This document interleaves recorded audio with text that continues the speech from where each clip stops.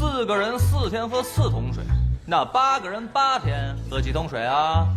这1人1天喝1桶水，那8人8天应该是喝8桶水。错！嘿嘿，就冲着你们不会99乘法表，那要论算术，整个大雍朝就没人算得过本大爷。嘿嘿嘿，一个傻子，竟敢在我等才子面前如此猖狂，不就是个只会打架的汉子吗？再叨叨，我揍你们！大胆！敢在公主招贤会上如此放肆，此人为何如此憨傻？回殿下，他就是西城的一个傻子。好漂亮啊，怪不得元神喜欢。为号，想在公主招贤会上获得魁首，得先过老夫这一关。出题吧。好，那你可听好了，一小贼每刻走1里，捕快半个时辰后追赶，每刻追3里。何时能追上？此题可是老朽钻研。2刻钟追上。你莫要总打盹。来了。魏汉子答对了。大人，这怎么可能？如此复杂之题，未足1日，怎能解啊？哎，就问你服不服？不服！魏号小儿，你可敢再接老夫一题？没空！我今天是冲着公主来的，你个老头，竟耽误我办正事了，知道吗？韦憨子，你休要猖狂！就算你赢了在场所有人，也不该说出大雍朝没人算得过你此等狂语。丫头，我可没骗你啊！你要是不信，你可以把大雍朝所有的读书人，包括那些文武百官，都叫过来跟我比算术啊。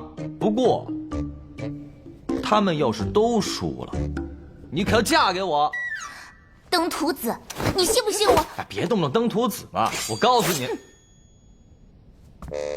虽然我叫汉子，但我不傻。你别听外面人乱说，你跟着我，肯定不会让你吃亏的。你就这么说定了啊！明日在聚贤楼，我开门迎战。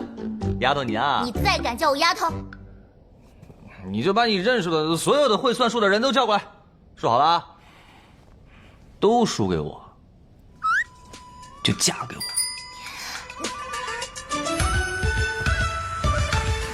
韦憨子，你给我等着！既然让我这个数理化的天才穿越到了这个潘子的身上，那我就帮他实现娶了公主的愿望吧。不过说心里话，这位公主，我也是莫名的一眼相中了。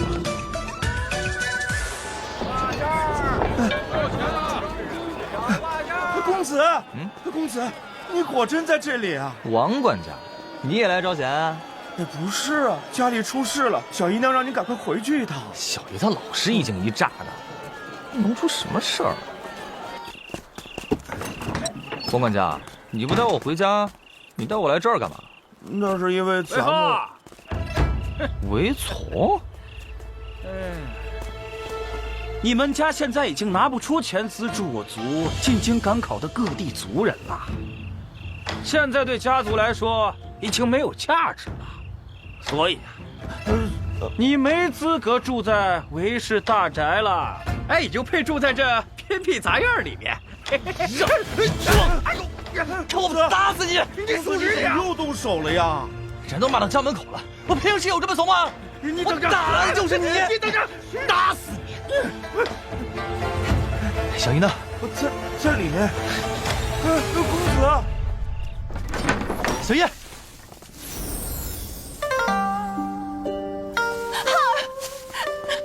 你总算回来了。他们也太欺负人了。他们算哪根葱？我找他们去。你干嘛去？你要出去打架？咱家已经没钱赔了。我那600块钱藏到哪儿了？快点拿出来，我交到族里，咱们就可以回韦氏祖宅了。哦，就那些钱，我拿去买酒楼了。2个月后，我连本带息还给你。你个败家子！大家手脚都快一点啊！哎，好嘞。公子，铁匠打的铜锅都爆好了。老奴不明白，这铜锅为啥叫火锅呀？伙计，哎，来，按照我这单子上的配方买1000份，要多少钱？哟，东家，这1000份得5贯钱呐。5贯钱，很多吗？哎，东家，这么跟您说吧，我1个月的工钱才10万，这1贯我得挣10个月呢。1文就是现市的1块钱，那1贯就是100块了。公子，这5贯钱确实多，实在不行咱少要点。小姨娘她放心，今日之后这火锅就会火爆全上都，到时小姨的钱我千百倍的还给她。火爆，连个客人都没有，哪来的火爆啊？尾号可在。哎呦，客人是不是来了？客人，哎，都愣着干什么？接客呢？哎呦，拜见各位大人，大人里面请。请。你就是伪憨子啊？啊，叫谁憨子呢？我认识你吗？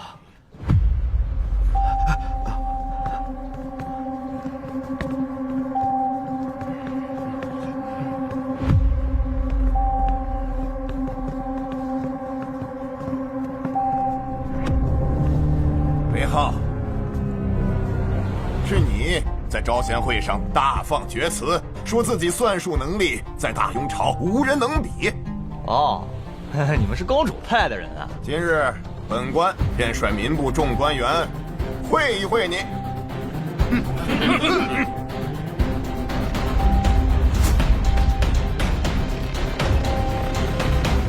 我，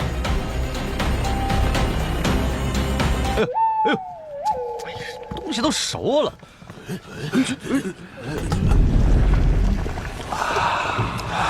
真是合我，好香呀！闻之垂涎，味绝矣呀！这是何物？闻着就让我口水直流啊！香味香浓，沁人心脾。这是我聚贤楼推出的新菜品，火锅。火锅，老夫未见过此物，不过闻起来味道确实鲜美啊！确实啊，不知可否尝上一尝？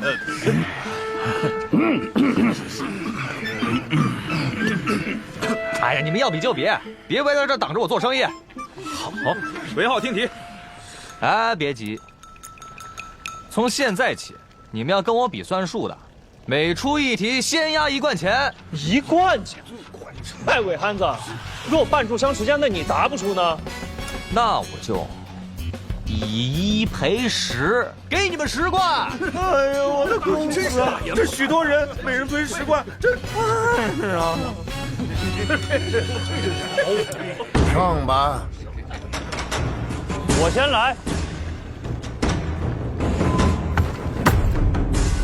如今有一条长1尺的绳子，若将其绕成圆形，其数长多少？你可能回答。没有尺子，可如何计算呀，公子？这不就是知道周长求直径吗？1尺除以3点141596，一派胡言。你说的那个3点141596是什么东西啊？哎，你怎么了？那是祖主之写的，多少年前就有了啊！数长为3寸1分8厘。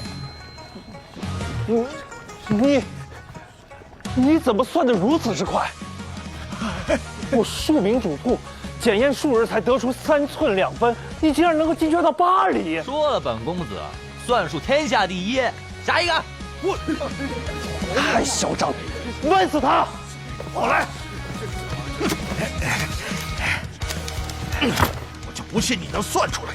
架桥所需木块为3500块。下一位，下一位，这是老夫的题。水箱长度为3尺87分。下一位，生肉须剪3文钱财不赔本。下一位，公子，下一位，下一位，下一位。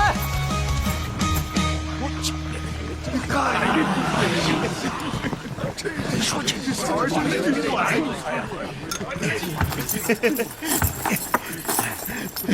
公子，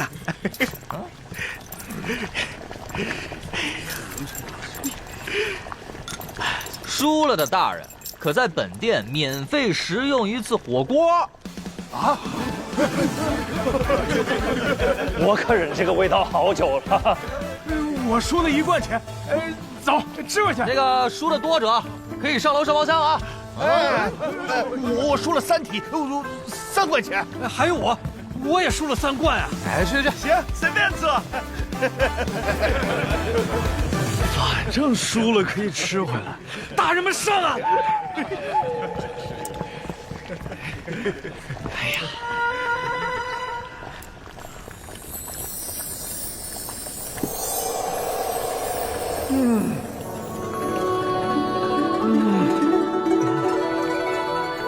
肥牛凝脂唇间血，毛肚轻抚荡齿后。哇，如此人间美味，吃着比闻着还要香。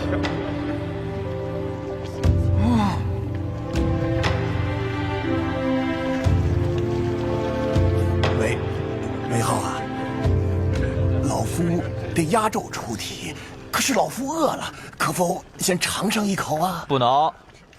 哎呀！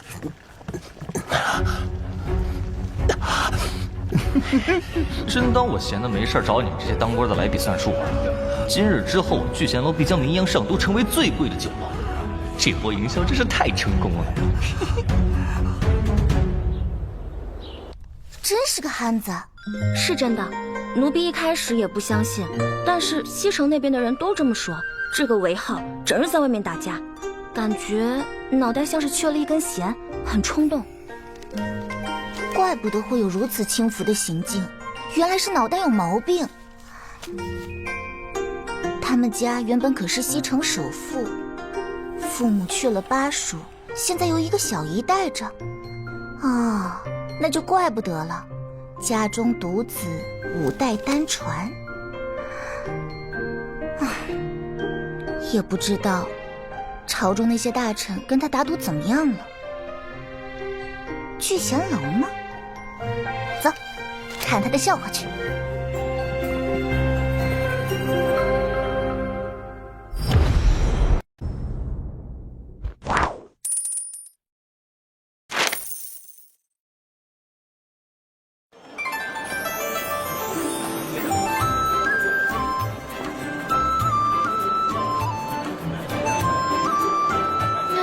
也不知道公子买的是哪家的破酒楼，这怎么涨啊？这小子对生意一窍不通的，哪家生意不好就去哪家找，定能找到。像这种就不用看了，分头找。走。哎呀，怎么排这么久还没轮到我呀？你才多久呀？我都排1个时辰了，难不成这些人都是来找韦憨子比试的？哎，诸位不要争抢，先拿号，一个一个来。哎。后面排队呢，可快！我们来找人。哎，不要急啊，一个一个。大庸还有如此火爆的酒楼？这小子怎么研究出来的？哇！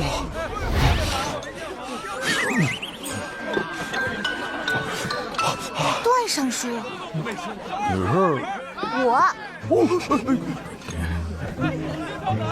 你不是来此处跟韦浩比算术的吗？怎么吃起来了？还有，这些都是怎么一回事？公主殿下，上次老夫输给韦浩之后，就越想越气，便带着同僚一同来跟他比试，结果这都已经连续输了3日了。好在他让我们输了的可以免费吃火锅，还给了什么3日的维爱坡。这可好，一吃就停不下来，天天来吃。吃别的都味同嚼蜡，我感觉我像是入了套了。你都已经输了3日了，老夫惭愧，私房钱都输没了。下一个，我再来一次，就不信赢不回来。又是你啊！这次又给我出那种小孩做的题。这可是老夫想了1夜的题。你可输给我10贯了啊！这就算出来了。你升 VIP 了，去包厢吧。包厢？哎，媳妇儿，你来了。这么容易就认出来了。大大胆！再敢乱喊我就……哎呀，别生气，生气会长阅文的，不好看。我何必跟个憨子计较？这些都是你赢的。一道题1贯钱，你找的那些人也不行啊，脾气臭又硬，输了还来。这几天赚了差不多1000贯了吧？哎呦，累死我！1000贯。怎么样？之前可说好了，赢不了我就嫁给我。你再说这些，我就把你嘴给封了。吃饭了没？没有啊。喜欢吃火锅吗？啊？慢点吃，你好歹是个公主。哎呦，你慢点吃，以后这个包厢就专门留给你。韦憨子，你竟然敢利用本殿下！别以为本殿下不知道，你激怒文武百官来这里和你比算术，就是为了哄抬聚贤楼吧？既然如此，你可得给本殿下一个交代。什么交代？1000贯，买你聚贤楼1半的份额。你为什么这么想要我聚贤楼啊？我缺钱不行吗？你一个公主还能缺钱啊？哦，你是个不受宠的公主。这憨子果然好骗。我跟我母妃从小就受人排挤，就连哥哥大婚的钱都凑不出来，母妃身体也不好。这么惨的公主啊！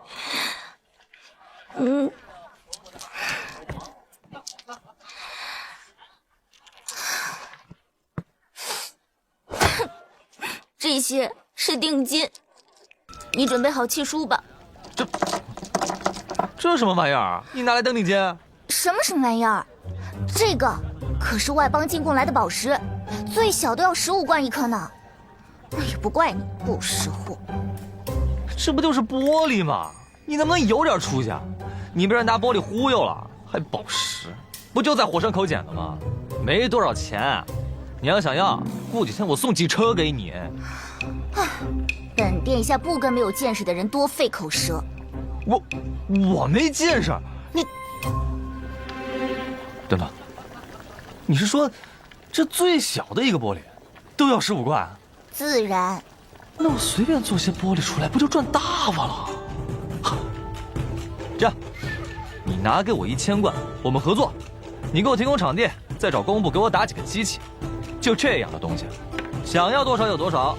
哼，有你这么吹嘘的吗？你不想卖你这酒楼，你就直说，何必跟本殿下胡编乱造？我吃饱撑的，没事骗你。不相信就算了，这钱我自己扔。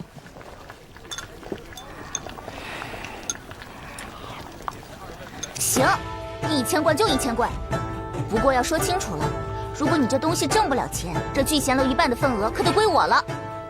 是。这酒楼的生意也太好了吧，都排了半个多时辰了。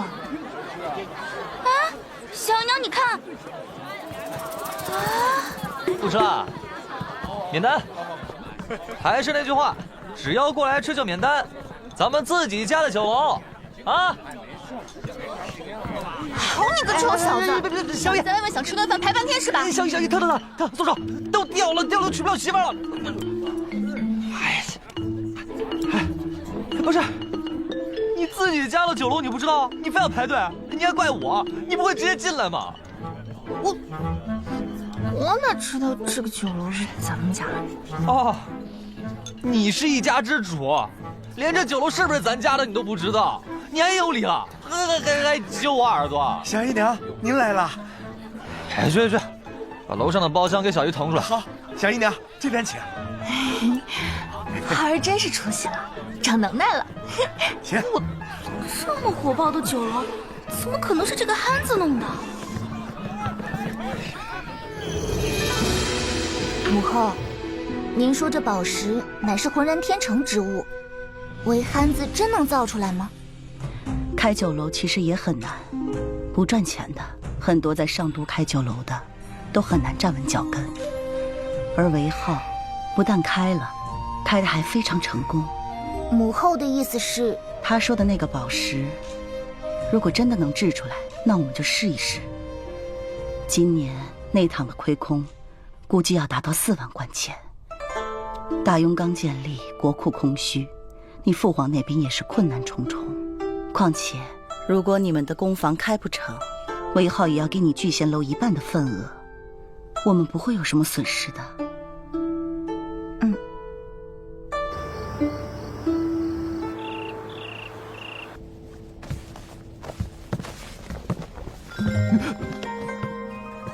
小姨，你怎么进来了？给你搓澡啊。浩儿，按照现在聚贤楼的营收，我们是不是很快能回韦家老宅了？对啊，那你有没有分别的吗？他想我就帮你洗澡，趴下一些，我帮你搓澡道。趴下。或许我们还可以买一处新宅子。养，要不我自己来。你自己又洗不干净，现在还得让我重新给你洗。我有这么傻？可怜的浩儿都不知道自己有多寒。你站起来吧。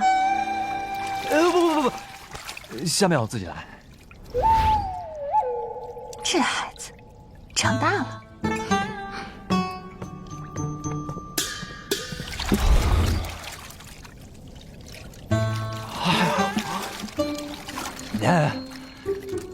吓死我了！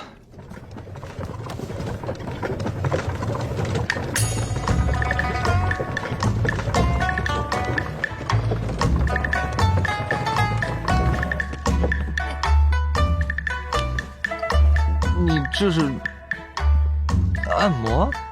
躺下吧。哦，那按摩我还是很喜欢的。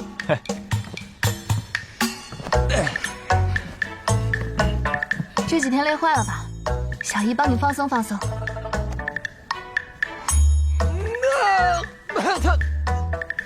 他怎么能踩背啊？是我最近长胖了吗？那我吃着点劲儿。哎，这还挺舒服。哎呀。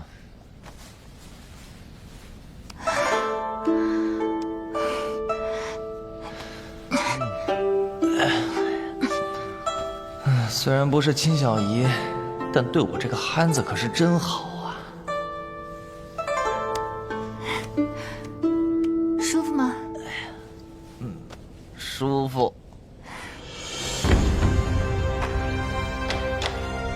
使臣此话何意？请大雍皇帝陛下能够支援我部100万担粮食。本朝没有那么多粮食，今年西北大旱。大雍粮食也短缺，没有那么多粮食能够给到你们北仓。不过，你们倒是可以找民间去买。没有什么事的话，你们就下去吧。鸿胪寺的人会安排好你们。陛下稍等。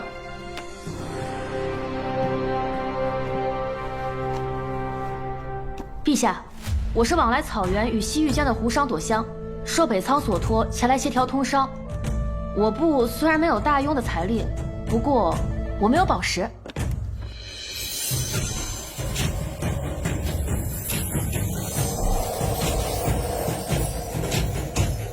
还请大雍陛下能够让我们用这些宝石换来的钱来买粮食。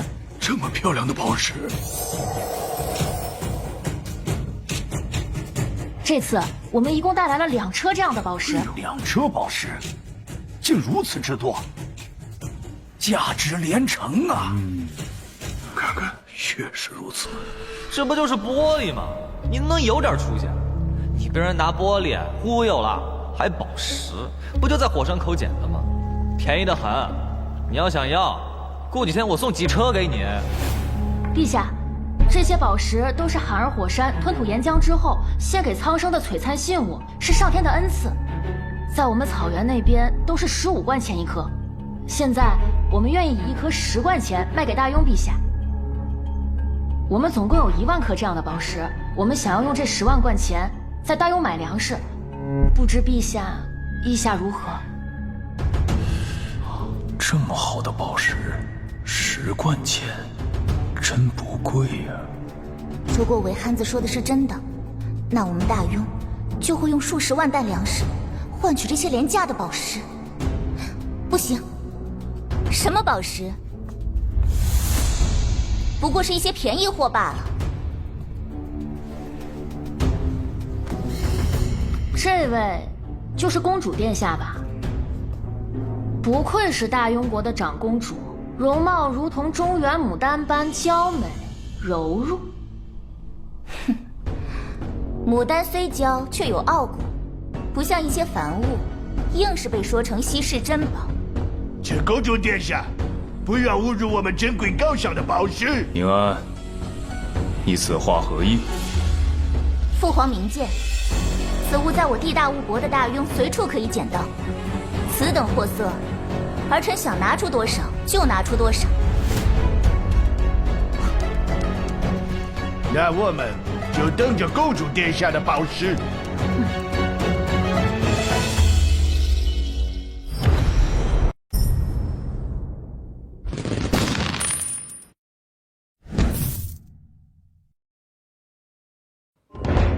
此事韦东家尽管放心，之前公主殿下已经吩咐过老夫了。只是你造如此复杂的炉子要多甚啊？莫不是聚贤楼又要推出什么新的菜品？好了，段大人，这次不是吃的，你就按照这个图纸给我照着做就是。至于成本，可否按材料成本价给我算啊？这不是聚贤楼的贵宾卡吗？有效期1年，不用排队，所有菜品一律8折，绝对成本价。丫头，老臣参见公主殿下。刚才韦浩已经和老臣说了。我有急事找你。那老臣这就下去找人打造。你说那个宝石很便宜，对吧？我把这1000贯带来了。你有多少那样的宝石？我全都要了。谁告诉你我现在就有啊？你不是说我要多少你有多少吗？那也得有机器造啊！我刚刚跟段大人聊完机器的事儿，你现在找我要，我上哪儿给你变出来？你个大骗子！北仓那边，我已经跟父皇夸下海口了。你别急啊，5天，你给我5天时间，我给你1称。丫头，既然丫头这么着急，那我就加加班吧。哎呀，何况在古代开个饭店，也配不上公主。我的强项可是数理化。这都是我现擦。让我看看大庸朝的玻璃制品什么水平吧。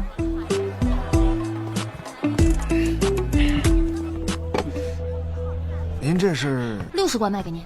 60贯可以，本店抽取1升啊。行，老板，这个多少钱啊？我正好卖给店家呢，你要的话就60贯，省了中间费。多少钱？60贯，就这个？不值吧？这顶级的琉璃宝盏，你觉得60贯还贵啊？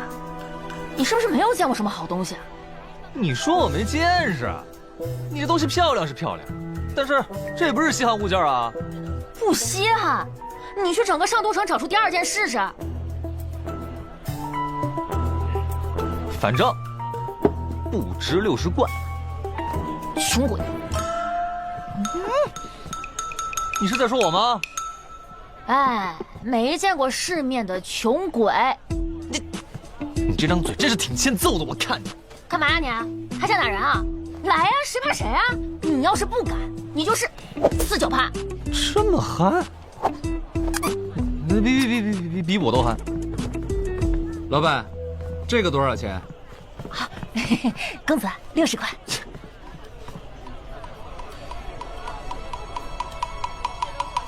包上。好嘞，瞧这位公子，一看就是见过世面，不像某些穷鬼。这你就买了？你也是败家子啊？这位兄台，你可不知，这种琉璃可是很难得，就这成色的，一年也就出1、2件。那也不值60贯啊！这是你故意的吧？公子拿好。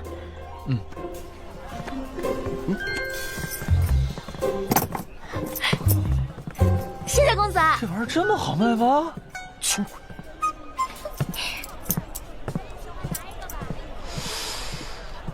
这种品相的玻璃杯就能卖60贯钱，那我要是也烧出来，那不是挣大钱了？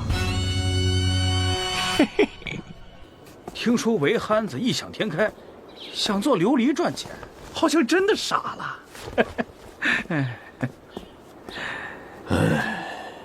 想当年，他父亲做到了西城首富的时候，也没能做成琉璃工坊。现在这个憨子，居然想要重蹈他父亲的覆辙，哎，非得要把好不容易做起来的聚贤楼给败了。哎呦，这谁不知道？这琉璃工坊开了就赔，不然大家早就做了。想要重回祖宅，我看他们是没机会了。这行，这行。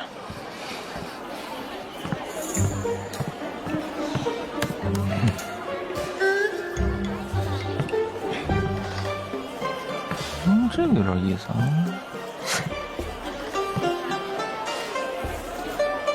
一堆烂沙子有什么好看的呀？大庸竟是些蠢货。你谁呀？是你？你个穷鬼来这干什么？我穷鬼？我韦浩从出生起就讨厌别人说我是穷鬼。告诉你，我今天还就用这些沙子做出宝石了，让那些破东西都卖不出去。沙子做宝石？哎，哎，那2间新开的琉璃工坊，不会就是你的手笔吧？那是自然。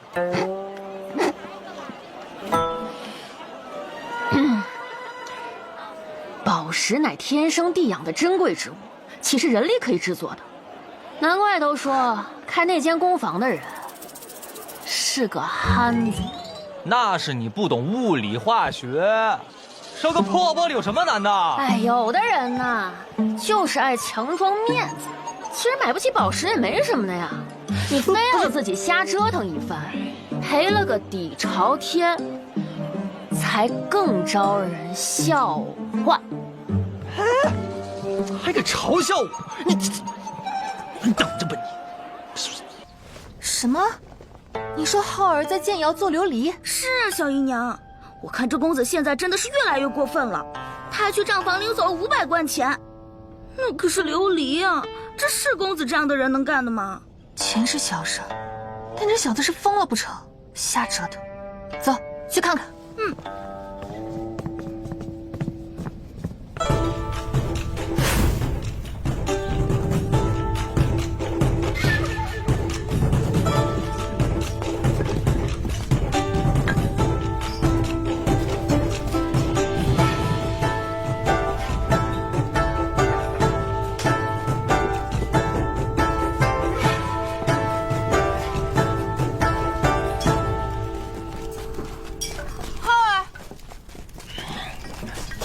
小姨，你怎么来了？你真的要做琉璃？你疯了？你知道怎么弄吗？就知道瞎搞，浪费钱。小姨，你也懂琉璃？之前帮姐姐姐夫也做过，1年都出不了几件高档品。行了，你去里面忙吧，外面我帮你盯着。啊？小姨，你不是来反对我的？都已经做了，那我也就只好陪着你了。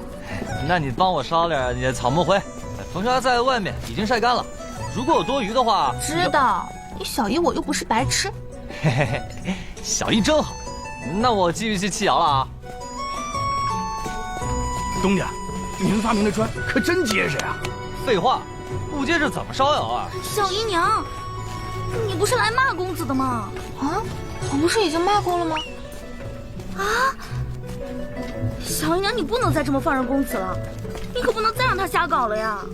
可以了，已经不错了。浩儿都已经许久不打架了。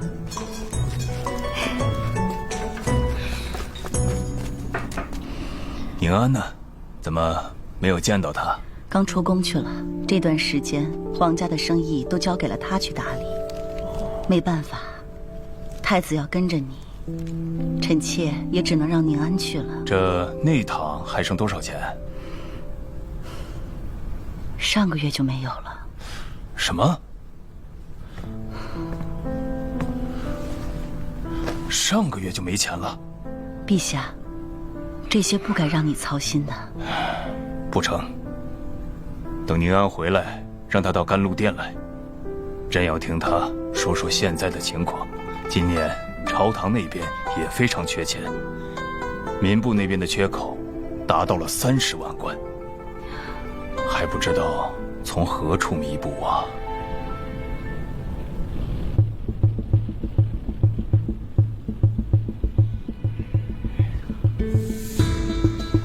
今天能不能成功，就看这一爻了。要是烧不出来，肯定要赔钱了。现在这外面的人都知道今天要开窑，都在那儿等着，其实就是想看公子的笑话。这死丫头，这时候都不来，要开第一窑了也不知道一起来见证一下。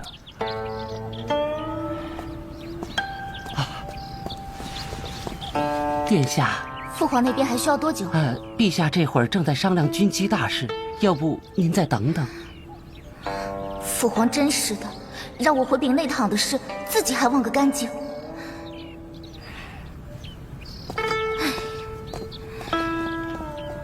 今天可是第5天了，不知道韦憨子那边到底做出来没有？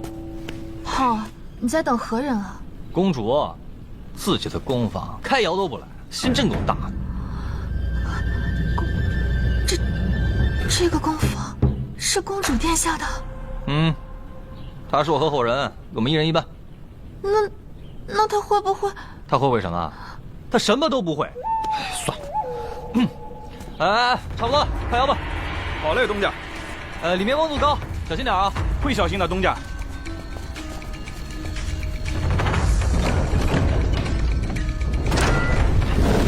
哎，小心！大家都退一退，让温度散一散。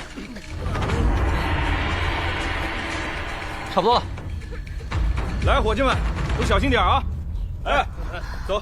公主有分的宫房，万一烧不出来，那会杀头的。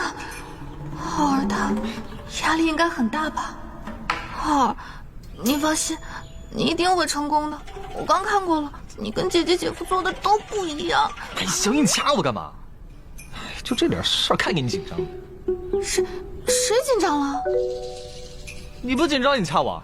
我掐我自己，我疼。你掐我就不疼了？真是。东家成了！哎，快！拿个东西出来看看。好嘞！天哪，东家，这是什么？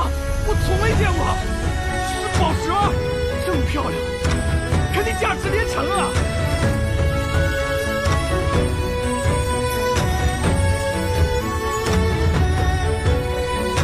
这是宝石吗？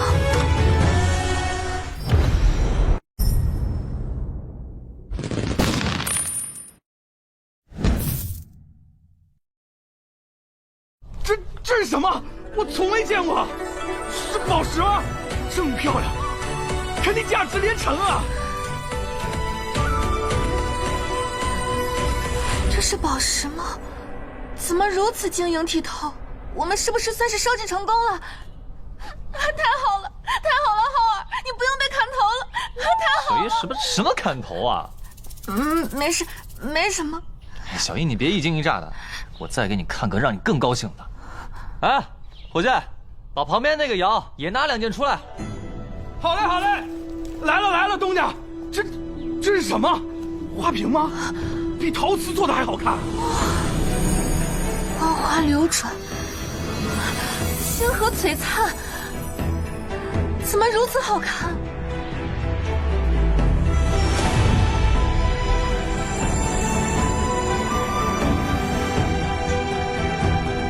这些竟没有一件是损坏的。浩儿，你是如何做到的？小 case，走。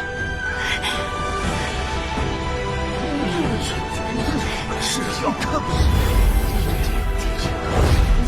东家，这杯子怎么比刚才的花瓶还亮？你看这纹路，就像画上去的一样。我的娘啊！这光这么一照，这杯子里跟装满水一样。之前所见的死杯子跟这个相比啊，简直就是虎哥的。就是嘛。你看这个，这杯子就像是把光裹在里面一样，远看像雾，近看感觉有宝石镶嵌在其中，果真是精妙绝伦。好了，待会儿把窑里剩下的都装车送到聚贤楼去，这些就留给小姨慢慢看吧。啊，放心吧，东家，当心点儿，拿稻草都给我隔开啊！好嘞，东家。这聚贤楼的火锅绝了，辣的够劲，鲜的入味。这个东家对饮食竟然有这般巧思，难怪生意如此火爆。这可比我们在草原到处贩卖赚钱快得多。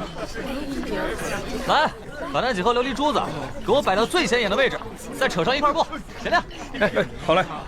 穷鬼，你认识聚贤楼的东家？啊？他？是啊，打听来的消息说，韦浩此人虽有些吃的天赋，但却是大雍朝无人不知的汉子。有我哈吗？那倒是没有。来这儿吃饭的都是达官显贵，他们缺的不是钱，是稀罕物件。大家快来看看，好漂亮啊！太生辉啊！掌柜的，你这弄的是什么稀罕宝贝啊？他怎么会有我们北仓的宝石？还这么多？是啊，今天还就用这些沙子做出宝石，让你那些破东西都卖不出去。他真的做出来了，看看，红的像珊瑚，绿的像翡翠，阳光一照还透着光。哇，公子心眼夺目啊！莫不是北仓来的宝石？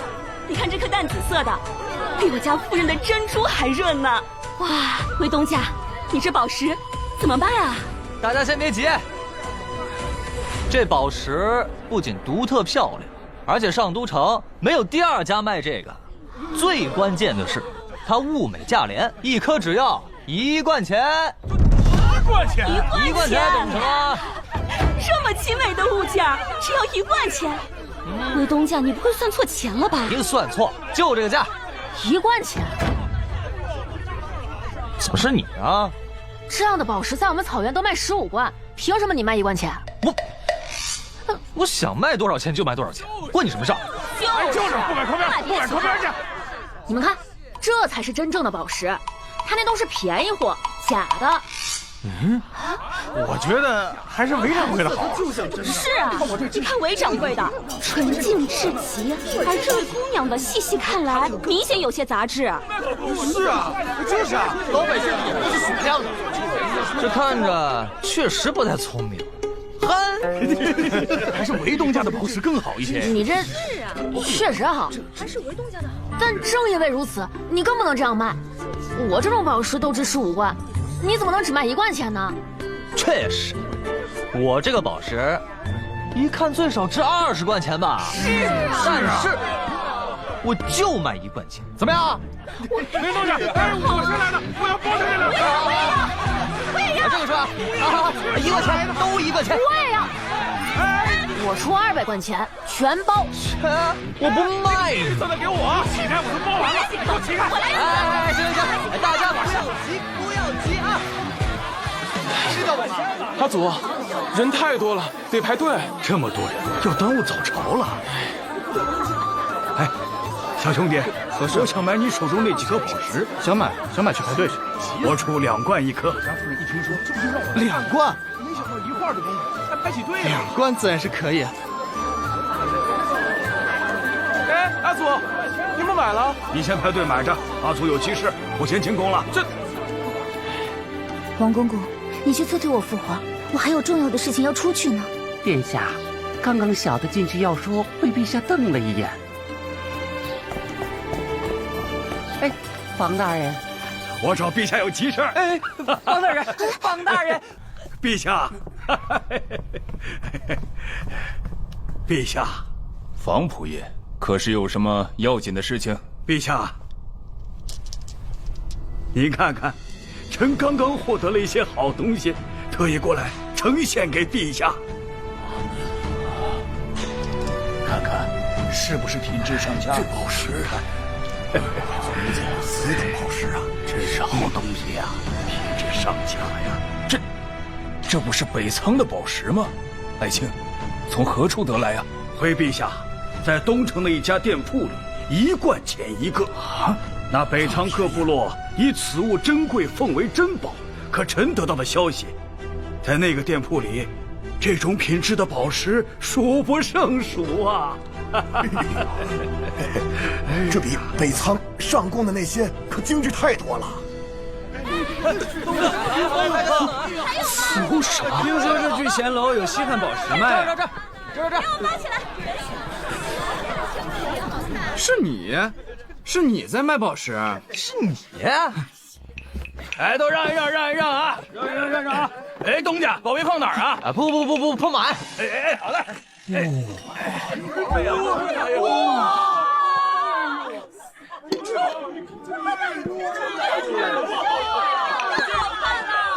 这才是真宝贝啊！这些为何物？难道是杯子吗？哎，那个是花瓶吗？形状竟然如此好看！这不会是酒盏吧？这些物件竟美得如此眼花缭乱。这琉璃亮的晃眼，跟天上的仙雾似的。长这么大，从没见过这么透亮的玩意儿。今天真是开了眼了，巧夺天工，真是巧夺天工。这些都和宝石一样漂亮，让我再瞧两眼，甚至比我手上的琉璃宝盏还要好上100倍啊！通体清澈，这些不会都是你用宝石打造的吧？抢什么呢？我疯了！来看看。哇，好东西啊！这透劲儿，摸起来比琉璃还尖。这手感怎么还凉丝丝的？还是我从未见过的物件。此物价格几何？我要买好多。20贯。这么漂亮的杯子只20贯。你要是买的多，我给你8折。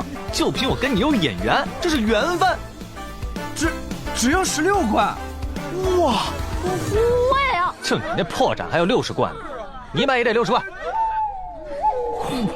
你小心眼儿！哎，说对了，我就是小心眼儿。你买不起就别买，穷鬼！我穷鬼，我贤弟啊，这我也想买些，你这能不能给我打8折呀？你啊，原价。别啊，我可以多买些。我跟你没眼缘，原价。这往日里随便一件琉璃物件拿出来，最起码得卖60贯。这已经是史上最低价了，买不起你就起开。买不起，不是。哎，对了，这个一套10个，跟这杯子的釉色是一样的，喝起酒来更具情趣。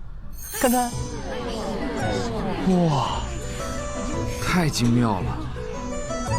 这个东西还有多少？我全都要了。要多少有多少。要多少？什么？这么好成色的琉璃，一年也就出1、2件，怎么可能有这么多？难道真如宁安所言，我大庸随处可见？你看看，程主持，臣在。马上去那家店铺，把东家请过来。是。要多少就有多少，真的？你没开玩笑吧？自己琢磨的工艺，产量供得过来，你就说要多少。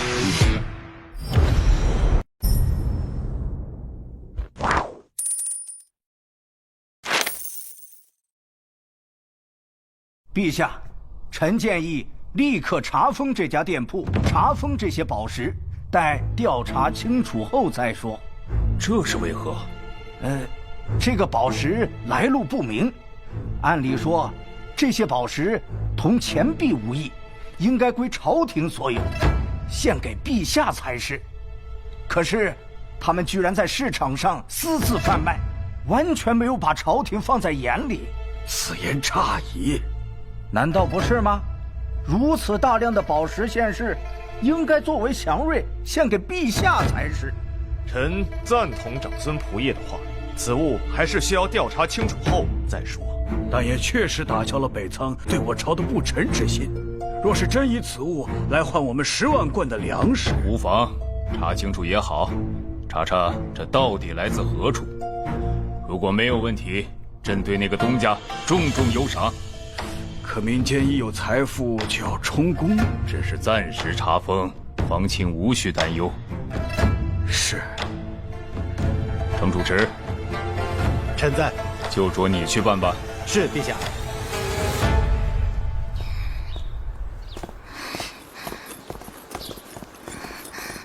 公主，父皇还需要多久啊？这个下官也不知，您再等等吧。禁卫军，跟我走！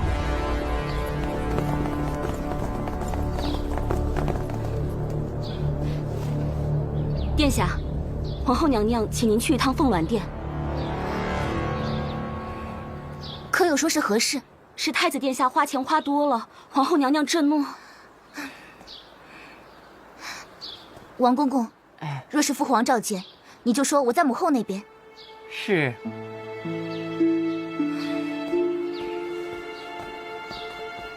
你简直是胡闹！作为太子，你不知道内堂现在缺钱吗？要不是太傅过来告诉我，我还不知道你买什么琉璃竟花了5000贯钱。若是让你父皇知道了，他该怎么看你？母后，儿臣是一不小心买多了些，可是这些琉璃是真的漂亮，儿臣是真心喜欢的不行。不信您看，您看这花瓶，漂亮不？这，还有这些。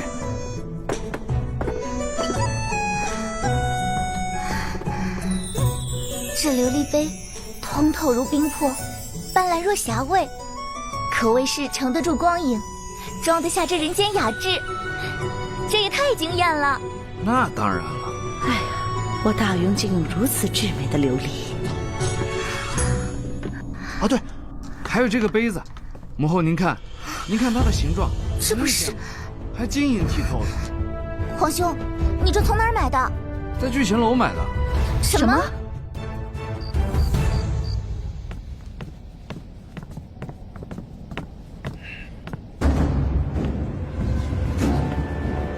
你干什么？你要抢劫啊？你到底是商人还是绿林好汉啊？买卖不成仁义在啊！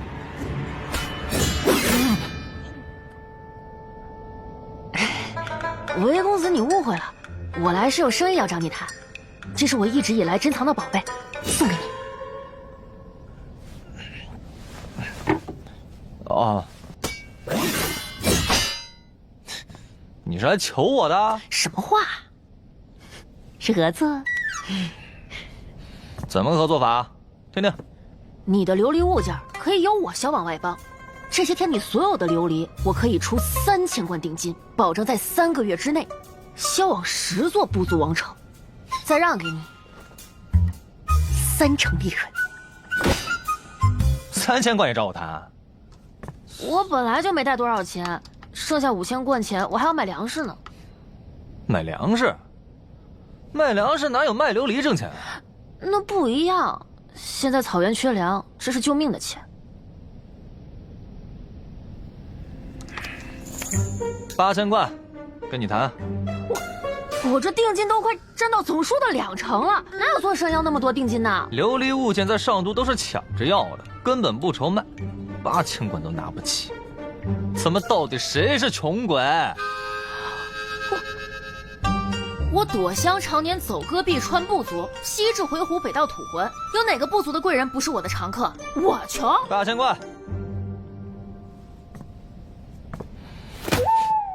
少1贯都不行。慢走不送。你别后悔。断开！进军门差。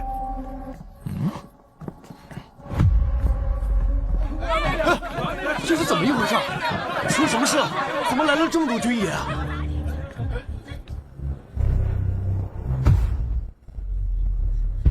都散了，这里不卖了。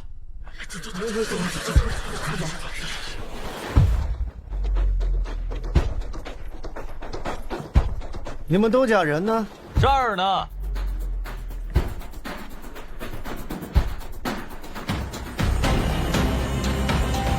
这位军爷，我是东家，有什么问题吗？待会儿跟我们走一趟，我们要查封这里。这家店就是黑店，我看就得赶紧把他抓起来严加审问。怎么哪儿都有你的事儿啊？为什么要查封啊？我没有违法。禁军查封，难不成你有意见？给我拿下！都别动！我看谁敢动！你大爷的，你谁啊？说查封就查封？啊，看到老子店铺赚钱了，来没抢啊？胆子不小啊！不认识我们禁卫军？禁卫军怎么了？啊？禁卫军没有坏的吗？敢对禁卫军不敬，有本事过来打！打不过呀，都拿着刀，万一被他们砍死怎么办？我拿椅子，你拿刀，你当我傻呀？可不就是傻吗？不敢，有种单挑，或者一起上，不许拿武器，敢吗？一起上？你侮辱谁呢？来，我不用武器，过来打。成，但先说好，如果你输了，其他人上也不能带武器，就是要赤手空拳打一架。我要是输了，你们带我走，我没办法。好，我保证不用武器。但我要是赢了，你们不准查封我的店铺，更不能带我走。来啊！看招！力气不小啊！去！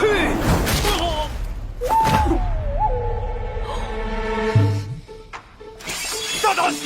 你听，说好的啊，不用武器。你们领头的说的。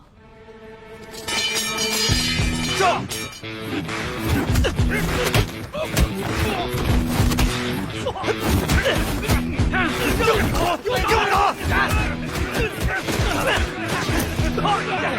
摁住他！看到我老大，弄死你！这不行，我让你亲我，让你亲我！你也打小爷！干什么你？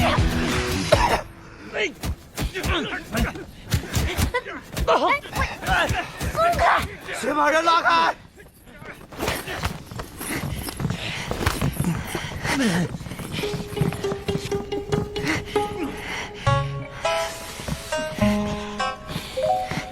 说好的啊，不许打击报复。你小子最好给我老实点，不然小心我揍你！我力气这么大，不当兵可惜了。我是独子，还未加官，当不了兵。你就是命好，要是生在乱世，可由不得你。想不到竟然与北仓有所勾结啊！那正好，一起带走。和我有什么关系啊？送入刑部大牢。不是，你们就这打击报复的吗？见过殿下，您怎么来了？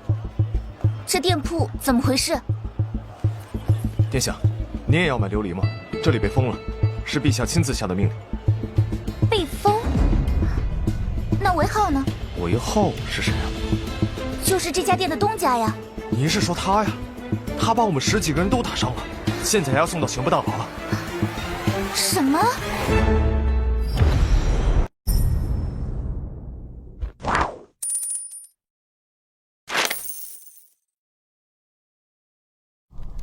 陛下，店铺已经查封，所有物件也一并封存。另外，臣怀疑那个东家与北仓商人有所勾结。北仓？你这脸怎么回事？回陛下，臣和那个东家打了一架，那小子力气好大，伤了我们好几个。放肆！敢和禁卫军打架，让刑部好好收拾这小子。是。哎呦！我说你们凭什么夸我呀？我就是个商人，我跟他一点关系都没有。你哪里像个商人了？哼，那你就像个商人了。还敢跟程楚池大人打架？我看你是活够了。程楚池？谁呀？那可是肃国公程三府的儿子。程三府？这是国公的儿子？好不容易给内堂找到了赚钱的方法，才刚开始就被封了。要封我的还不是别人，是父皇。殿下，您怎么了？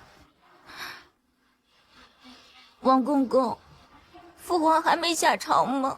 下朝了，刚才还问起殿下了呢。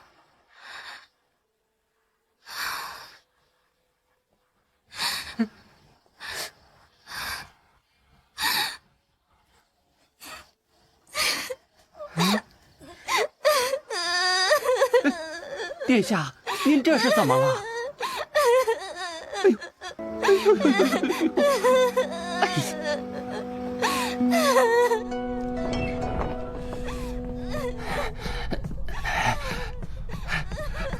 外面是谁在哭啊？回禀陛下，是长公主殿下。谁敢欺负朕的闺女？闺女啊，闺女啊，来跟父皇说说，谁欺负你了？你。谁？你。啊？你给父皇搞糊涂了。闺女啊，那北仓的宝石，正如你所言，我大雍随处可见，你是如何知晓啊？你还好意思提？你为什么把我店铺封了？那挣好多钱的店铺。啊，这父皇不会封店铺啊！再说了，封店铺的事情也不需要父皇去啊。就是你封的，禁卫军还在那儿呢。不可能！来人啊，去查。陛下，陛下，何事？今日禁卫军确实奉命去查封了店铺。啊！啊！哎，是卖宝石那家店铺。哎呀，闺女啊，别哭了，别哭了啊，我的闺女。闺女，你好好跟父皇说说，为什么那家店铺会是你的呢？我出了钱就是我的，你为何要把店铺封了，还把韦浩抓进了牢里？韦浩又是谁呀？听着耳熟呢。儿臣本来想跟你汇报，连开业礼都没去，没想到才开了半天就被你给封了。闺女啊，都是父皇的错，跟父皇好好讲讲，到底怎么回事？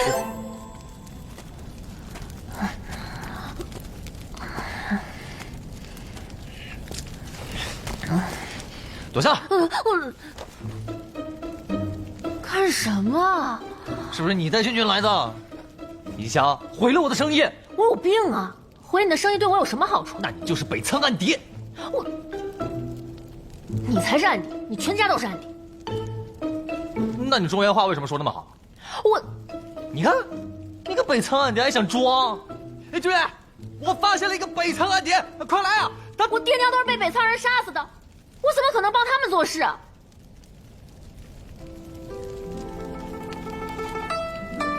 我虽然家在北仓，可我的父母就是因为被叛军盯上了家产，所以才会被他们。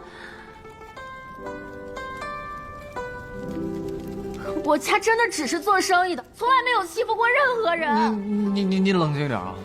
冷静！我身为女子又无力报仇，只能潜心钻研生意之道。这些年我走南闯北，穿沙漠，过草地，爬雪山，渡江河，为的就是把北仓所有的钱都挣回来，让我的爹娘没有白死。可现在你居然能用沙子做宝石，还有琉璃，你还要我如何才能挣钱？现在又被你连累到这个牢里，我要如何才能给我的爹娘报仇？你怎么哭了？你先别哭，我上面有人，一会儿就能带我们出去。你骗我！绝对真的，没有骗你。真的？哎呀，比宝石都真。哎呀，不是你，反正你就相信我，你休息一会儿，过不了多久我就带你出去了。哦。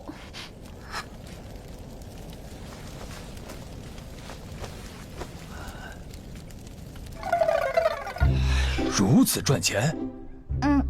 儿臣之前也不相信，幸好他让儿臣占了50%的份额，今年内堂的用钱应当是足够了。此生意还避免了让北仓人占取10万贯的便宜。坏了，韦浩还在牢里。闺女，哎呀，朕把他放出来就是了。父皇，还是我去接他吧。啊？为何？您不知道，他这憨子脾气倔得跟驴一样。我之前跟他打包票，说一定能保住他。现在让他进了大牢，我怕他一犯憨，以后都不做了。这制作宝石之法，只有他会。女儿没参与，只有他知道。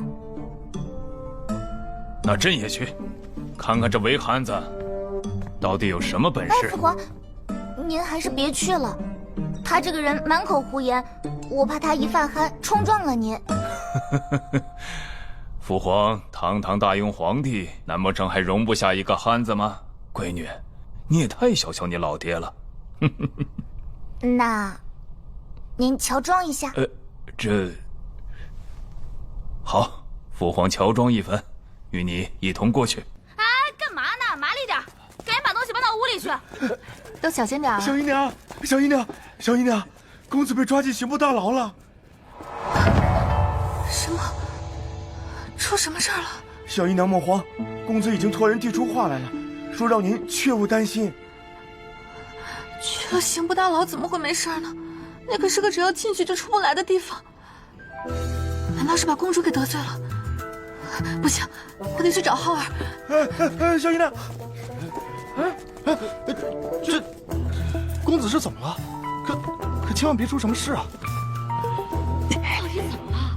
这个韦憨子竟敢私造宝石，谋私利！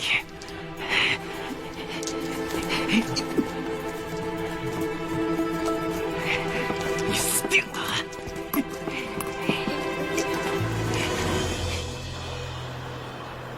我俩四2个8，这东西好玩，比骰子好玩多了。俩圈，你怎么想出来的？这算什么？你们这几个的工钱够干啥的呀？以后跟着我，带你们吃香的喝辣的。你这憨子居然还会赚钱，两码事儿好不好？我平时是憨，但是赚起钱来我脑子可灵光了。哎，聚贤楼知道吧？我弄的。哎，生意好吧？听说里边很贵，我可没去吃过。一会儿我给你们写个条，你们都去吃，不用花钱，我的。谢谢。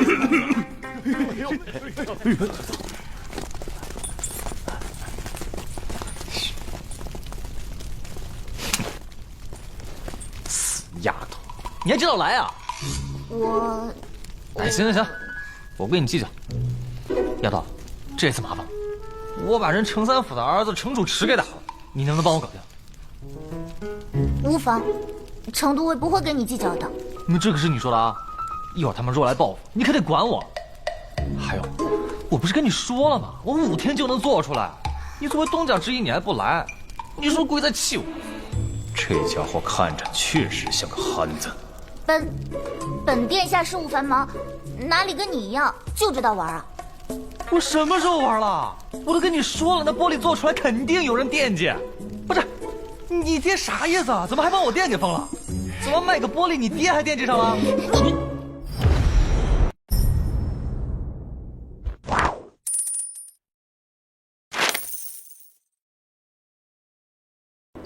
你爹啥意思啊？怎么还把我店给封了？怎么卖个玻璃，你爹还惦记上了？你瞎说什么？我爹怎么可能会惦记这个？你谁啊？这是我府上的詹事。哦，公主府的詹事，难怪气宇不凡。哎，我到时候去府上提亲，你是不是能帮我搞定皇上啊？登徒子，你瞎说什么？我瞎说什么？男大当婚，女大当嫁，谁家的闺女不嫁人啊？这汉子居然还敢打朕闺女的主意！只要你嫁给我，我琉璃工坊的股份全是你的。你就看看，整个大雍有谁比我更大气？这么多，都送给我？这才多少？没多少。你知道吗？今天本来我们都要发财了，好多商人来找我订货。那个北仓人就订了小1万贯钱，刚准备谈成，店给封了。你这东西这么好，为什么要卖给北仓啊？哥们儿，你懂什么？哎呀，这可是关系到朝堂的大事情。哎，我跟你说了一步。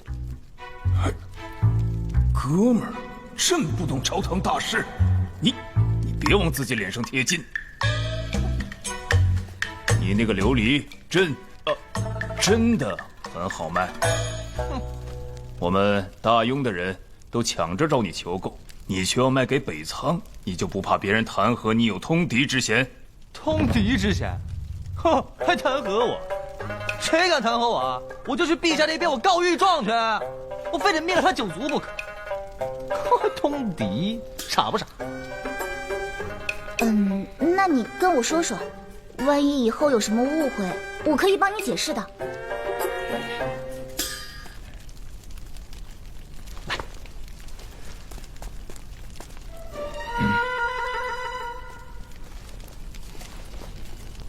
一个琉璃杯子能卖那么多钱，一只羊才80文，那1贯钱能买一群羊呢。养一只羊怎么着也得1年半以上吧。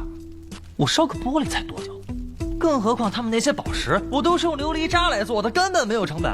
哎，我们把这些东西卖给北仓、南朔那些商人，外邦人花钱买这个得卖出去多少牛羊啊？牛羊卖给谁了？还不是卖给我们大雍。他们牛羊买多了，他们就没有钱去买粮草、买装备了。用一个小小的琉璃制品，就能制约北仓等外邦国的战备，岂不妙哉？如果以后他们一直喜欢，就还要一直买，用不了多久，他们就没有钱打仗了。我可是听说，我们现在大雍边境还在跟北仓打仗呢。用我这个办法，要不了多久，他们就穷得打不起了。好啊！你看着，用不了3个月，那边境就开始卖牛羊了，甚至战马都得出售。确实，如果北仓那边能买去许多的话，肯定会影响他们的战备，再加上我大雍的税收还能增加不少钱，此消彼长。那么，大雍和北仓的战事，用不了几年，也许就能见分晓了。你还算有点脑子。哎，丫头，走，我带你去看看琉璃工坊去。哦，对了，那个北仓人啊，就是个憨子，没事给放了，说不定以后还有大用呢。一个憨子，还说别人是憨子。我就说吧，这公子他就不是发财的命，这得罪了公主殿下，不被抓起来才怪呢。小姨娘，如何了？狱卒刚刚说，公子被公主带走了。啊，小姨娘，带走了。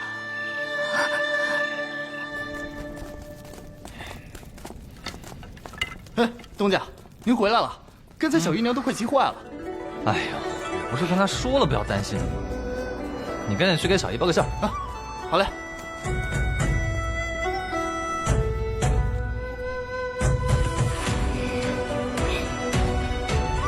这碗参裹着如薄纱般的釉色，层层叠叠，却不浑浊。好物件啊！这哪里是碗？这分明就是件传世的宝贝。好东西吧？你这个琉璃工坊做得不错，要继续做下去。你可是解决了朝廷的一大危机。可需要什么奖赏？行，奖赏？什么奖赏？谁给啊？我会上奏陛下。哦，那没必要。估计也给不了什么好东西。哎，如果能给我个侯爵当当，那我也是很开心的。到时候我就跟你身份相当，就能上你家提亲了。侯爵估计是不能给你的，但是如果你能答应我一个条件，给你一个伯爵，倒是能够拿到。哟，什么条件？说来听听。伯爵也行啊。如果你对外说这个宝石是他做出来的，并且你以后不再私自制作，这个爵位你就能够拿到。这啊，行。但你们要答应我一个条件，就是你们做出来的这些所谓的宝石只能往外面卖，不能干扰大雍的货币体系。这憨子还懂得替大雍朝堂考虑。自然。丫头，待会儿我就让人把上午赚的钱给你送出去。你家不是缺钱吗？先都给你用。不过说好了，晚点我还是要平分的。另外，这些制作琉璃的工艺，晚点我也交给你。小问题，没几个钱的东西。没几个钱。看这个出息。真好看。哎。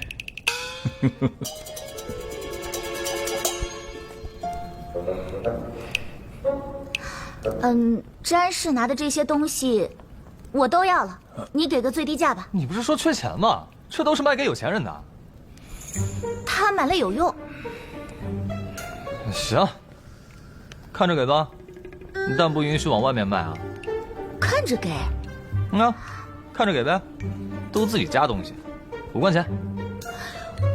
什么？5贯钱？啊？你这些东西如果卖到外面去，能卖多少钱？2、3千贯钱吧，我没仔细看。这几百倍的利润，这小子根本就不是在赚钱，而是在抢钱。那明天你就在家等着封爵吧。真的假的？你不是不受宠的公主吗？我怎么觉得这不靠谱呢？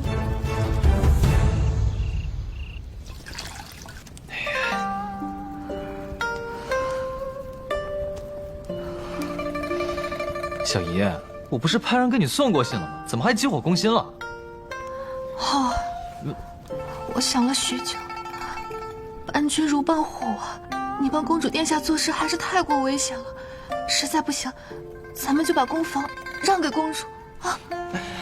让不让都一样，反正我早晚会娶公主，早晚是一家人。哎呀，你怎么开始说胡话了呢？咱们只是普通的小老百姓，最多也就只是赚了几个钱。公主殿下那么高高在上的人，怎么可能会看得上你呢？你这样的想法要是被皇家知道了，会毁了你的。我怎么觉得公主已经有点喜欢上我了？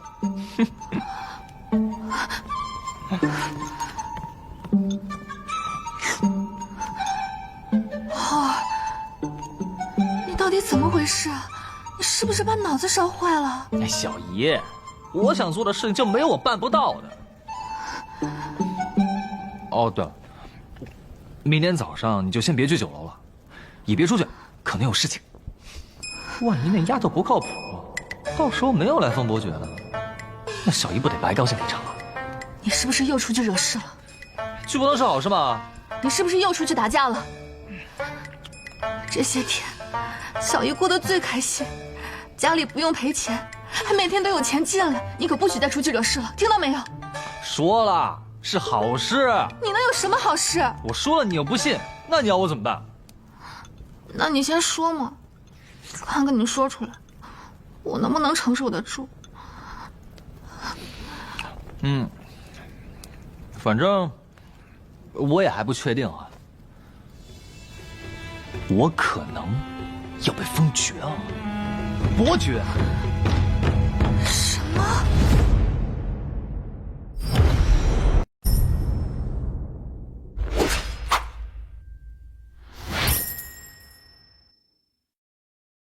我说我要被封伯爵了。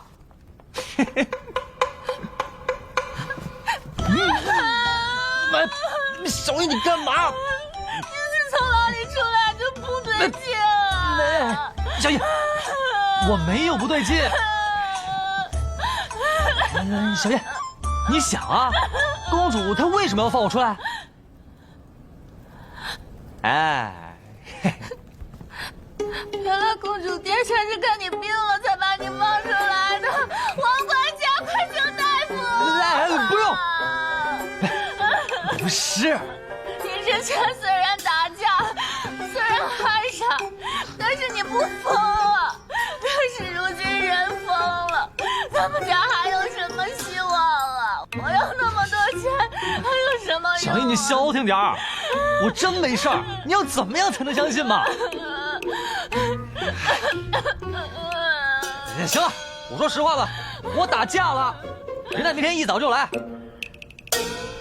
知道？我把人家官员儿子给打了，打伤了，人家认识我，所以明天一早就到，这样行了吧？你个臭小子，你现在还敢撒谎骗我了是吧？我今天不打死你！打得不严重，打了人家官员的儿子，还说打得不严重？不是，我今天非打死你不行！哎呀，小姨娘。我之前就说过了，他这种人根本就改不了本性，果不其然，还是和以前一样不让人省心。小姨娘，你之前就应该好好教训教训他。打了一个官员的儿子，明日人家家里来人找，看到这小子身上一点伤也没有，肯定更加恼火了。但是如果这小子也受伤了，说不定还能大事化小。今日禁卫军送来了8000贯钱，母后一开始都吓了一跳。这是韦憨子的琉璃宫房今日一日挣的钱。一日挣的？陛下，这是好事啊！没想到这韦憨子还真有此等本事，陛下应该重重赏赐韦浩才是。朕准备封赏他个伯爵，你看可好？一个伯爵是不是轻了一些？他可不单单是制作出了漂亮的琉璃宝石，关键是还帮了我们皇家一个大忙。本来朕赏他个侯爵是可以的，关键是他那张嘴，他说话能活活把人给气死。给他个伯爵，那都是朕忍住了，要不然朕都不想给他。这是何意啊？他这人说话都不过脑子，还管不住自己的手，今日还跟程都尉打了一架啊！这么憨呐？就是，宁安，以后你少去见他。这小子一肚子坏水，还敢打你的主意。什么？还打你的主意？这是怎么回事？母后，那都是韦憨子他瞎说的。我看不是，我看这小子是要下血本了。哎呀，父皇，儿臣饿了，您赶紧跟母后去用膳吧。好好好，去吧去吧，快去快去。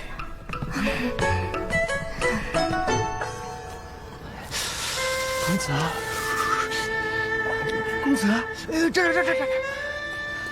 哎呀，冻坏了吧？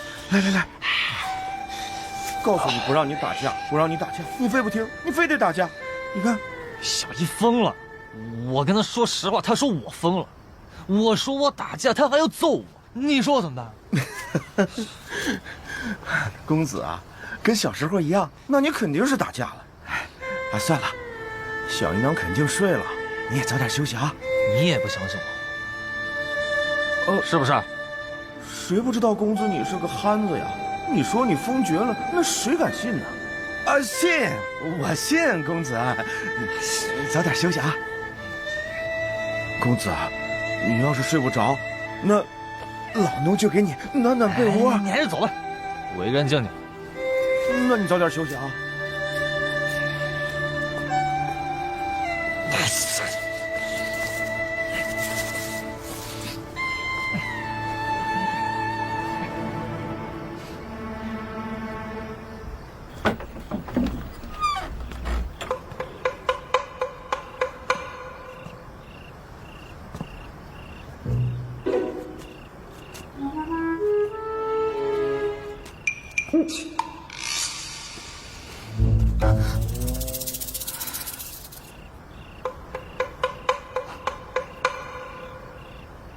浩儿，长得还有点小帅气。如果不知道你是个汉子，别人指定都以为你是个翩翩公子呢。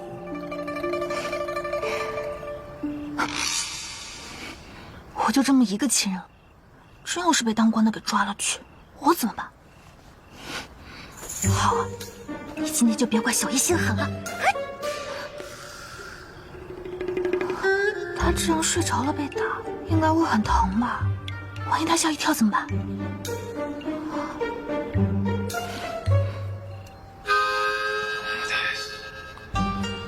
别闹！这啥还凑合啊？谁敢打小爷我睡觉？你是谁，小爷？你是谁，小爷？小爷，你打了人家官员的儿子，还是老小爷？还敢叫你爹娘？我今天就替你爹娘教训你！打不打？小爷，你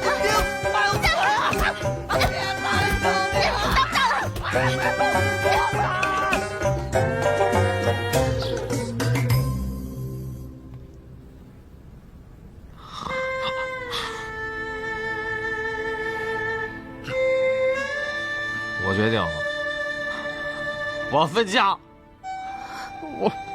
我一会儿我就出去买套房子去，我还要跟你分开住，哪有这样的？打人就算了，还要趁着睡觉的时候打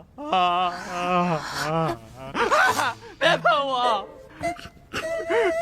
哪有这样当小姨的？我那不是也是为了你好吗？那你只要不再进那刑部大牢，那你把人家官员的儿子打了，人家上门能饶了你啊？可是他们要是来了，看到你这样，说不定还能可怜可怜你呢。咱们赔他点钱就是了，对吧？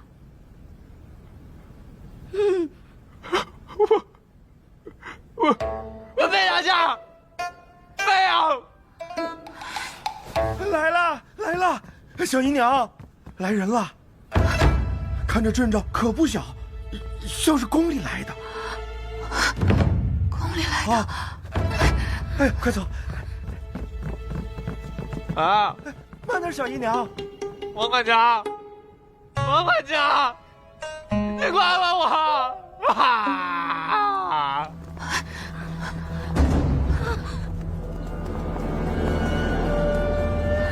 天哪，这汉子打的是宫里的人，那还有救吗？韦浩府上，是，公公请。韦浩人呢？你又是何人呢？想你是韦浩的小姨，浩儿，快把浩儿叫来。公子，这，慢点。见过公公。你这是？这是摔的。啊，不是摔的。啊？是我打的。啊？公公，这件事情是浩儿的错。浩儿他脑子这儿有问题。你看我都把他打成这样了，他以后肯定长记性了。您这大人不计小人过，放过他吧。这到底是在说什么呀？韦浩也没有得罪洒家呀。公公，咱们还是办正事儿吧。哦，那就把香案摆起来，先把陛下交代的事情办好再说。哎，什么？摆香案？陛下？汉子是把王子给打了？你们几个，去把香案摆上。快，赶紧弄！这个院子不能住了。这个家算是完了，这是要家破人亡啊！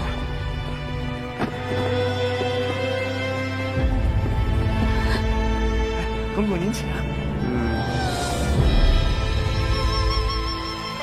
圣旨到，韦浩接旨。公子，也许是我最后一次见到浩儿，等会儿估计就要被押走了。奉天承运，皇帝诏曰：韦浩因协助公主治保有功，特赏赐土地1500亩，10邑700户，时封300户，封平阳开国县伯，钦此。谢陛下。什么？平阳开国县伯？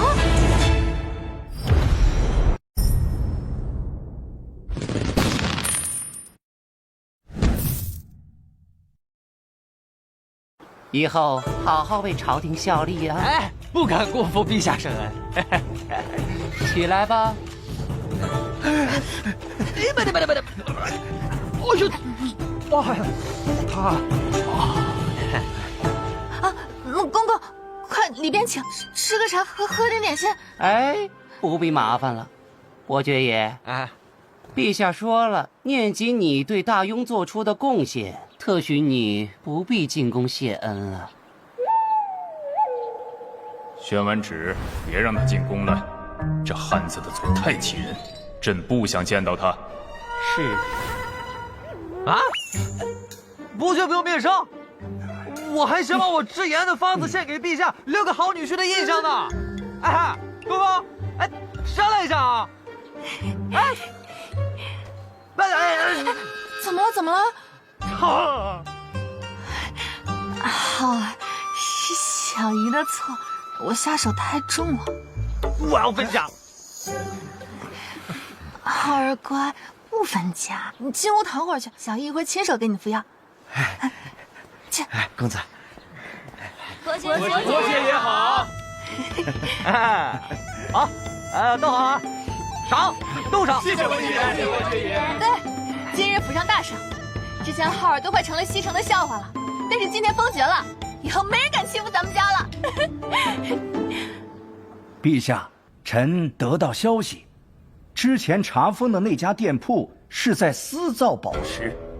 按理说，这宝石等同于货币，不但能在我大雍流通使用，甚至在北仓、西域等外邦皆能流通使用。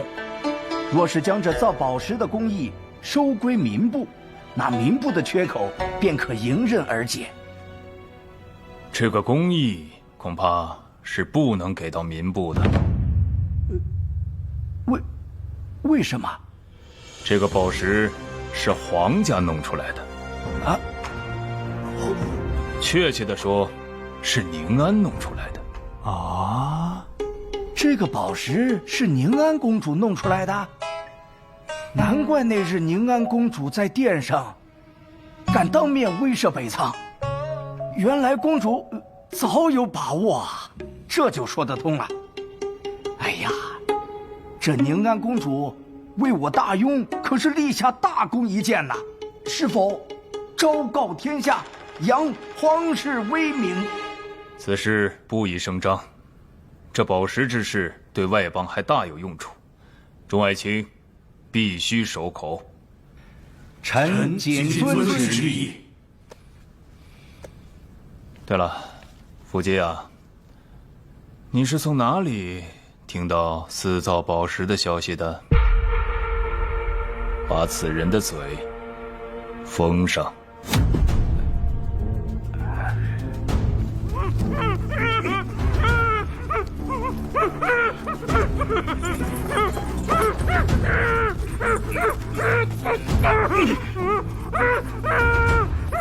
老实点，进了这里就别想出去了。陛下有旨，不能让此人与任何人说话。是。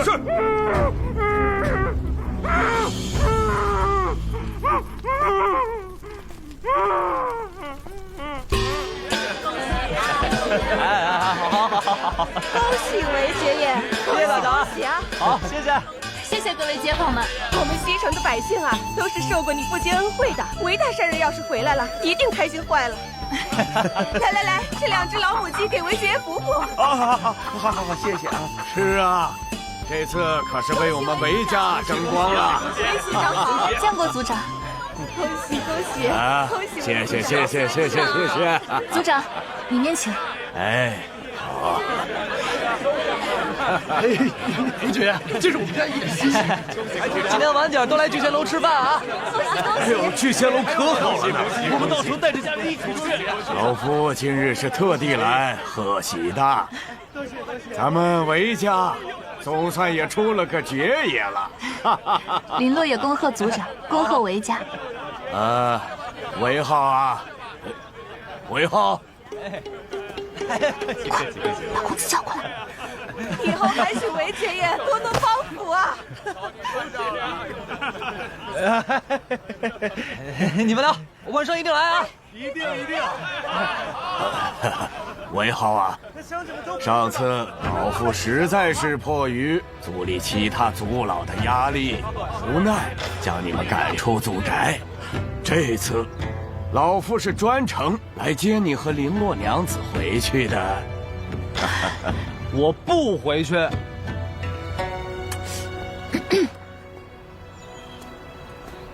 哎，我知道你有气。可是啊，有个事实你也得清楚，家族这些年对你家的照顾是不可无视的。当年要不是家族的庇护啊，你父亲也不可能成为西城首富，你的酒楼也早被其他势力给抢走了。现在啊，你是伯爵的身份，得回去族里为族人做事。你还好意思说？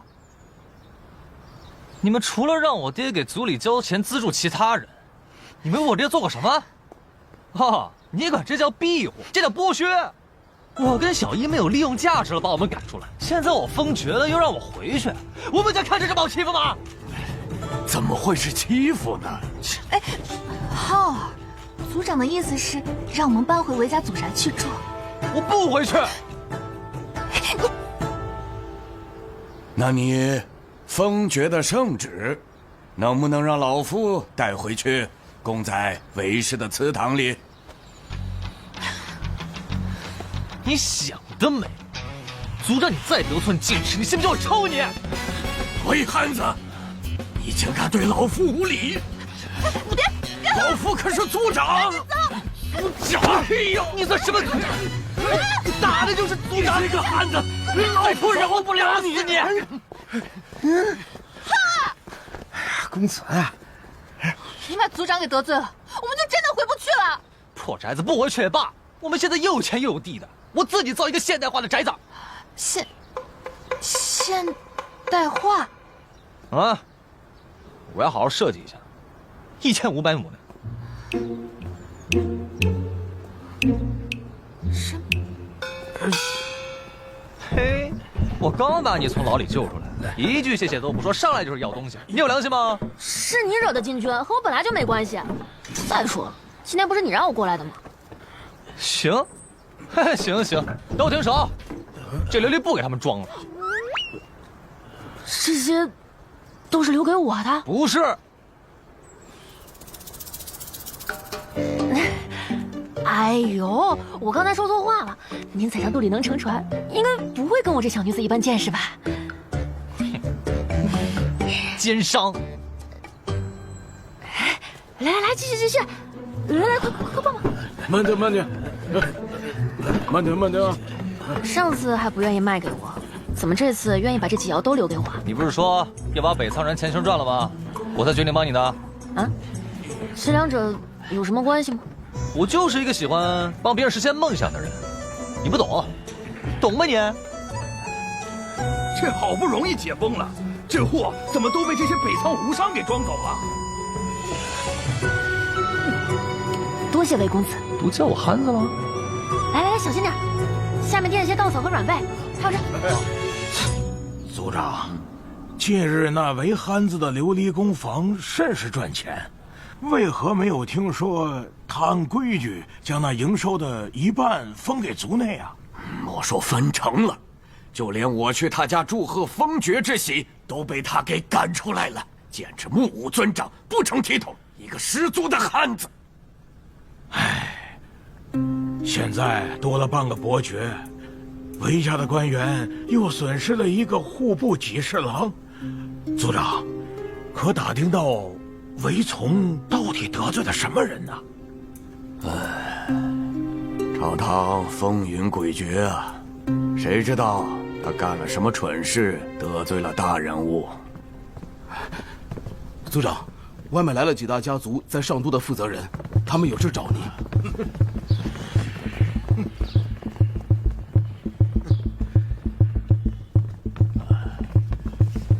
几位一同前来，可是有什么事情？确实是有事要与你们韦家谈。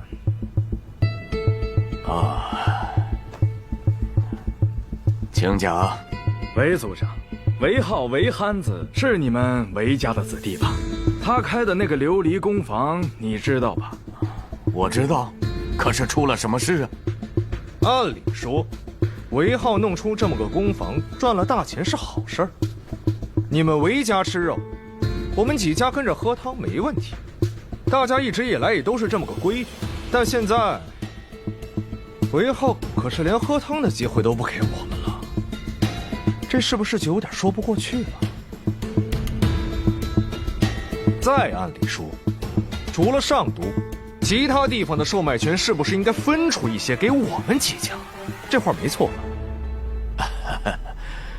诸位，此事确实是我韦家不对，但是你们在上都想必也听过老夫和韦浩的事情，实在惭愧呀，老夫说服不了韦浩啊。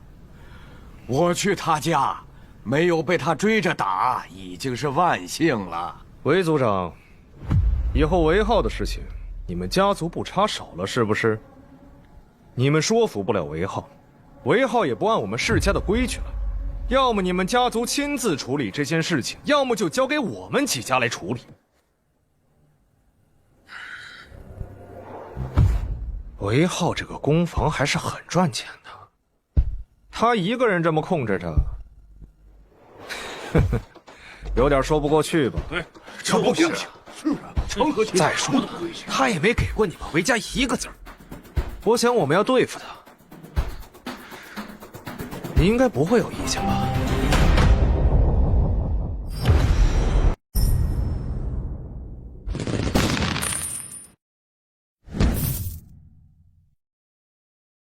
他们打琉璃工坊的主意，这是打上门来了。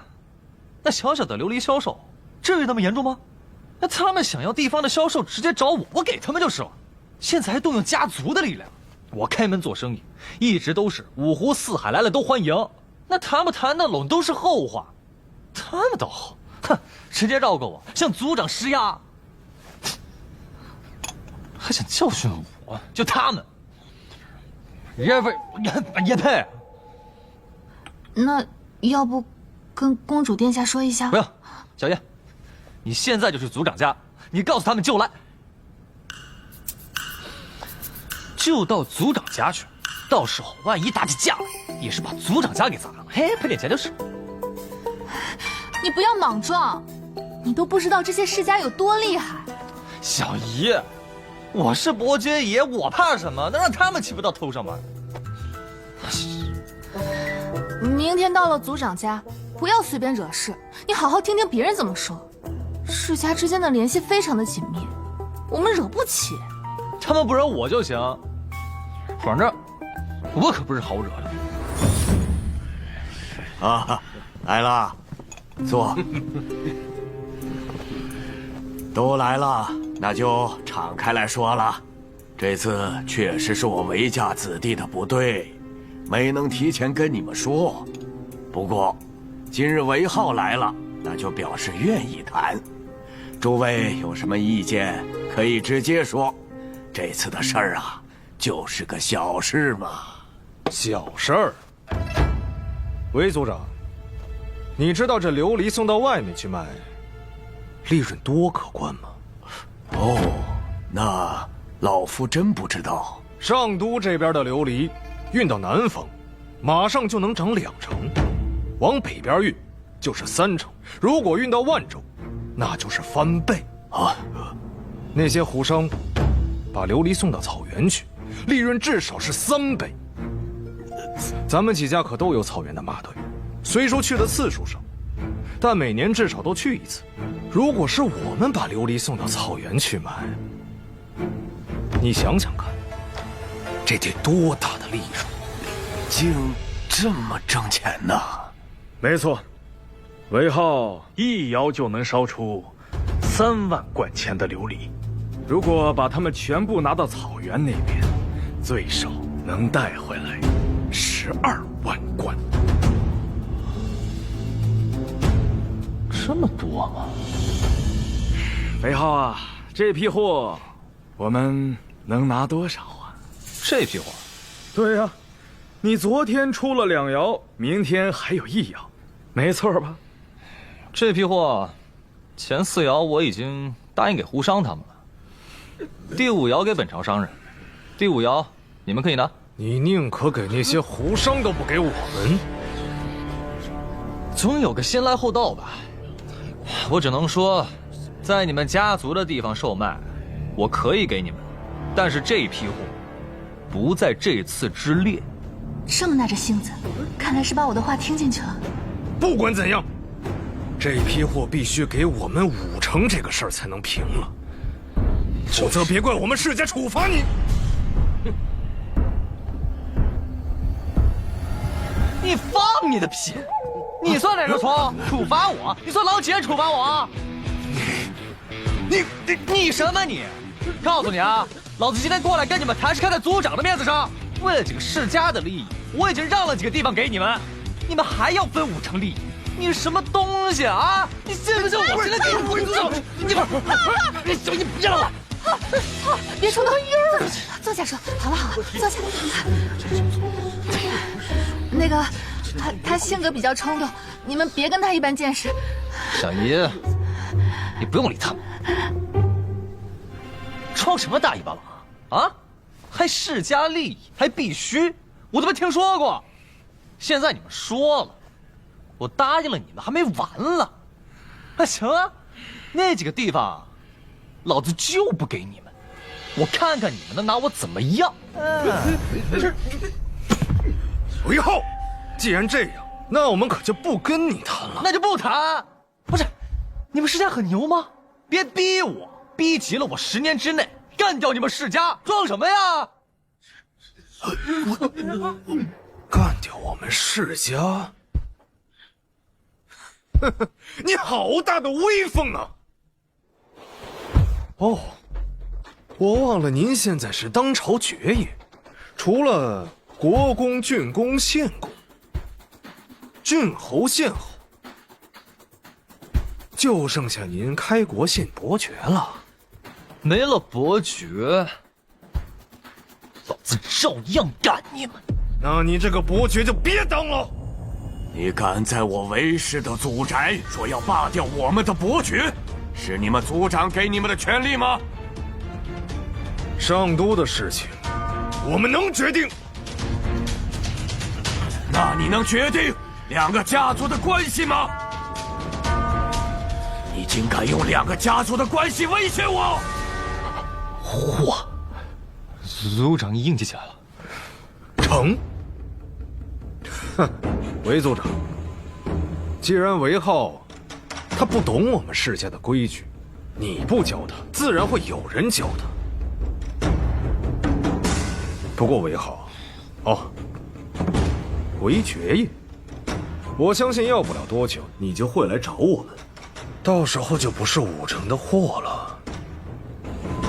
你得求着我们收下你琉璃工坊5成的份额。我先收拾你这张嘴！你别来我早就看他不顺眼了。你们是世家吗？你们是强盗？你们觉得自己很牛吗？这汉子脑子有毛病！快走，别跑！哎，有本事放马过来啊！你当我是吓大的？好了。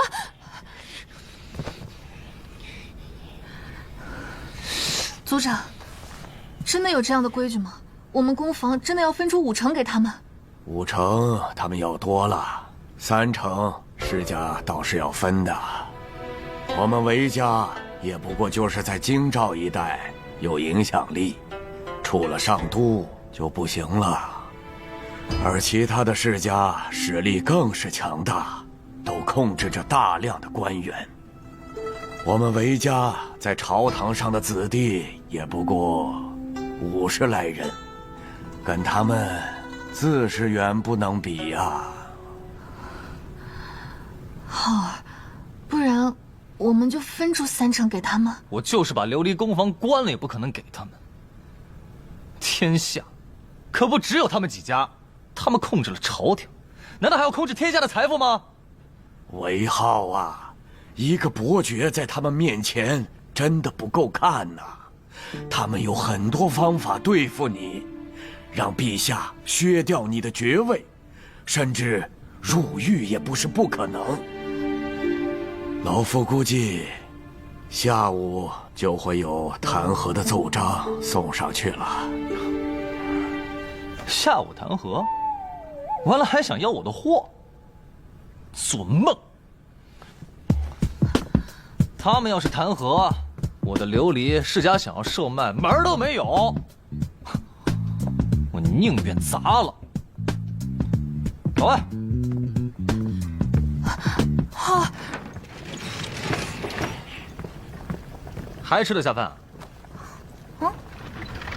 咱家的琉璃工坊估计是保不住了。世家他们要收购我们5成的份额，还说不给就要给我好看。现在不知道有多少弹劾奏章都到陛下跟前去了。世家的人，好大的胆子，竟然敢抢我们的东西！我刚去跟他们谈了，要不是小姨拦着，我早就揍他们。他们还说，让我求着他们收购我们的份额。狂啊，真狂啊，把我惹急了。我10年之内我就干掉那些世家。世家可是父皇的心病，只是大庸现在不得不依靠世家。憨子，10年之内干掉世家，你知道世家意味着什么吗？怕什么啊？不就是天下寒门无书可读吗？你们皇家不是有那么多书吗？你把它们给我，我去印刷，让天下的人都有书可读。韦浩，印刷，你知道印刷需要多少钱吗？哎呀，那是他们不懂。哎呀，那现在怎么办嘛？没事，你放心吧，我保你了。你保我啊？你还是帮我看看怎么找到陛下，让他老人家出个面吧。丫头，你说我们把3成的份额让出来给那些国公，可好？哎，国公在，那些世家总不敢告我们了吧？不行，不行什么？一毛不拔的铁公鸡，就我跟你这个落魄公主，怎么守住这份财富？做梦！你知道琉璃工坊1年的利润是多少吗？死憨子，你才1毛不拔的铁公鸡呢！你就气死我吧！反正我不给啊，要跟你拿自己那份去给。哎，行，先吃饭吧。吃完饭我去琉璃工坊看一下，你呢，想办法帮我看看怎么见到陛下吧。我是真是扛不住了。父皇，有人欺负韦憨子。什么意思？就是我们皇家的琉璃工坊，世家那边要拿走5成，韦憨子不同意，他们就说要把他送到牢里去，还让韦憨子去求他。父皇，世家那边也太过分了，不仅看到韦浩挣钱就要抢，现在还让官员去弹劾他。怪不得朕昨日收到不少弹劾韦浩的奏章。父皇，你可要给韦憨子做主啊！怕什么？他们还敢欺负到朕头上，让他放心就是。可是他现在很愁，估计会找那些国公谈。世家那边也太猖狂了，见不得人赚钱了不成？有什么办法？那些世家都是紧紧绑在一起的，寻常百姓谁能和他们抗衡？父皇，韦憨子说，给他10年时间，他要干掉那些世家，还说什么印刷书籍就是了。如果有书，确实能够撼动世家的根基。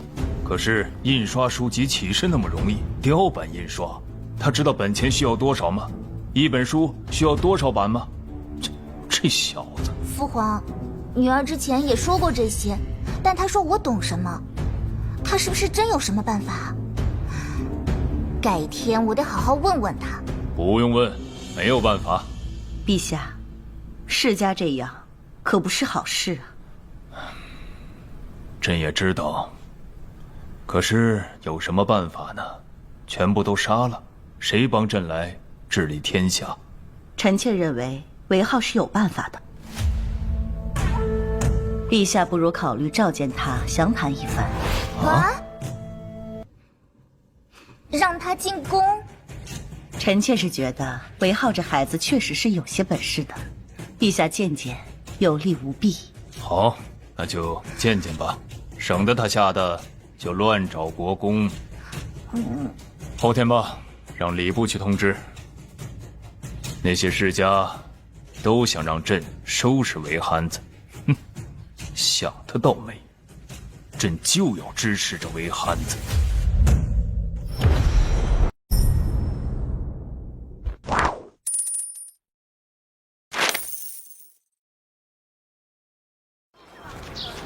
哎，我就是知道，反正我手下说有人要弹劾你，你留意一下。这都知道，消息挺灵通啊。我们在大庸这么多年，也会有一些自己的老友的。多年以来，世家一直想要染指草原的生意，也一直在打压我们，我们没有答应。毕竟，如果没有了胡商，那就没有办法给大庸带来草原上的消息了。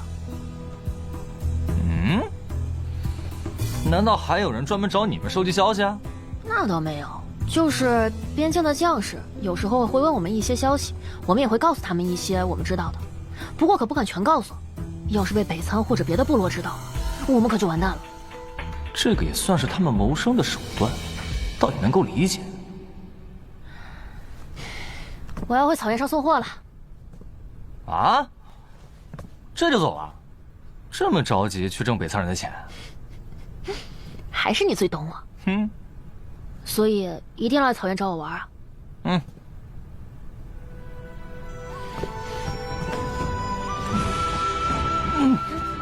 杜汉子，你干嘛？韦憨子，你自己小心点。我走了。妈，你平安。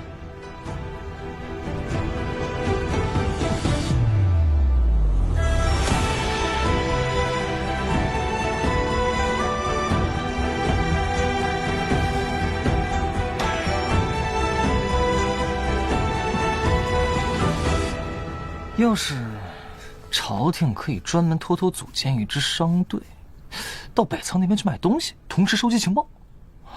哎呀，也不知道可行不可行。不对，也许大庸早就这么做，我都能想到的东西，他皇上能想得到。韦憨子，吓我一跳！你个丫头怎么鬼鬼祟祟的？你竟然敢这么跟本公主说话！饿了没？去聚仙楼。我有个事跟你说，明天上午你得进宫面见我父皇了。这么突然？明天就去？嗯。我还没准备好呢。你要准备什么？见面礼啊，我还能空手去？哎，不行，我得回去了。哎，我还没说完呢。明天上午你不管遇到什么事情，都别太惊讶哦。嗯。丫头，肯定有事情瞒着我，说。我就是有事情瞒着你，你自己猜去吧。你怎么把套路出来啊？你这让我怎么接？明天你可要好好表现啊，不许乱说话，也不许乱跑，那里可是皇宫，你要是乱跑可就麻烦了。还有，哪怕是不高兴，你也不能表现出来，知道吗？放心吧，我见了皇上我还能乱说话呀？等我见了皇上，我就让你从落魄公主变成后宫独宠。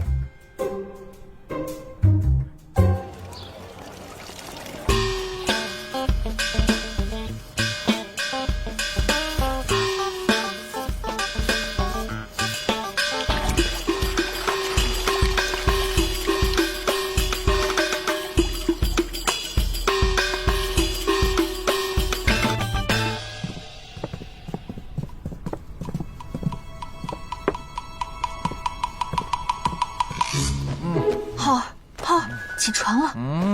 让我再睡。睡什么睡？今天可是要进宫面试上的，快起来，别睡了。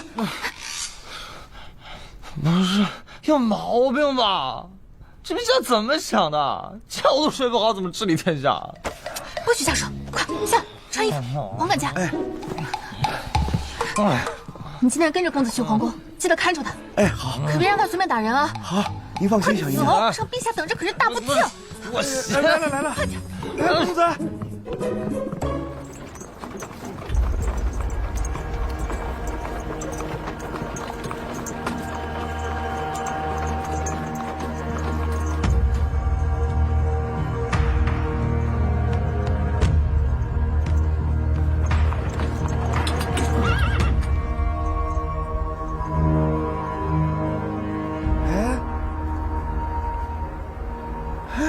公子，公子，这不对劲呐！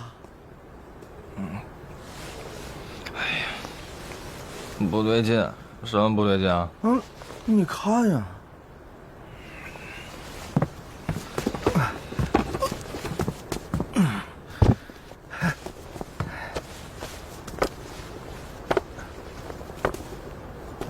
怎么一个人都没有？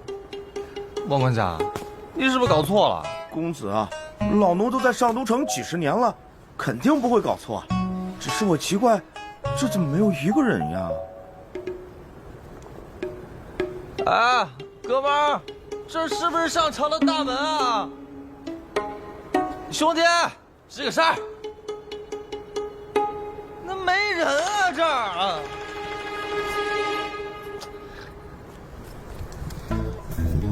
谁呀？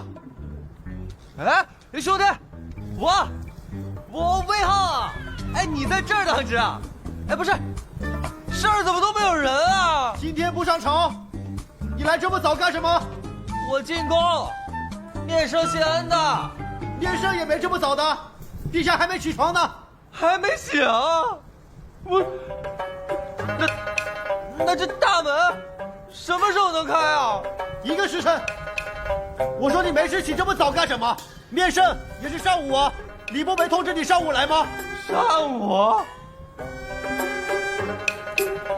上午你叫我起那么早干嘛？公子，上午不就是早上吗？哎，那我能不能回去睡个回笼觉再来啊？我说韦汉子，你胆子也太大了！来了没见到陛下，现在就敢回去？别怪我没提醒你啊！你要是现在敢回去，就是大不敬。小姨要坑我啊！我起个大早赶个晚集，我真服了。算了，等我一下。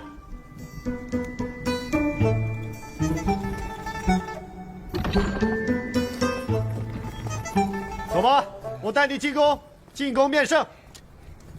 可不能让陛下召见你的时候你不在，去得早了，方显诚信不是？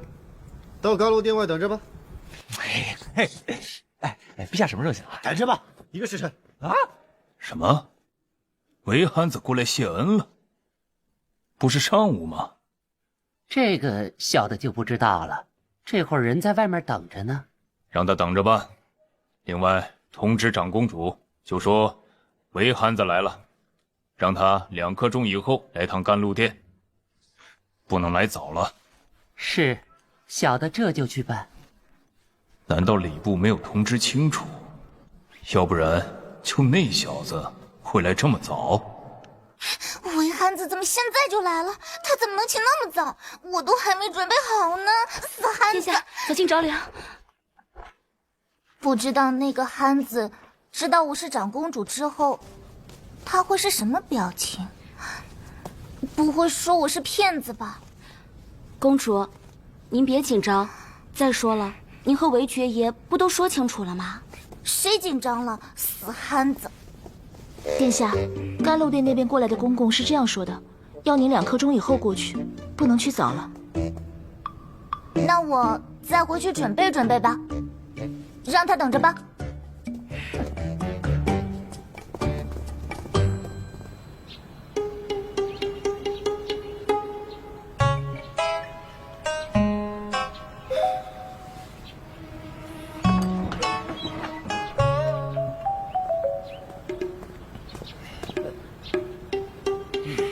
宣平阳开国伯韦浩觐见。你叫我了。哎呦！把你身上的佩剑、佩刀都交出来。我没这玩意儿，我带这玩意儿干嘛？我又不打架。给我搜。来，你是不是记仇啊？就算是太子殿下来了，也得搜，这是规矩。搜。来搜搜。爵爷虽小的来。哎，爵爷，一会儿见到陛下，千万不要大声说话，注意礼仪呀。哎，谢谢公公。这次我没带什么东西，下次你去聚贤楼吃饭的时候报我名字就行，别的。哎呦，这边。走。平阳开国伯韦浩觐见。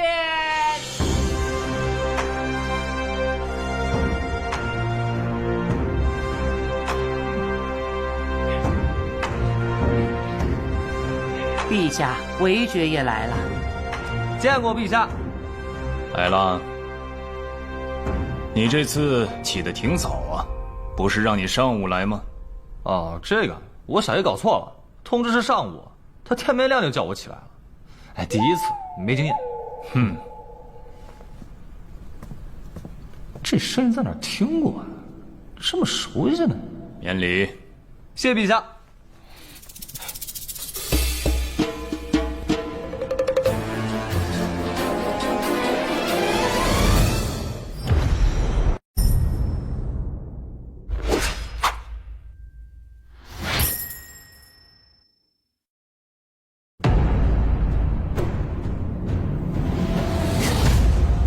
是，是朕。我靠！我靠！何意？你是陛下？这太刺激了！怎么，不像？不是，像，你，我，所以，你让我想想这是什么情况啊？想什么？想你之前是怎么跟朕说的那些话吗？说朕傻，不懂国家大事。啊？谁说的？谁敢跟陛下这么说话？你说的呀。陛下，你先等一等，我自己捋一捋。我现在有点乱。你是丫头的詹事，你又是丫头当爸，你为什么要给一个不受宠的女儿当詹事呢？不受宠？你知道宁安是谁吗？废话，宁安我还能不知道？你说谁说废话？谁说废话？我怎么知道？不是你不会是冒充的吧？哎，不能，大清早就出现在皇宫里，你不是冒充的？韦浩，宁安也叫宝清，知道是谁了吗？啊，丫头怎么还有一个名字？不是这丫头取那么多名字干嘛？你在这胡言乱语些什么？魏宁安，朕的闺女，大雍嫡长女宝清公主，这没听说过？还有不知道这个的？啊！丫头是嫡长公主？民间不是说嫡长公主是最受宠的吗？你是真不知道？哎，没事，受不受宠的也不重要。哎，岳父，那我跟宁安的事情，你答应了？你喊这什么？哎，没事，岳父，宁安跟着我不会吃亏的，我能赚钱。哦，对，还从来没有人喊过朕岳父的，这个汉子居然喊朕岳父，这感觉怎么有点亲切呢？岳父，你看看这个，这是何物啊？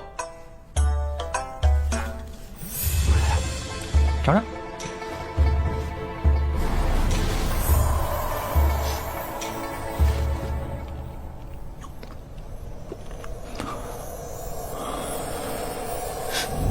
盐。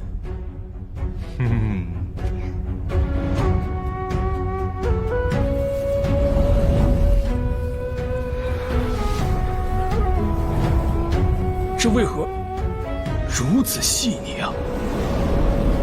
据我所知，盐一直是朝廷在经营的，但我大雍现在盐的产量严重不足，现在市面上的盐1两卖的是10文钱，那么1斤就是160文，对吧？根据我大庸现在人口的统计，大约有1600万人。假设一人1年用半斤银，那就是800万斤，800万斤就是120万贯。而制盐的成本不过20万贯，那么盐这一项就有快100万的利润。账是这么算，但我大庸1年实际产盐不足20万斤，大多数的百姓是买不起的。盐的生产没那么容易，需要很复杂的工艺。复杂个毛啊！这玩意有什么复杂的？哎呀，只要你给我足够多的粗盐或者盐田，我一天给你提炼10万斤出来。10万斤啊！你别说10万斤，你小子能给朕做出1万斤，朕就让你掌管天下盐田。不去，我管那玩意儿干啥？你刚刚可是夸下海口就不认账了，你这可是欺君。没不认账。喏，我把制盐的过程都写在这纸上了，需要什么东西，怎么制，怎么调比，我告诉你们就是。我才不管那玩意儿呢，吃饱了撑的又不是自己家的。你写的这些能实现？那必须能实现啊！我都写得那么清楚了。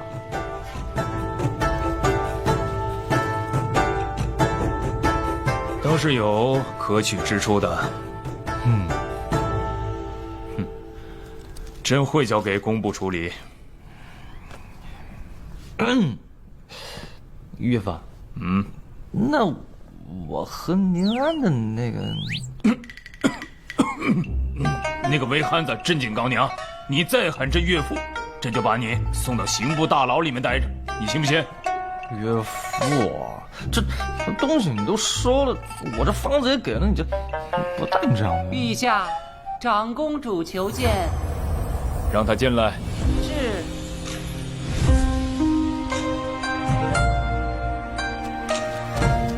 幸亏，如果闺女知道了朕差点动摇，岂不要与朕闹翻天？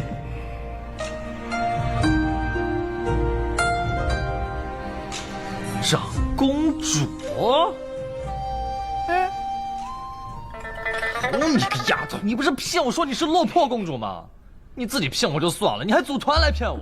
这位明明就是岳父，你非说是什么詹士，你骗我骗得好苦啊！谁组团骗你了？你自己没看出来怪谁啊？对啊。不是岳父，你现在上街上随便拉一个人问问，你问问他知道你姓什么叫什么吗？不是，我都没见过你，我怎么知道你是谁啊？你们父女俩都不讲理啊！岳父，谁是你岳父？你别瞎叫啊！啊，好了，我和岳父聊点事情，你的事我晚点再找你算。韦憨子，你跟谁算账？你气死朕了！你回去吧，朕现在不想见你了。哦，行，走，丫头，岳父让我们回去，中午上我家吃饭去吧。走，给朕撒开！干什么你？哼，韦憨子，你自己都自身难保了，还纠缠朕的闺女。你看看这些奏章，弹劾你卖琉璃给胡商的，说你勾结北仓的，加上之前的上百本了。岳父，你知道我那是故意的，那些世家就是眼红我的公房。不是，这好好的一个大妖怎么被世家给控制了？怎么被世家控制了？朕还在这儿呢。他们要是把我逼急了，我非把他们连根拔起不可。难道你有对付世家的办法？啊，就是你之前说的印刷书籍，不过不是你们现在用的这种。哎呀，我现在也放不出来，我要放出来，他们非杀了我不可。若憨子真有此法，那么对付世家就有望了。韦憨子，朕护着你。你保我？没用。你在宫里面，我在宫外面，我被杀了你都不知道。死憨子，你莫要再跟父皇胡说了。我胡说什么？你看着，不出20年，朝堂上世家的官员就被换掉一半。你自己也是韦氏家族的子弟，你这种办法用了，就不怕害了你们韦家？我是姓韦，但是我就是看不惯那些世家凭什么霸占了天下的权利，还要霸占天下的财富。我一个伯爵，他们都敢明着抢我的公房，那天下的普通老百姓还有地方伸冤吗？岳父，这事情我越想越不对。你说，那些寒门子弟凭什么一出生就决定了自己的一生啊？想做个官不行，想挣点钱让自己家里过得更好也不行。这世家就是欺人太甚。你有这样的本事最好。不过，刚才你那番言论，只有我们3个知道，不能对外说。外面的人如果知道了，小心你的脑袋。我知道，我就是跟岳父说说。陛下，皇后娘娘得知韦爵爷进宫，特地吩咐韦爵爷面圣之后去凤鸾殿一趟。啊，岳母要见我？不是丫头，你怎么不早跟我说呀？我什么礼物都没带。你一会儿见到母后可不要再瞎叫了。丫头你放心啊，不给你丢脸。走吧，走吧。那是见岳母啊，岳母可比岳父重要多了。只要搞定了岳母，那剩下的问题就不是问题了。走。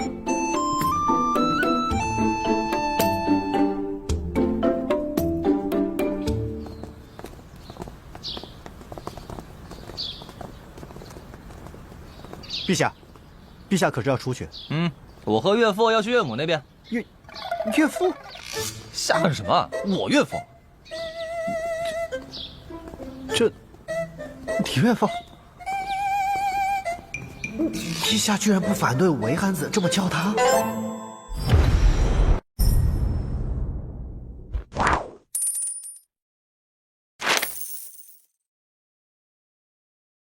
哎，那就是后宫啊！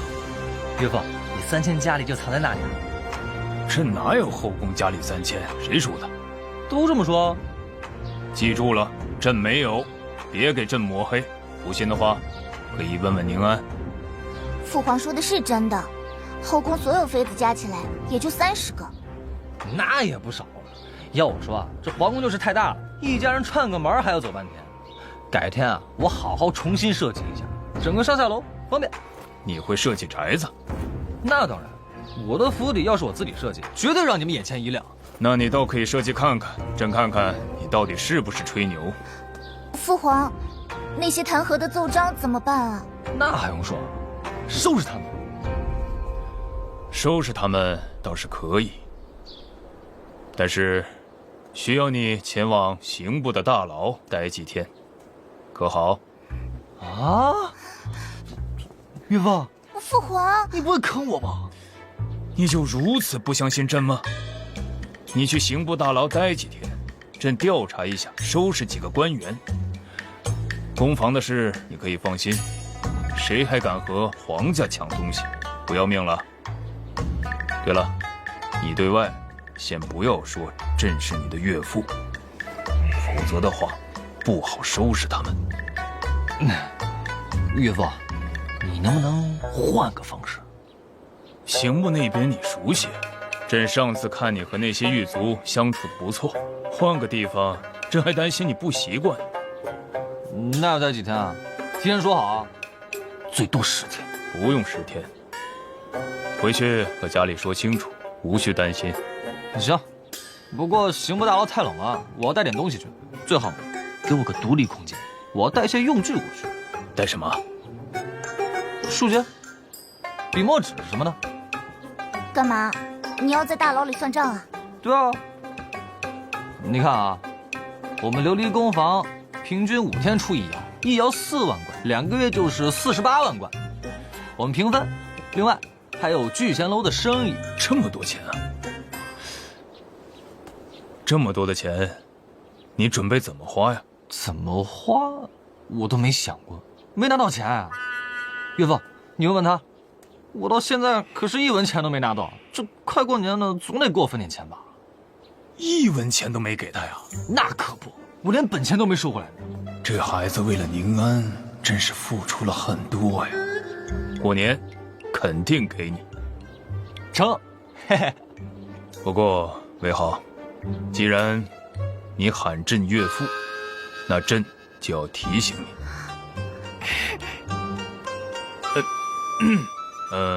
那个，你看啊，一个琉璃宫房，你就能够分这么多的钱。朕现在还在，还能帮你守着，但如果朕不在了，太子登基了，或者说再下一任的皇上登基了，你这个钱能不能守住，就不知道了。父皇，您说这些不吉利的话干什么？父皇的意思呢，就是说，钱太多了未必是件好事，而不是说朕看上了你那些钱。你要记住一句话，所谓升米恩，斗米仇啊，可知道？啊，你现在的钱，朕厚着颜不给你，你拿朕也没有办法。可是后面的皇上会觉得这样有失皇家的颜面，到时候反而成了祸害。没有想到岳父居然和我说这样的大实话。岳父，那你的意思？你自己的份额留1成吧，剩下的4成卖给皇家。朕呢也不给你钱，朕给你一处皇庄，大概占地2万多亩，还有很多宅子，估计价值有个17、18万贯，换你那4成份额，可好？成，没问题。我自己一个人也守不住那么多钱。交给皇家最起码没有害处。啊，还有，让你家里尽快给你加官，加官后来宫里当职。啊，当职？像程主持那样？我能不能不那么早起？我不想当官啊。想都不要想，朕告诉你，以后甘露殿上朝的大门就是你来开，谁开都不行。还敢说朕有毛病，瞎搞！啊，你帮我跟岳父说说，我不当官。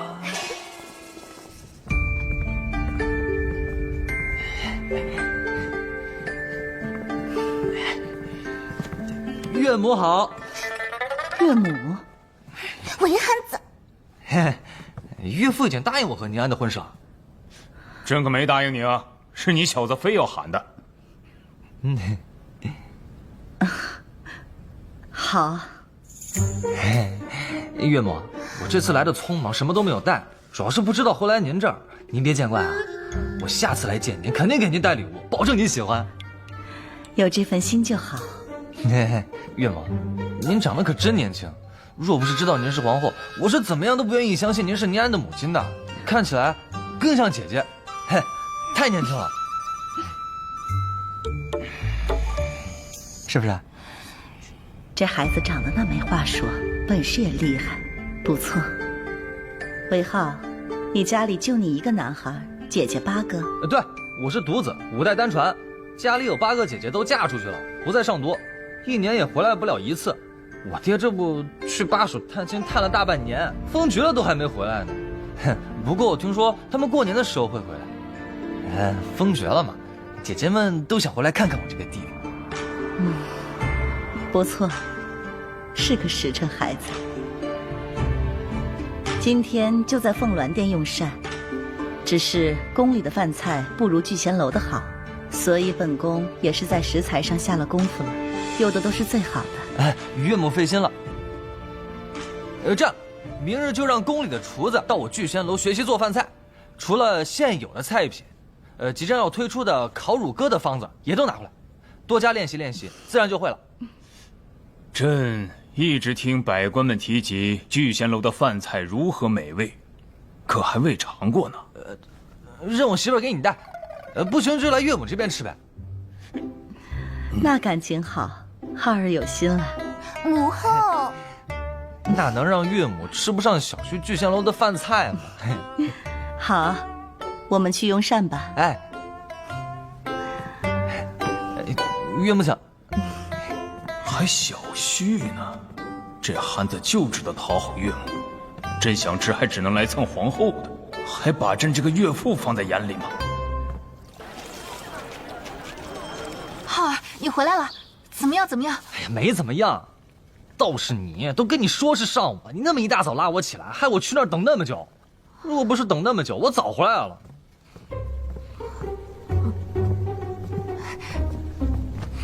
是吗？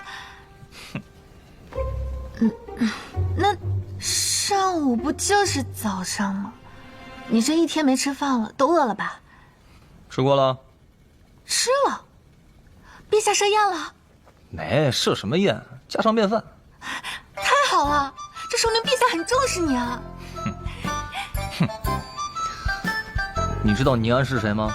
公主啊。长公主。长公主，宝清长公主。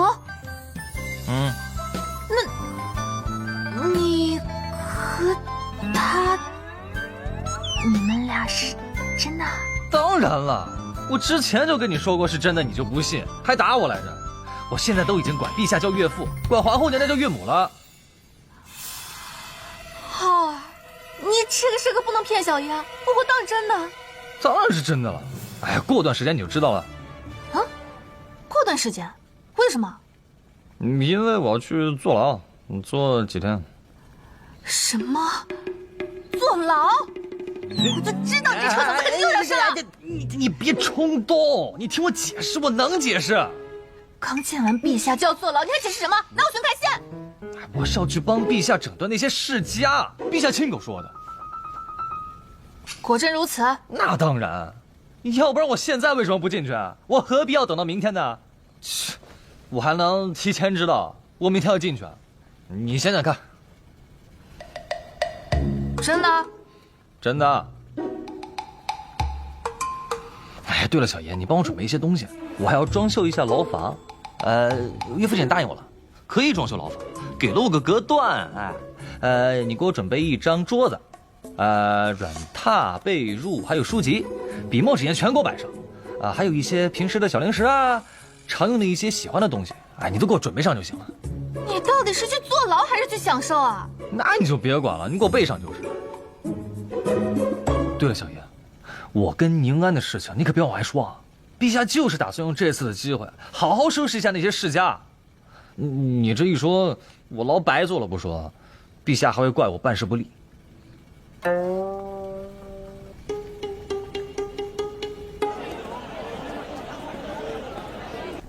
这事是父皇不对，没有你，哪有什么琉璃宫房啊？小事情，除了琉璃宫房，我还能弄很多其他的宫房，只不过没什么用，没必要，舒舒服服赚点小钱就行。可是这个宫房是你一手建立的，我什么都没做，就是花了点钱。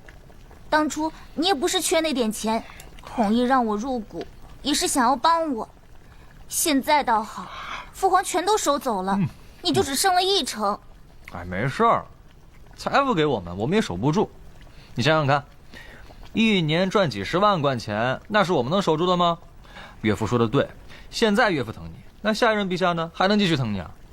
我皇兄也挺宠我的呀，他平常还偷偷找我借钱呢。哎呦，傻丫头，你怎么没听懂我的意思呢？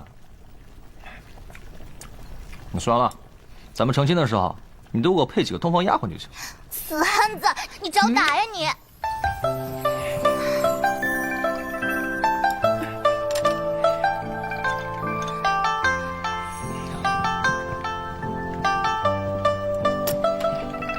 你慢慢吃，我坐牢去了。哎，牢房里冷，当铺子你多加点被子。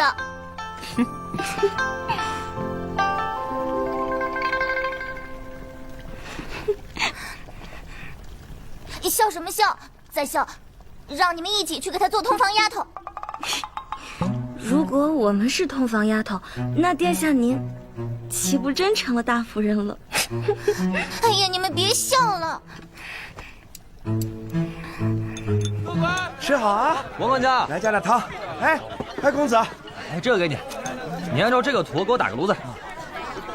这干嘛用的？你先打着，我一时半会儿说不清楚。我坐牢去了啊！好，保重啊！哎，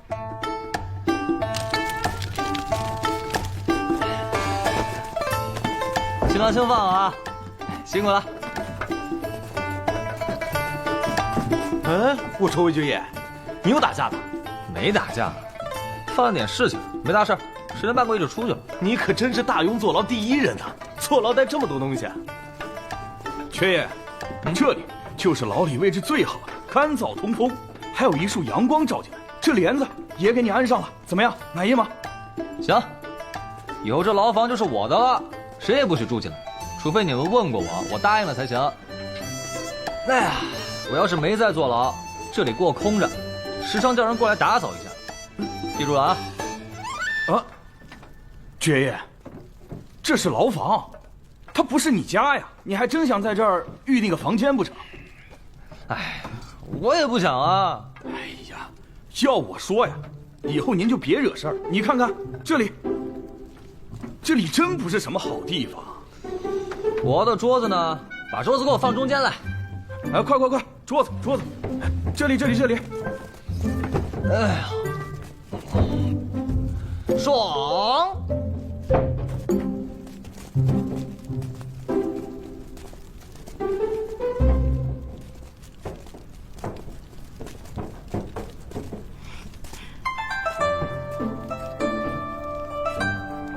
好儿真争气，坐牢都坐得这么出息。小叶，你来了，来摆上，大家一起吃。快！小叶，你给兄弟们带酒了吗？没带，你还未及冠，不能喝酒。是啊，爵爷，我们也喝不了酒，现在正当值呢。等改天我们去聚贤楼吃饭，你再请我们大伙喝酒。也成，那就吃饭啊，一起吃。谢谢爵爷，快，都来啊！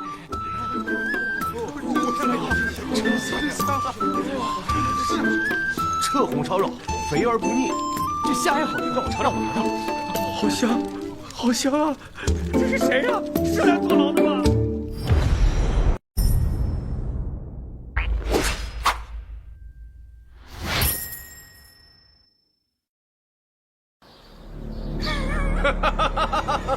进大牢了吧？自不量力，以为自己是个伯爵就了不起了，他是不知道我们世家的力量有多大。这次不能单单只要他50%的份额，我看要80%，要不然这小子不长记性。估计啊，他现在知道我们世家的厉害了。等会儿我们去大牢，也是给他通个气儿，让他知道这件事儿就是我们干的。那当然了啊，他眼下可能不会答应，但是等他坐几天牢之后啊，我估计他就想通了。好，我们现在就去牢房里问问韦浩，问问他想清楚了没有。走。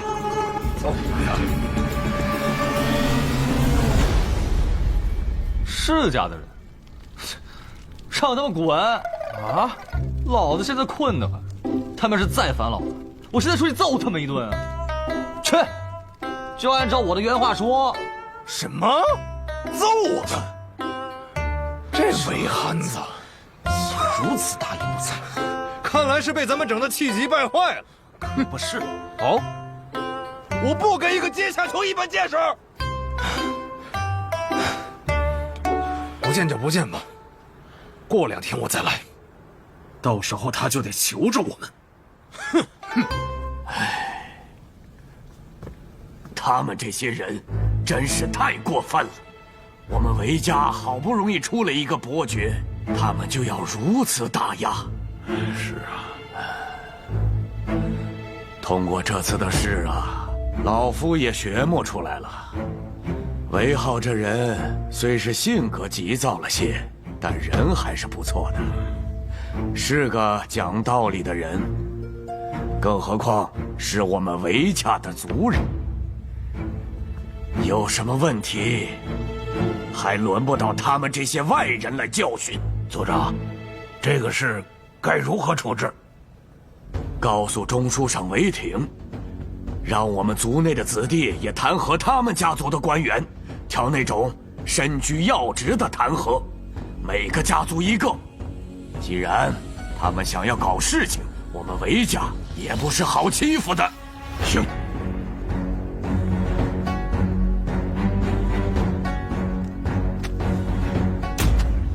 这些是韦家官员弹劾的奏章，给朕挨个好好调查一下。是，韦家那边刚一弹劾，陛下就调查，甚至还要调查之前几个弹劾韦浩的官员。陛下这是……快点儿，快走，快点儿！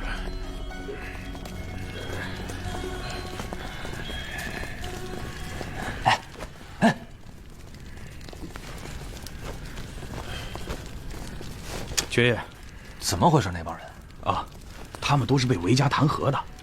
这次可是有不少官员被拉下来，差不多得有10几个呢，都是朝堂5品以上的官员。可惜了。韦家弹劾？对呀。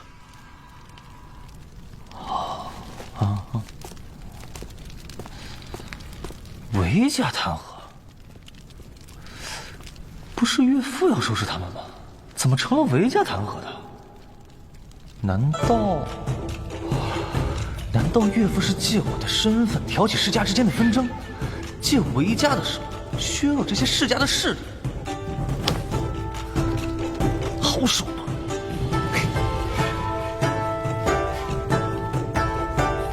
什么？全都抓了？都被抓了。这次这些家族都损失了人，族长，这样会不会引起我们家族和其他家族的矛盾呢？这怎么可能呢？弹劾是弹劾，以往哪一次是成功的？本来想啊，能够抓1、2个就很好了，现在怎么全都抓了？你们族长，你们，韦族长，你们韦家是什么意思？一下子弄下来我们这么多官员，你到底要干什么？什么干什么？就允许你们抓我们家韦浩，就不允许我们弹劾你们家的官员吗？那你也不能一下子弄下来这么多人呢。多吗？韦浩是谁？是我们韦家唯一的一个伯爵。现在被抓进去的那些官员，能和我们韦浩相提并论吗？伯爵又怎样？本就是你们韦家不按规矩办事，难道还不让我们来处理了？诸位，这次弹劾我们也没有想到会成这样。按理说，这样的弹劾也不会让这么多官员入狱。我想，这里面好像有什么我们不知道的事情，是不是你们引起陛下的不快了？凭借一个韦家的弹劾，是不可能拉下这么多官员的。难道是还有其他的势力插手了？诸位，此事你们来我们韦家兴师问罪就问错了。先不说我们有没有这个能力拉下这么多官员，就说你们把韦浩弄进大牢里，韦浩是个冲动的人，你们这么做只会适得其反。哼哼，你们看着吧，等韦浩出来，你们若能够再拿到琉璃，算你们有本事。他不答应，还想要出来不成？那老夫还真的要看看了。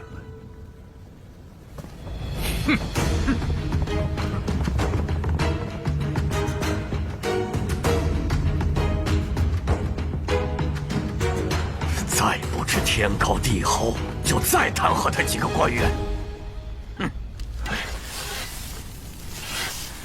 差不多了啊！啊，这就好了啊？还需要多复杂？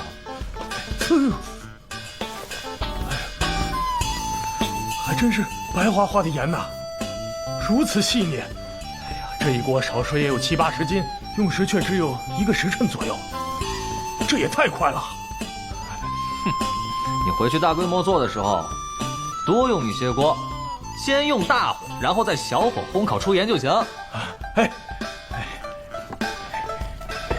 成，你就先按我的方法做，有什么问题，随时来找我。老夫这就回去跟陛下复命，多谢韦爵爷，多谢。无妨，我这也是为了天下的苍生嘛。哎，这么好看的东西，能是盐吗？当然了，这可是韦汉子教我做出来的。又是那个韦浩，这白花花的细盐可比咱们的官盐不知道好了多少倍，而且工部已经验证过了，这个细盐可以食用，没有毒。啊！不可思议，这般细盐堪称一绝。那这细盐的产量如何呀？回陛下，韦汉子说，只要有足够的卤水，再有足够的锅，一天少说得有400-500百斤吧。如果有20口这样的锅，那每天可能就上万斤。这么多！恭喜陛下！如若方才段大人所说不虚，这韦浩就凭食盐一项就能够给朝堂带来100万贯钱的利润呐。今年这民部的亏空就补齐了。如果真的有这么大产量的话，那可就不能按照现在的价格卖了。老百姓吃盐不容易，寻常百姓也不舍得，得降价才是。不能说用这个东西去赚老百姓的钱。到时候民部这边商议处置对策，控制一下价格。陛下圣明。韦浩此举可是有功于我大雍，得好好赏赐才是。诸位有什么建议啊？哎，陛下，按如此功绩而言，赏个国公都成。咱们现在前线将士连粗盐都吃不上，韦浩可是解决了将士们吃盐的问题啊！陛下，臣不同意。听说韦浩这小子劣迹斑斑，狂妄无礼，恐难为朝堂所用。确实，现在食盐这一项，为朝堂立下大功劳，可就此封国公，恐会引起其他功臣的不满。现在的国公都是经历过乱世的，战功赫赫，为大雍的建立立下汗马功劳。而韦浩一个魏家官的小子，仅凭食盐这一项获封国公爵位，岂非让那些老将们寒心？长孙尚书此言差矣，这食盐对我大雍何等重要，大家都心知肚明。韦浩这么大的功劳，封个国公，想必其他功臣也不会有意见。是啊，韦浩虽然年轻，而且之前也确实做过一些荒唐之事，但他就是一个憨子，年纪还小，做出些冲动之事也不为过呀。现在就事论事地说，韦浩就凭食盐这一个功劳啊，不仅解决天下人吃盐的问题，还给朝堂多带来一个进项，弥补了民部开支。这个进项可是会一直延续下去，可以说价值万万贯钱，当封国公呢。对呀，陛下，臣还是不赞成。如此年少就封国公，将来还不知道狂成什么样子。这小子确实说话不经大脑，这么年轻就身居高位，难免遭人记恨。封国公不行啊！这样吧，这小子呢，确实是喜欢惹事，赏一个侯爵可好？会不会轻了一些？是啊，就这样吧，让尚书省拟旨，下午就去韦浩家宣旨。陛下，这韦浩还在牢里面，是不是该放出来了？哼，先不放，先这样关着吧。奉天承运，皇帝诏曰：盐乃国之命脉，历代皆有祖制，朕心忧之。韦浩天资敏达，心怀社稷，于制盐之术另辟蹊径。朕念其功绩卓著，特封韦浩为平阳开国侯。侯爷，钦此。小女替韦浩谢主隆恩。恭喜，恭喜呀！公公，我家浩儿现在还在牢房里面，这是不是搞错了？不会搞错的，陛下亲封的，且是朝堂之上商讨过的，你就放心啊。还有啊，陛下交代过了，韦浩侯爷还在监牢里头，也是有原因的，您不必担忧。好，若无其他事，咱家就先行告退。恭送公公。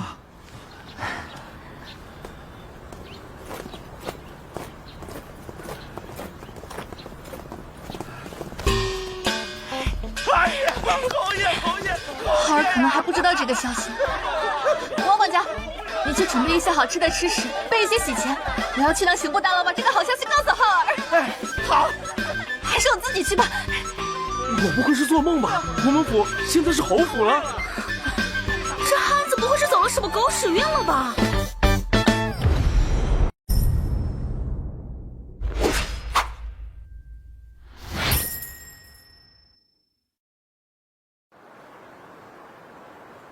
各位大人，知道自己犯的什么事儿吗？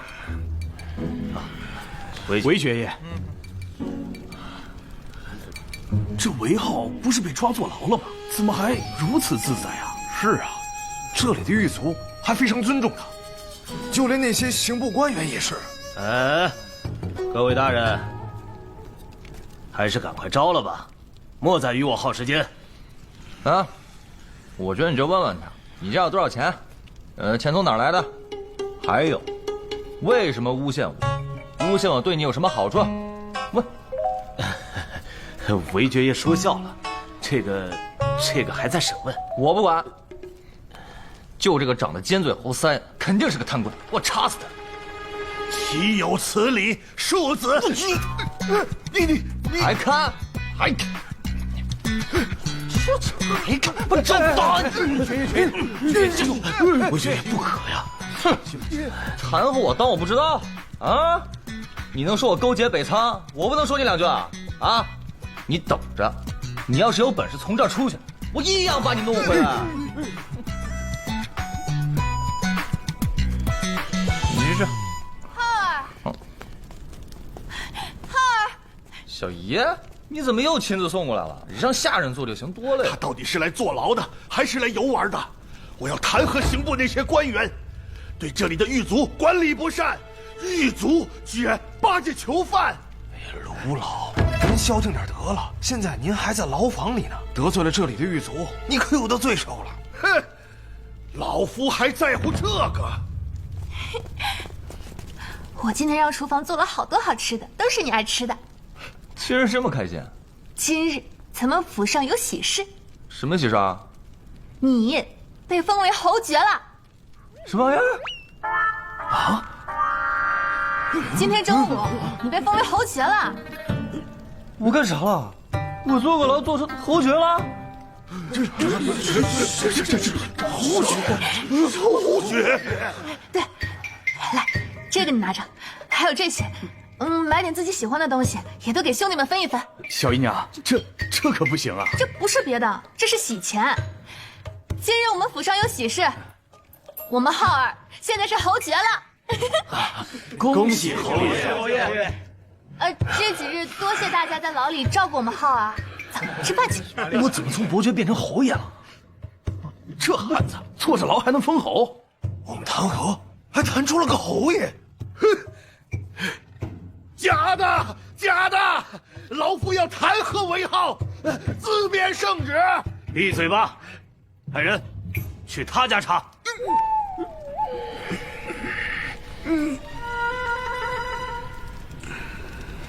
哎呀，以后这韦侯爷不得了啊！什么？韦浩封侯爷了？这是刑部大牢传来的消息，还能有假？听说他在牢里活得还挺滋润，此事蹊跷呀！呀，会不会是韦浩背后有什么人呢？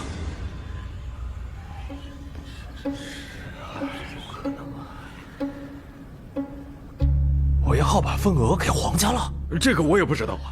给皇家了？是不是我们把他逼得太急？这不是给别人做嫁衣了吗？现在还不能确定这个消息。不过我听说，琉璃工房现在是一个女人在管着，韦浩的小姨。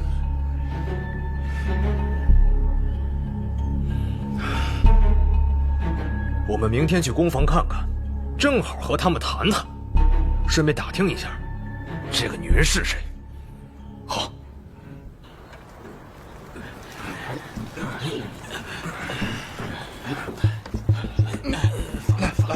好。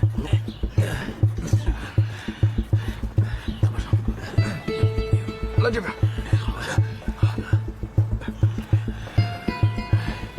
劳烦问一下，刚刚进去那个女人是谁啊？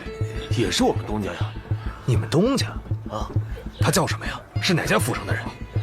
这个就不太清楚了。反正啊，我们都喊东家。哦，麻烦帮我通报一下，就说崔家人求见。这让你去你就去，他会见我们的。成，那你们等一下，我去问一问。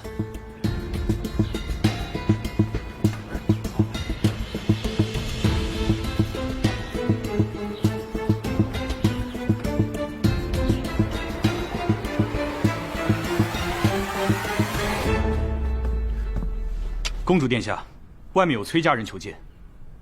崔家的人，现在求见我，是知道什么了？殿下，要不要见？见，也是时候让他们知道，他们惹了不该惹的人，让韦浩进了牢房，这笔账，本宫可得跟他们好好算算。是。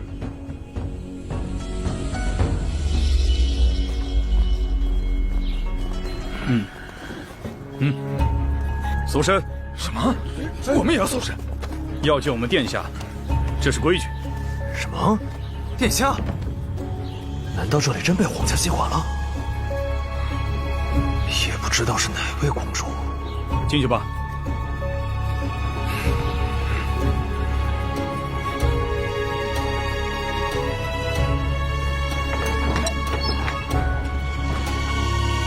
见过公主殿下。找本宫何事啊？只是商讨一下第五爻琉璃的事情。第五爻琉璃，商讨？谁答应你们商讨的？这是韦浩答应的。韦浩？哼，韦浩可没权利答应此事。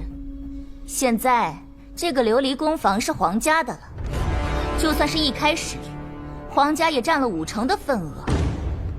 韦浩答应你们了，也许本公主同意才是。什么？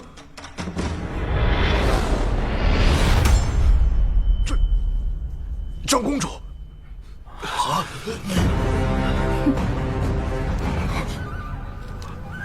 怎么是答应最有权势的长公主？没听清楚吗？此事，韦浩答应了没用，还需本公主答应了才是。现在韦浩在牢里，严重影响了琉璃宫房的生产。听说是你们弹劾的？你们弹劾，让本宫损失重大，现在还想要跟本宫拿货，真当本宫好欺负不成？长公主殿下息怒，此事我们不知道有皇家的份额在，如果知道，断然不敢这样做的。哦，那你的意思是说，如果没有皇家的份额，你们就要把韦浩弄死不成？欺负普通老百姓，你们倒是在行的很呢。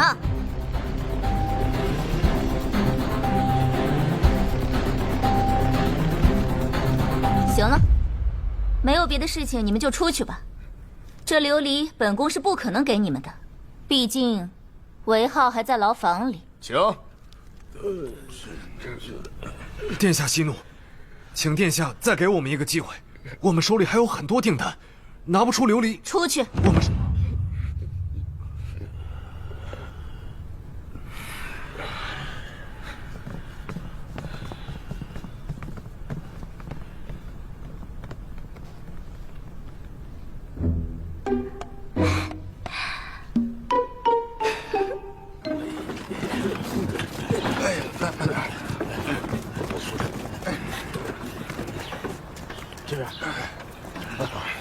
谁能想到这琉璃宫房居然有皇家的份额在？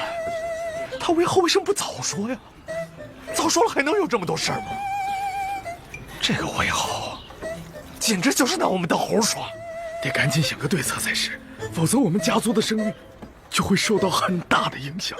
到时候，如果别的商人拉着货到我们那边去卖的话，那不是狠狠打我们家族的脸吗？得赶紧想个办法呀。咱们先去找韦家族长，再去找韦浩。当务之急，得先把货物拿到手再说。韦浩是皇家的人，我们现在不得不服软呐！啊，服软。走走。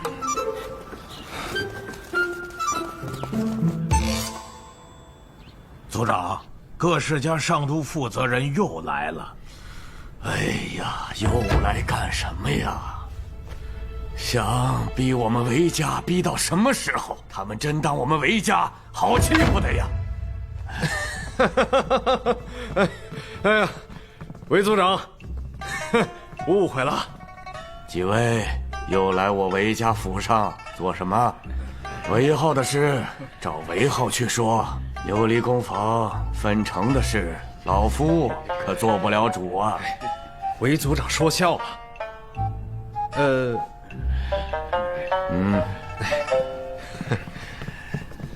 不知道韦族长可否知道，韦浩这个琉璃工坊有皇家的份额？什么？皇家的份额？怎么可能？韦浩什么时候认识皇家的人了？如果不认识皇家的人，哼，他怎么能坐着牢就封侯了呢？封侯啊！韦浩封侯爵啊！是的，恭喜韦族长，家族出了一位侯爷。恭喜恭喜恭喜恭喜恭喜！确实值得恭喜呀！大喜呀！我韦家终于出了个侯爷呀！恭喜族长！恭喜韦族长。能否麻烦族长去牢里跟韦浩说说，此事就此结过？啊，当然，赔礼道歉的事情我们肯定是要做的。您放心，我们会让家族的那些官员马上停止对韦浩的弹劾。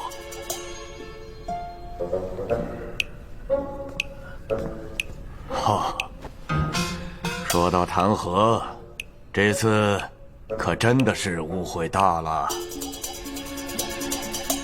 你们弹劾韦浩将琉璃卖给胡商的事，实际上是皇家允许的，也就是说，你们在说皇家的不是，甚至是在说陛下的不是。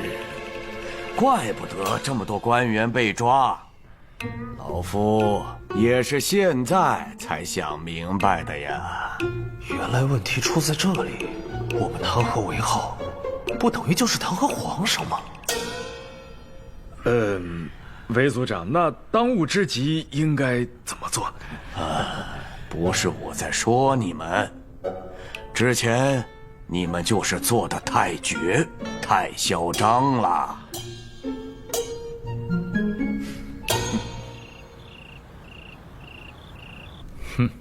现在倒说韦浩是被冤枉的了，看来他们也知道，朕要借韦浩收拾他们。本来呢，朕也是打算明天就让韦浩出去的，传朕口谕，明天天亮，让韦浩就回去。是，陛下。哼，这汉子在牢里就这么进进出出的？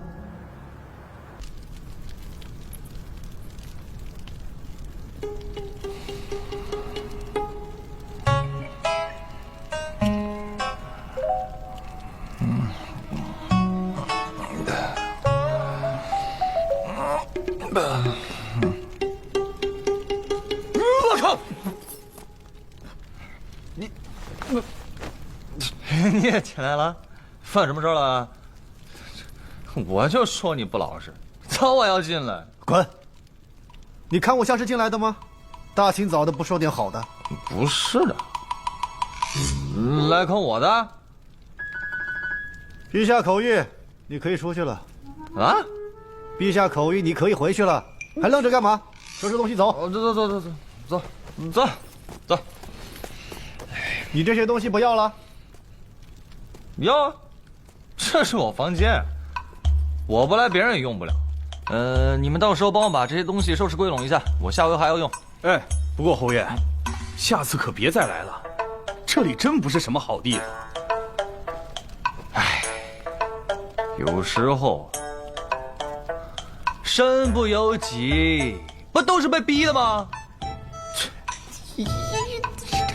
就你这张嘴，哪件事情不是你惹出来的？不行，这韦安子翻起魂来，我一个人打不过他。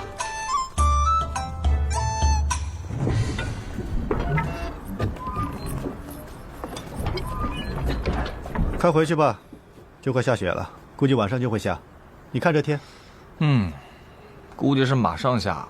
你呢？不回去啊？我还当值呢，以为和你一样。你，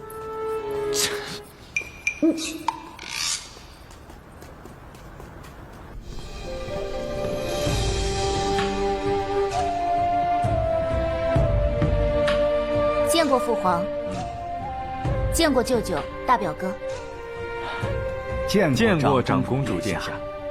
坐下说。今日你舅舅和冲儿特意过来看你。宁安这是完全长大了，已经落落大方了，你的婚事也该提上日程了。多谢舅舅记挂，但此事还不着急。陛下，冲儿和宁安自幼一起长大，如今也是郎才女貌，实乃佳偶天成。臣斗胆，还请陛下尽早为两个孩子赐婚。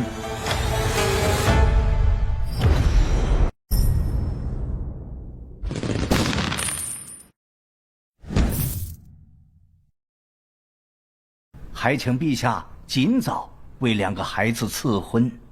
父皇，女儿现在还不想嫁人。胡说，怎么能不嫁人呢？父皇，现在四子还小，母后还需要照顾四子，再加上她现在身体大不如前，外面的事情都是女儿在打理的。表妹，你我自幼青梅竹马，你放心，姑母的安康我定然放在心上。是啊，宁安，舅舅家里你也熟悉的。可宁安的意思是不同意。表妹，要不然这里就先让陛下和父亲先谈，我们出去走一走。好久没有逛过御花园，不是吗？不去了，我今天早上去过了，没什么意思。最近我挺忙的，就是想要休息一天，哪儿都不想去。宁安近日确实辛劳，此事也不急于一时啊。既然殿下已经累了，那我父子二人就先去拜见一下皇后娘娘，先行告退了。去吧，你们兄妹也许久未见了。是。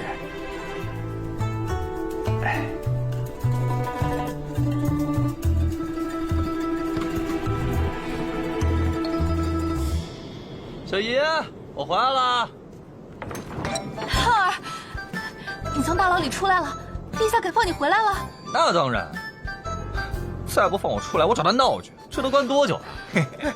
公子，你回来了啊！你坐牢之前交代我做的那个炉子，我做好了。好，走走，看看去。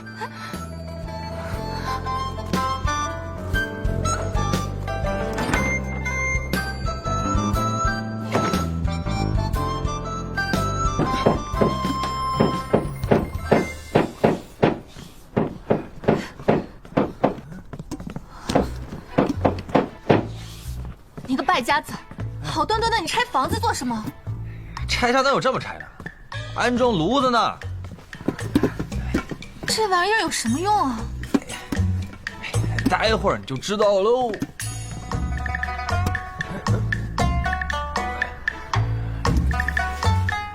王管家，把我那个柴火跟水壶给我拿来。好嘞。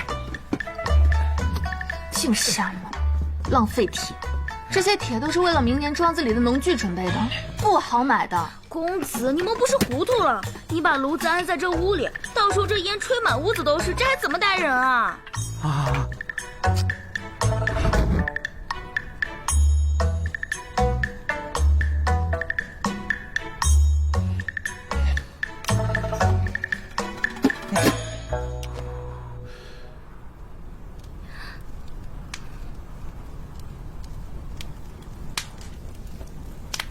哎，怎么没有烟冒出来？瞧见了吧，没烟的，而且还不会有毒。这管子是通到外面的。不信，你去窗外看看。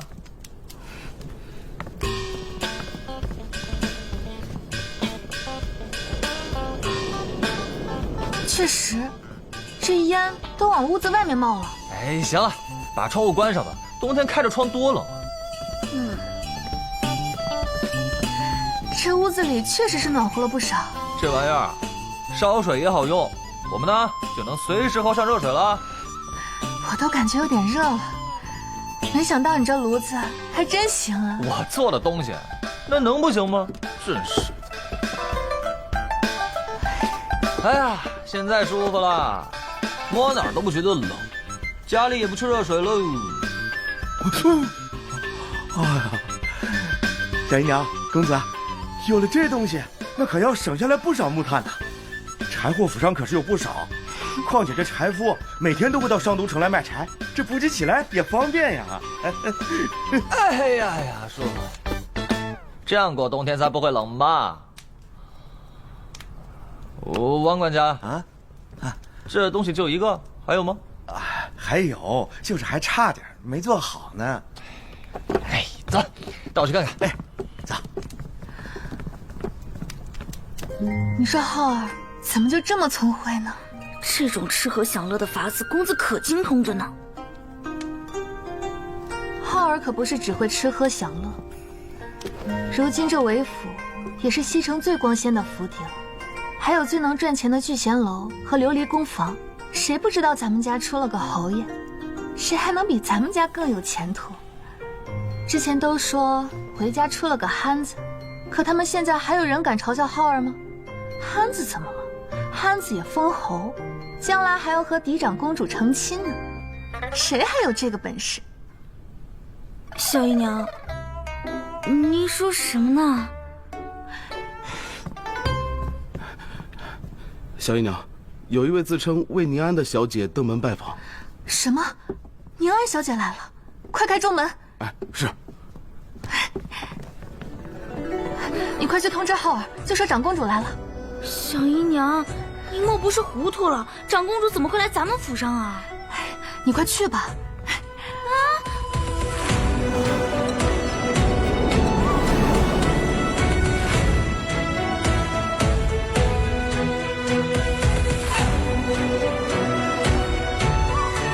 小女见过长公主殿下。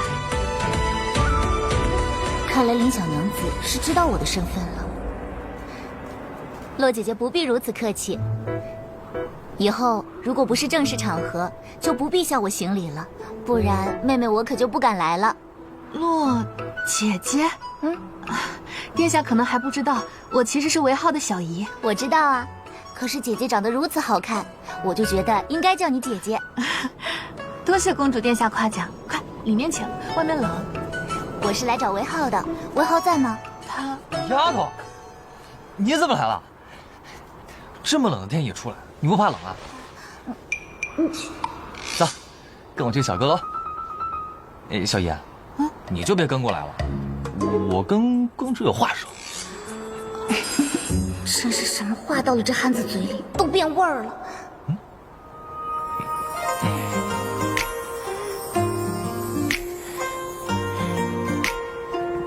戒烟我是傻大汉，于是只会摆手指来掐算，摇头的傻的真可怜，叹气走开。你手怎么那么暖啊？登徒子，我有手炉呢。什么话？你是我媳妇儿，我牵手怎么就成登徒子了？有个手炉了不起啊？行。这屋里才叫暖和。这里为何如此暖和？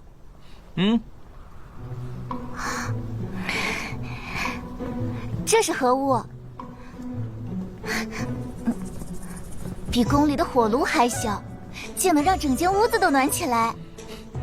这是暖炉，冬天在家里放上这个，特别暖和。暖炉？嗯，真好，这样以后就不用在屋子里穿这么厚重的衣服了。喜欢啊？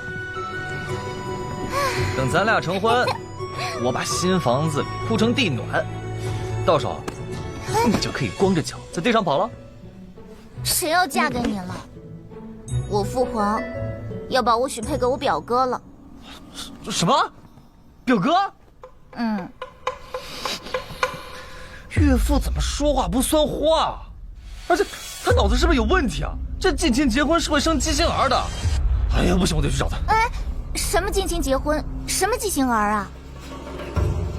这个，就是你跟你亲戚结婚，如果3代以内有关系，那就很容易生出弱智、缺胳膊少腿，甚至是根本生不出来的，在娘胎里面就出问题了，会导致难产的。岳父怎么把你往火坑里面推啊？瞎说，怎么会有这种情况啊？这种亲上加亲的事情，我们这儿到处都是的。那你去查一下不就知道了？你一查，这多少孩子活都活不成。你说的可是真的？哎呀，这事儿我骗你干嘛呀？你表哥叫什么？我不能把他的名字告诉你，但他这人确实讨厌。他以为我不知道，他总去画坊，院子里还有几个通房丫鬟，是他的小妾，大我7、8岁，还想要跟我成亲。这不就是渣男吗？比我都渣！你把地址给我，我非得打他一顿不可。替你消消气。给我消气？我当然更气了，敢惦记我的媳妇儿。等下，你表哥是你母亲的兄弟的儿子。哎呀，那我打岳母的侄儿，岳母，我蒙面去，行了吧？出息！你就这点胆量啊？我韦浩怕过谁啊？那你是我的底线，我蒙面那是不想让岳母为难嘛。你知道就好，我也不想让我父皇和母后为难，但我知道，他们都是站在你这边的。啊？真的？嗯。看来我平时这一声声岳父岳母也不是白叫的。松开！韦浩，一点都不想要了是吧？打不着。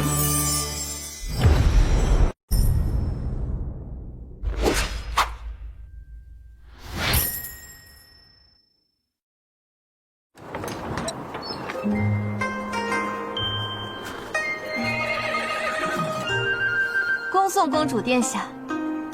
洛姐姐，这次打扰了。姐姐，差半了吧？无妨。公主殿下，你以后如果有空的话，可以常来。好的，那今后免不了要多打扰了。这么有礼数的吗？丫头，你这样子太假了。这是礼仪，真是。慢走啊。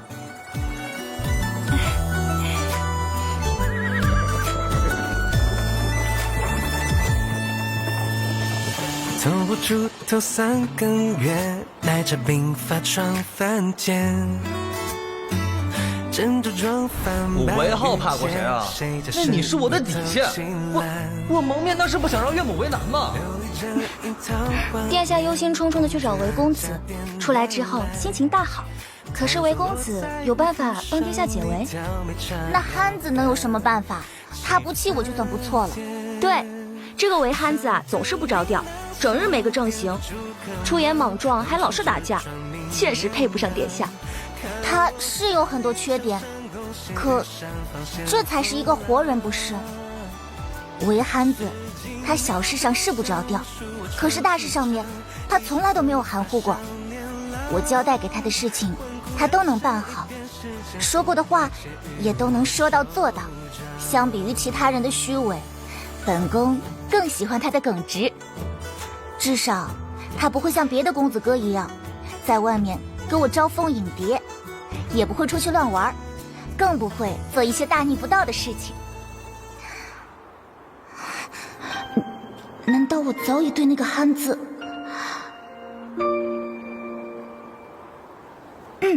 你派人去民部调查一下，所有关于堂兄妹、表兄妹近亲成婚之后，孩子是不是会有畸形的问题，然后把所有的文书都拿来给我。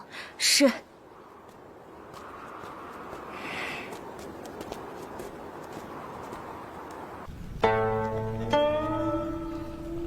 陛下驾到！在为宁安的事忧心。大哥为了冲儿的事，日日过来请安。宁安的事，朕之前确实中意过长孙冲。论亲疏呢，他是你亲侄子，知根知底，断不会委屈了我们的女儿。若是之前，朕肯定是不会犹豫的。但是现在，突然多了一个喊朕岳父的憨子，浩儿的确是个好孩子。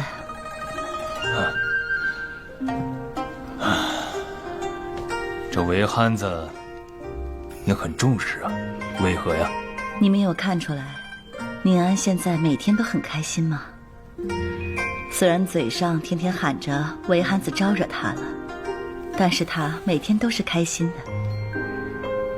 之前在宫里面，虽然也有很多玩伴，但臣妾从未见他如此开心过。加之陛下你一直想跟世家那边联姻，世家一直没有同意。韦浩这边现在的确是个突破口。这次流离的事，可见浩儿不怕世家的人，就连韦家的利益，他处理的也不像那些抱团的世家子弟。而且之前他也说过，他愿意娶宁安，甚至愿意把公房全部的份额都给宁安。你想想看，如果对宁安不是真心的，他会付出如此大的代价。他和宁安交往，朕不反对。一是他现在也是个侯爷了，也说得过去，再加上你说的世家，完全可以。但要说他有能护住宁安的本事，朕倒觉得，更何况这门亲事还涉及到你娘家、长孙家。宁安和冲儿两家一直都是默认的，朕倒是没什么，就怕大舅哥让你为难。陛下不必顾虑我，妾身是真的喜欢韦浩这孩子，把宁安嫁给他，我放心。算了，此事不急于一时定夺。不过你的想法，朕大抵有数了。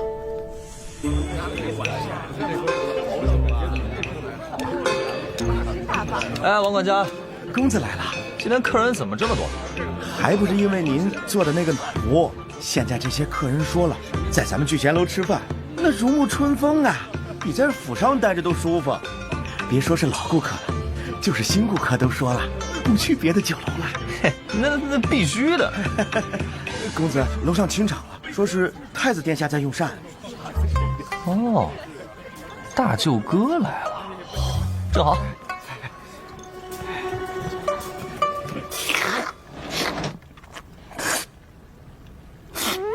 韦东家，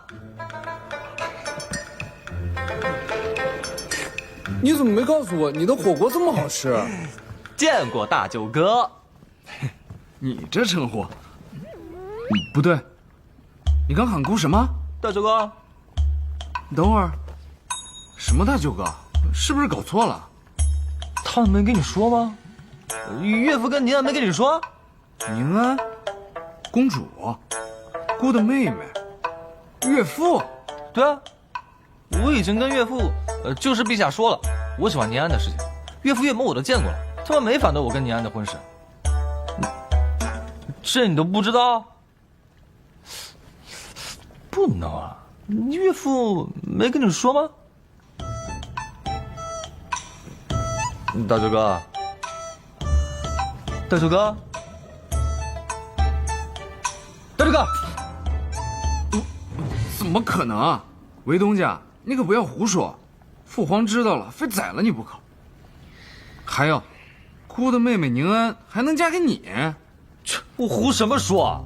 我天天叫岳父岳母，那是岳父岳母认可的。殿下，你殿下，姑不是说了，没事不要来打扰姑。殿下，皇后娘娘派人传话，说是请您和韦侯爷前往凤鸾殿用膳。哦，好，你跟岳母说一声，我一定来。是，韦侯爷。不是，是真的啊。哦，对了，我上次跟岳母说了，这次见岳母要带礼物。这到吃饭，我两手还空空的。大舅哥，我不跟你说了，我先走了。哎，等一下，韦浩，你都没说清楚呢。回头说，我去给岳母拿东西去。你先回凤鸾殿吧，记得帮我说一声啊。拍岳母的马屁才是正经事，只要岳母的马屁拍得好，那以后就是给自己弄了个巨大的靠山呢。儿臣给父皇母后请安。怎么就你一个人？韦浩呢？他说给您拿什么礼物去了，说是上回答应的。这孩子，下次一起带来也是可以的。拿什么礼物？这个儿臣就不知道了。父皇，母后，儿臣有个事情没搞明白。妹妹和韦浩那事儿是真的吗？他一直管儿臣叫大舅哥，儿臣怎么说都不管用。他叫你大舅哥算什么？他还称朕为岳父呢。行了，就这样吧，他是不会听你劝的。那不是，这是真的。你这个做皇兄的，妹妹的事情一点也不关心。不是，母后，儿臣哪有不关心？只是最近不是太忙了吗？天天又要看奏章，只是儿臣做梦也没想到，宁安会喜欢那韦憨子。父皇，母后。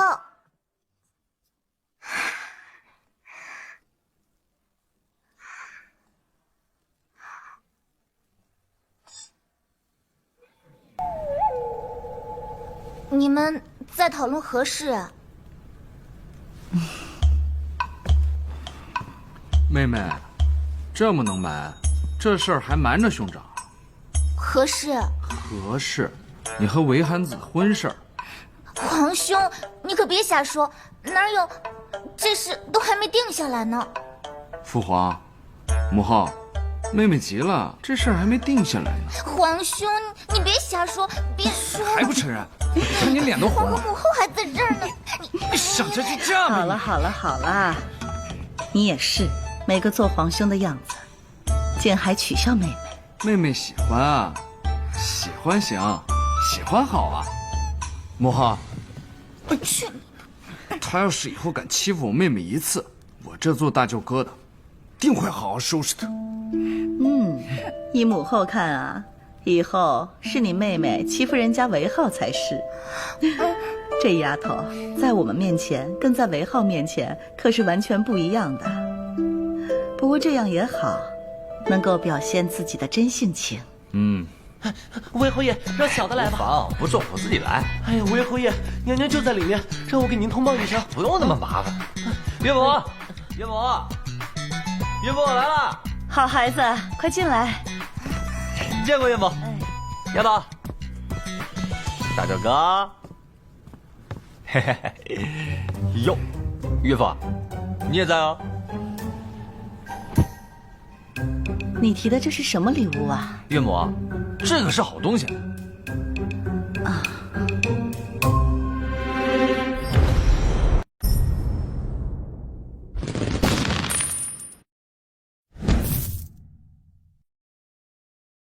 岳母，你往常是不是大部分时间都在这儿啊？是啊，怎么了，浩儿？哎，行，你们谈着，我去装个东西。你们这也太冷了。这孩子真是的。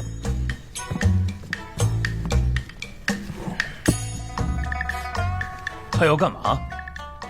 不知道。父皇，这个很好用的，您一会儿就知道了。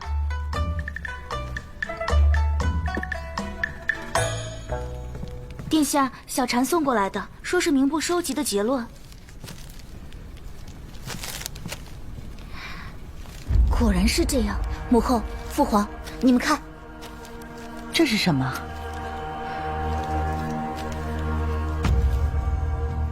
这上面说，近亲成婚会容易生出有问题的孩子，而且还容易胎死腹中。这是真的，岳母。是韦憨子告诉我的。儿臣一开始还不相信，让民部去调查统计了，没想到真是这样。500家近亲结婚的人家，其中夭折过1个孩子的就有300多家，胎死腹中的孩子更多，而且出生以后就有问题的孩子也有100多个。怎么会这样？民部肯定没有查多少女子为此难产而死。难产而死？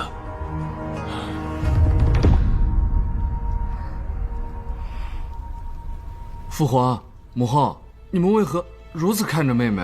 你舅舅想让宁安嫁给长孙冲。长孙冲？如果真是调查的这样，万万不可啊！父皇。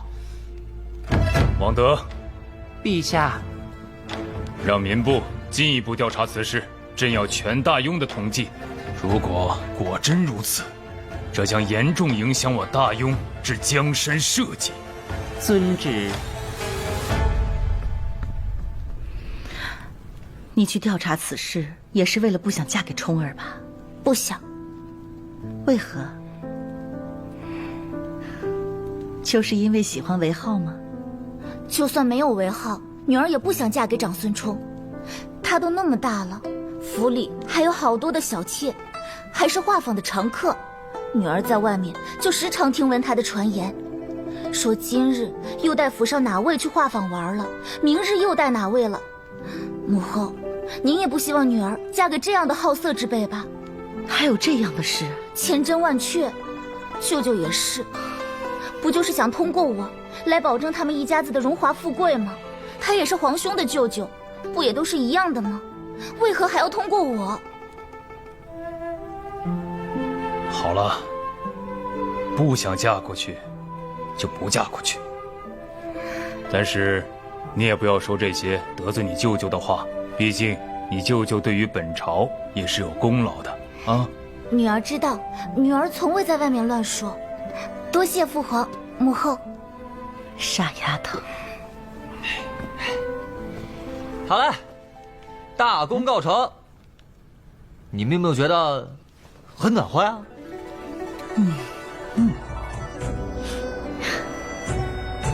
是暖和了些。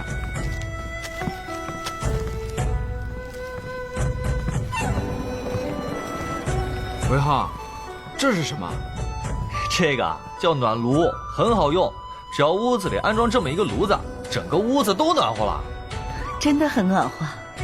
岳母，这个是不会冒烟的，所以不用担心呛烟，更不用担心碳毒。我在家已经实验一番了。嘿，对了，这个管子呢是通到外面去的，让宫女注意一些，千万别堵住，要不然就烧不着了。这个底下用的是木柴，木柴可比炭火便宜多了。好。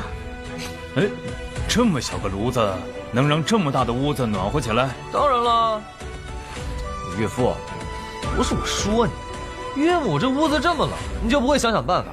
你也不行啊！这韦憨子，你没事儿，说我父皇不行干嘛？岳父，你瞧瞧，岳母平时都是自己一个人，有时还要带那么多孩子，你也不知道想想办法。是真不想让这儿暖和吗？外面的天气本来就冷，朕的甘露殿也是冷，到了晚上睡觉更冷。哎，满朝文武想不出一个办法，我一来，就想到办法了。丫头，外面还有一个，一会儿去你那儿装啊。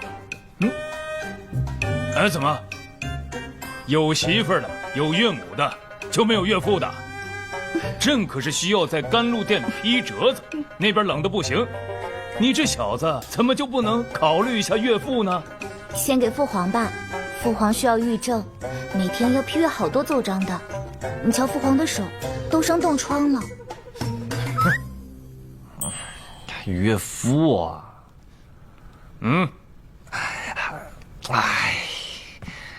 我家里没铁了，官铁我也买不到。那，你那儿怎么办？朕有，朕给你，有多少？1000斤，有吗？有，等会儿就让人送到你们家去。那行。哎，丫头，等明天，我给你那边送过去。好了，都别站着了，去那边坐下吧。添柴的事情交给他们就可以了。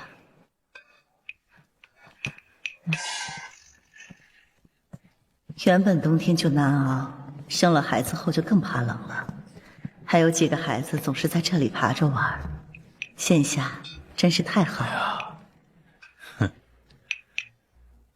韦浩啊，等会儿把甘露殿那个装上，以后朕就用这个了，真舒服，哪儿都舒服。成。韦浩，给姑爷弄一个，姑爷批奏章，平日里冻得不行。放心，1000斤铁的能弄好多个。哎，对了，岳父，我到时候直接给你10个，你看哪里需要你就装上，反正也简单。10个不够，这样，朕给你2000斤铁吧，你给朕送来20个吧。后宫的宫殿里也都需要装一个才是，还有朕的卧房也需要装一个。留俩，给你仨。岳母，以后你遇到困难了，你就找我，我给你想办法。岳父，我刚刚没说错吧？你作为一个皇上，这点事都搞不来，这是。韦汉子，你给朕闭嘴啊！哎，不是你这张嘴就不能不说话吗？韦浩，你真行，我真不知道你这张嘴到底是怎么把我妹妹骗到手的。骗？我骗？你问问他，你问问岳父，都是他们来骗我，我还没找他们呢，他们能组团来骗我。闭嘴！没事提这个干嘛？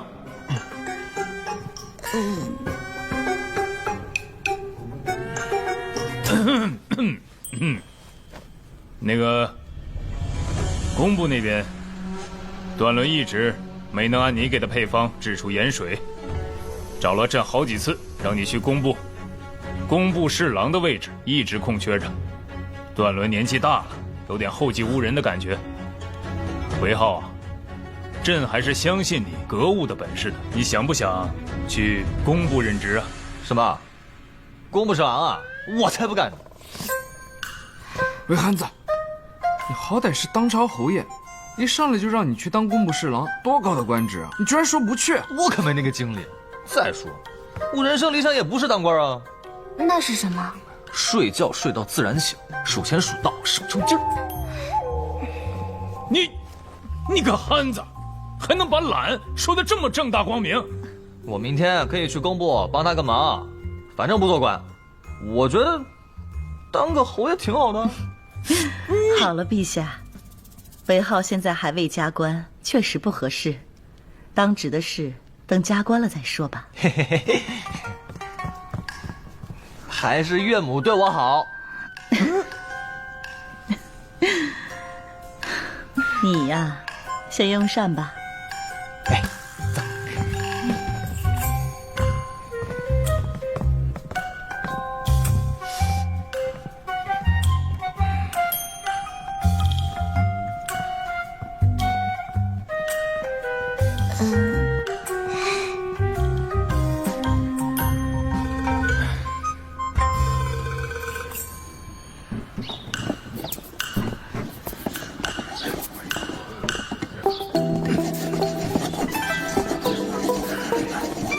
错工了，工部这么穷吗？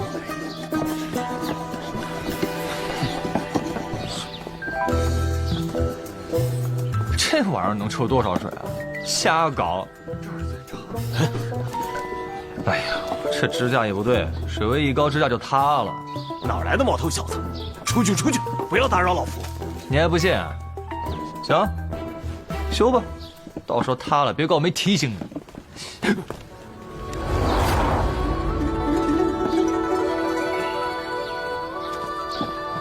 你这什么玩意儿？吓我一跳！什么玩意儿？工程车？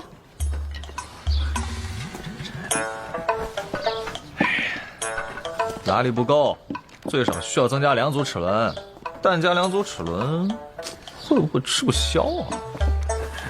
去，走开！嘿，我来指导你们，你们还不领情？哎呀，韦侯爷，哎呀，您可算是来了。段上说，哎，请走。那牙还是不成，杂质相比之下还是很多，但是比之前那些已经好了不少。可关键是我们做出来的盐，它没有那么细呀。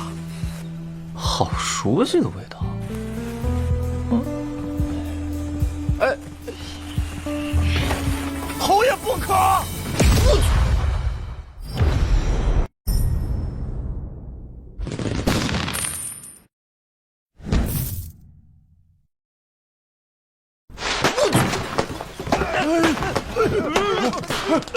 侯爷，侯爷，侯爷，你没事吧？他没事。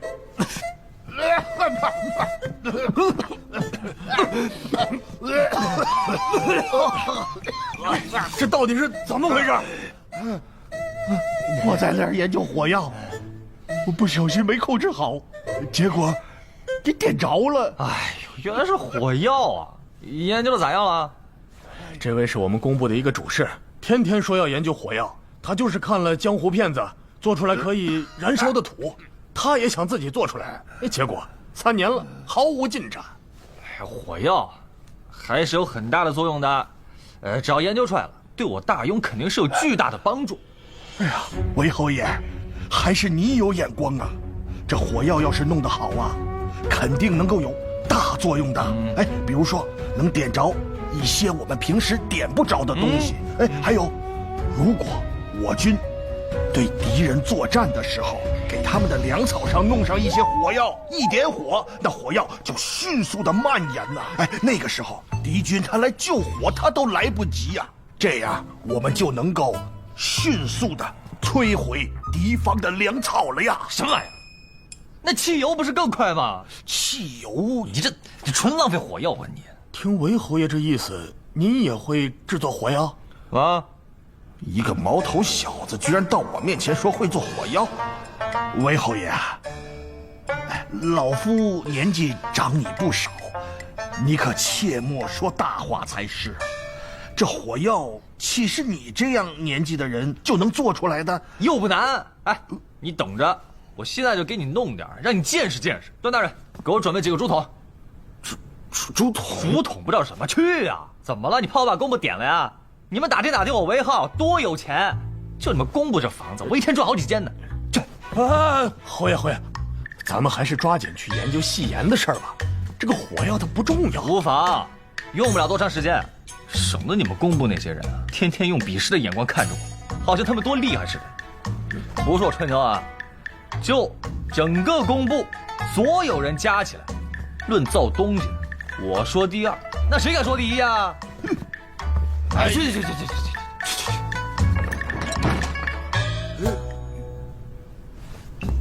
难怪陛下说这个韦憨子说话从来不经大脑，说的那话能气死人，不知道得罪了多少人。这是近亲成婚？陛下，我家也如此情况。以前不知道为啥，没想到是。陛下，此事需重视才是。如果是真的，一定要严抓此事。我大庸人口本来就少，之前战乱，不知多少人丢了性命。如今大庸稍微安稳了一些，正是需要繁衍人口才是。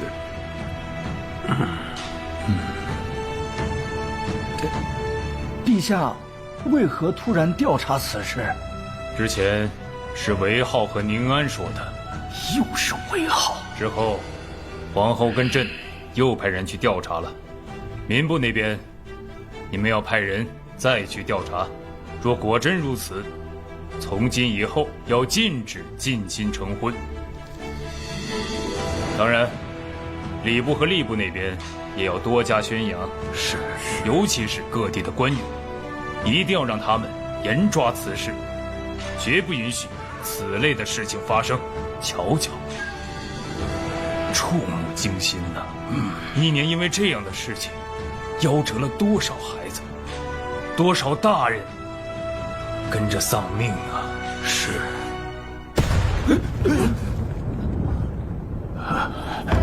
来人！陛下，可知是什么地方传来的声响？回陛下，听声音像是从工部那边传过来的。陛下，让老臣去看看。好。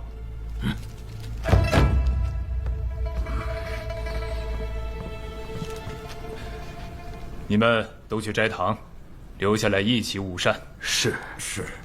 福记，你留一下。哎。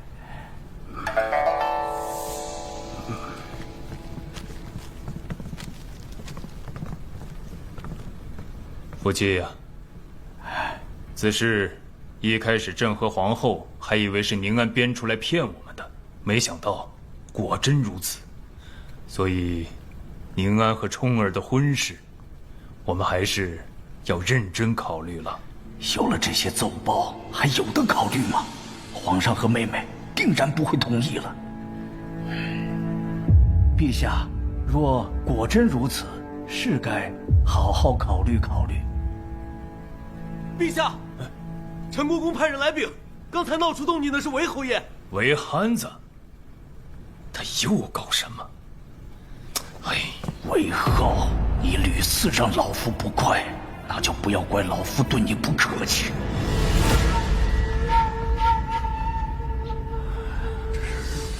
各位大人，韦浩，这是怎么回事啊？哎呦，岳，还不能叫吗？不是出了牢就能叫了吗？不能。哦，陛下，我今天不是去工部看研吗？就顺便帮工部调制了一下火药，因为第一次实验，所以就多放了那么一点点。啊，如此说来，这动静是你闹出来的啊？陛下，这韦浩惊扰圣驾，微臣以为应当严惩。你哪位啊？韦浩，这是长孙上书，不可无礼。长孙冲的爹？哦，舅舅啊！什么舅舅？你不就是那个儿子想娶宁安的那个舅舅吗？受死！你竟敢！真是你！那我就得给你说道了。韦憨子，陛下，陛下，韦侯爷刚才帮助工部调制火药，这火药的威力巨大，若用在军队之上，那我们大庸军队的实力将如虎添翼，至少能减少70%的伤亡啊！这个东西这么有用啊！韦浩，这个药到底怎么回事？陛下，我们已经在工部实验了，不小心炸了座房子，威力绝对没问题。对，韦侯爷所言不假，工部之人呐，人人都可以见证，这火药威力实属惊人，把他们都给震惊到了。这还只是粗制的火药，等我提纯了，我估计城墙都能给它炸了。什么？炸城墙？韦浩，休要在此信口雌黄。是骡子是马，拉出来溜溜。各位要是不信的话，我当场就可以展示火药的威力。陛下，老臣刚才听那工部的爆然之声，如同这雷霆一般。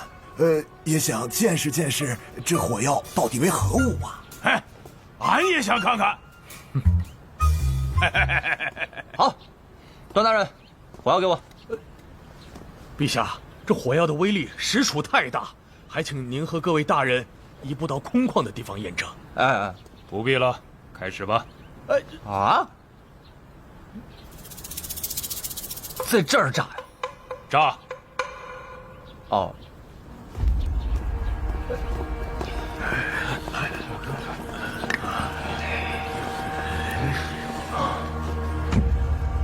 哎，陛下，这火药的威力很大，你们还是离得远些比较好。这还不够远吗？不够，一会儿还有七浪呢。哎，退后。陛下，龙体重要，还请上面观看为好。好。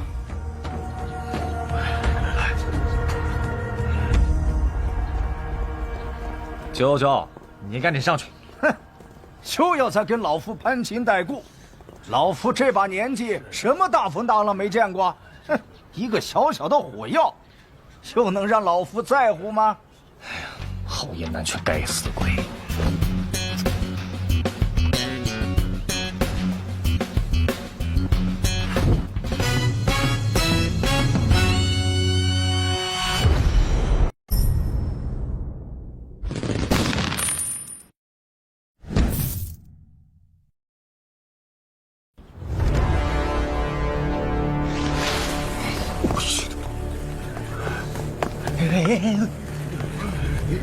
胆小鼠辈！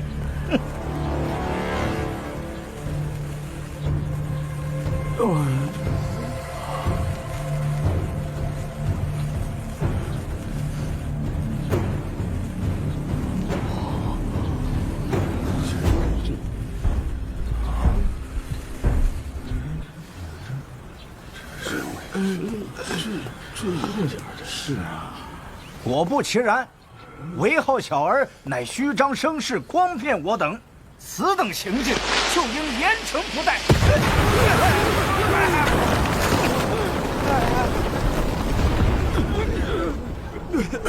陛下，陛下！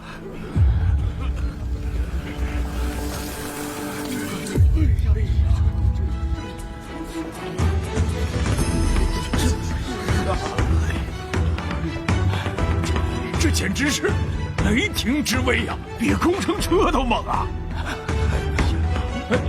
父亲，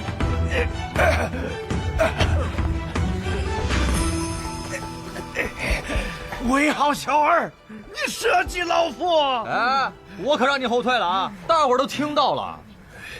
对，韦慧刚才确实劝了。陛下，长孙大人好像受伤了。快，请太医送府姬下去休息。是。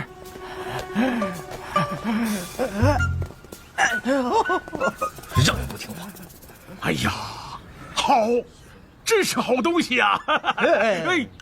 老夫喜欢的很呐。怎么样，震撼吧？就这么个东西，就有这样的威力，哎，你是怎么弄出来的？再说了，这个竹筒里面到底装了什么呀？火药啊！这位叔叔，要不我帮你身上试试？汉子，胡闹！那个还有，这火药对大庸至关重要，你可切勿泄露出去。哎，必须的。给朕看看。哎，陛下，你龙体金贵，玩这个不合适，我替你看看。哎，走了。去远点啊！你们跑远点啊！哎，你别在手上点啊！哎！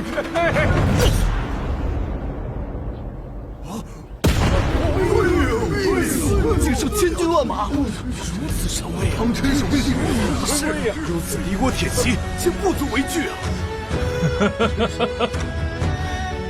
美哉，壮哉！朕仿佛看见我大庸铁骑驰骋疆场，轻而易举炸平要塞，横扫天下的气势啊！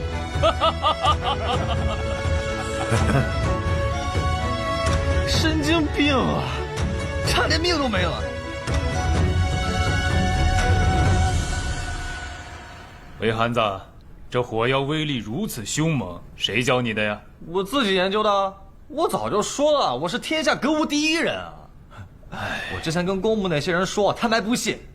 不是我吹啊，就那些工部人加起来都不是我一根手指头。就他们。行了，你这爱吹牛也是个毛病。我吹牛？那你问问你们工部的人，知道火药怎么用吗？啊？就光对付敌人，就有多少种用法呀？今天不是演示了吗？就那么些用处，无非就是扎着城墙，吓吓敌人。如果用在战场上，就是这些作用。至于对付敌人，还要靠步骑工兵。无知！你再说一遍试试。你还说我不学无术呢？我说什么了？哎，岳父，你看。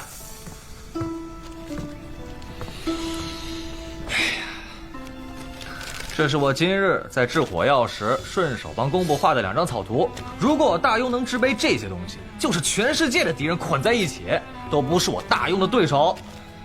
你就让工部照着做就是了。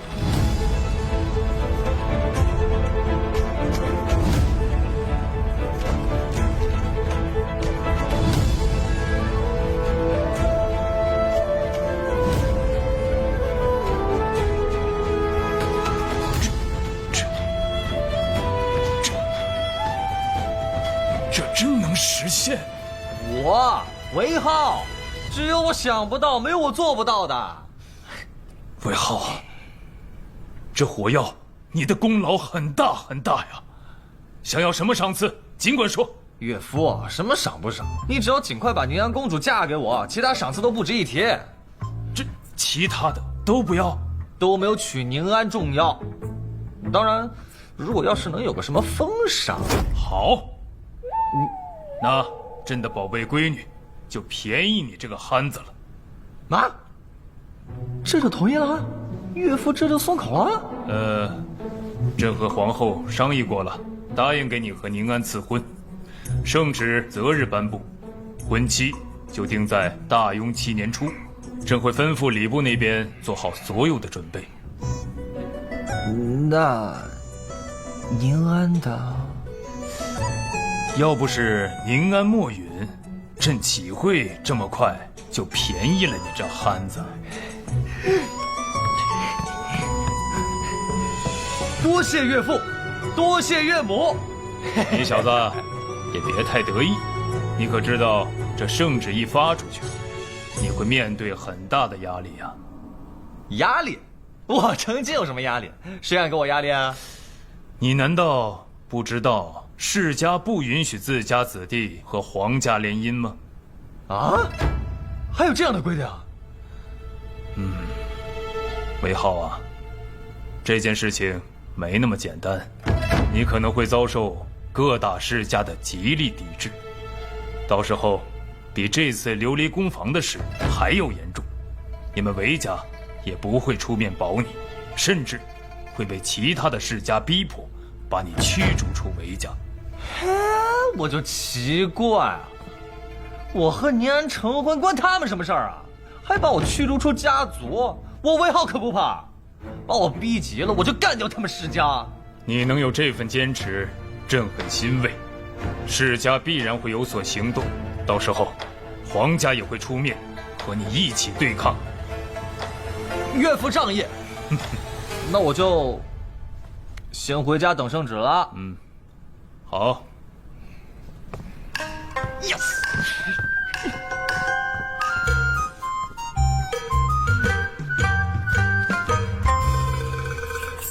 奉天承运，皇帝诏曰：韦世子韦浩，天资卓绝，心思巧慧，朕深嘉许。宝清长公主聪慧明达，心怀社稷，安定民生，其贤德远见，朝野称颂。二人德业相契，心意相合，实乃天作之合。朕特下此诏，赐韦浩与宝清长公主缔结婚约，则即日传婚，钦此。谢陛下。韦家竟敢与皇家联姻，简直挑战我等世家底线！哼，韦家何惧？崔兄弟已经有了应对之法，走，走。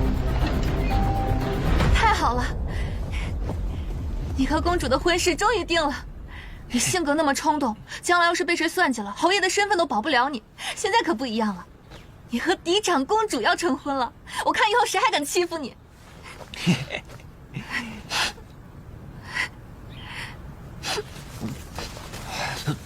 小英怎么还哭了？我才没有呢！你现在婚事已经定了，我要赶快去给姐姐姐夫去信，让他们都回来。谢谢小姨这么多年照顾我，等我结婚了，你就可以去享幸福啦。浩儿，你要赶我走吗？啊？我不是这个意思啊！我从来就没有想过小姨你会离开我啊！公子，你可真不会心疼人。小姨娘当年为了你，那不知道拒绝了多少门婚事，至今尚未婚配。你可曾过问过？哦，哎，你看看我，以后你看上哪家公子了，我帮你搞定。嗯，你果然是想赶我走。不是，我从头到尾都没有要赶你走的意思，我还想着新房装修好了把你接过去一块儿住呢。瞎说什么呢？你和公主的府邸，我过去像什么样子？那怎么了？你若一直不嫁，我养你。你这个臭小子，你说谁嫁不出去呢？是不是我嫁不出去？你说谁嫁不出去呢？你再说一次，你再说一次。小姨娘，小姨娘，族长那边派人传话，说请您过去一趟。果然，世家这一关还是得过。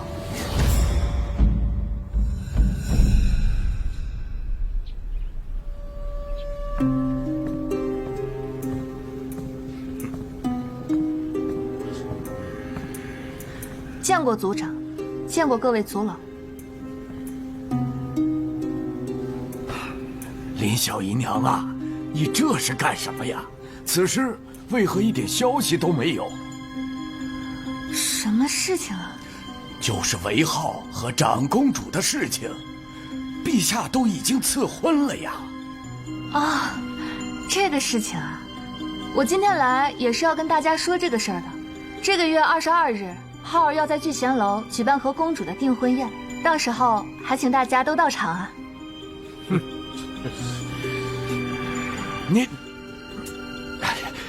你难道不知道我们世家之间的约定吗？不能娶陛下的公主，不能和皇家联姻呐。啊，这个事没人跟我说过呀。也难怪，我一个弱女子，这么多年各位族老也没有对我正眼相待过，族长更是将我和浩儿赶了出去，这不知道也是应该的，这也是小事。但是浩儿要和公主成亲这事，可是好事，是吧？哼，好事儿！你们破坏了我们史家几十年的盟约，还是好事？这个责任，你承担得起吗？就是。这话就严重了吧？世家的关系，什么时候要靠这样的约定了？再说了，浩儿的婚事与你何干？你在这说三道四的，算怎么回事？这是韦家的事，什么时候轮得到你来指责了？韦族长，这就是你们韦家的子弟不成？我姓林，严格来说，算不上韦家的子弟。林小姨娘啊，兹事体大，韦芙蓉不在，让你当家，你不要不当做一回事啊！一件小小的亲事，就被你们说的这样严重。浩儿要和谁成婚，那是我们的家事，这个你们也要管吗？这算是哪门子的道理？你好，那出了事情，你家承担得起吗？能出什么事情？又关我们家什么事？是你们非要搞事情。反正我林洛今天就把话放着，浩儿要和谁成亲，你们敢来搅和试试？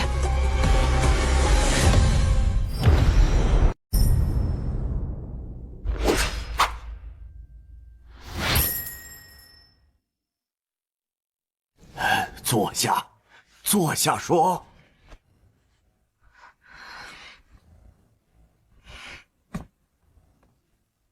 林小姨娘啊，你这样做啊，只会害我们韦家陷入危险的境地。你不能因为这桩婚事就毁了我们整个韦家的前程啊！韦族长，像韦浩这样大逆不道的子弟，你们韦家还不驱除？你们有什么意见，就拿出一个章程出来，需要我们韦家怎么处理？现在事情已经发生了，大家都不愿意看见。哎呀，你们继续这样咄咄逼人也不是办法。终归还是要解决的。此事我们还要问族长的意思。不过，韦浩如果能够退婚，此事我就当做过去了，不予追究。不可能！你说什么？那我们就先告辞了。还希望你们韦家处理妥善，否则韦族长，你应该知道我们会怎么对待你们那些韦家族人。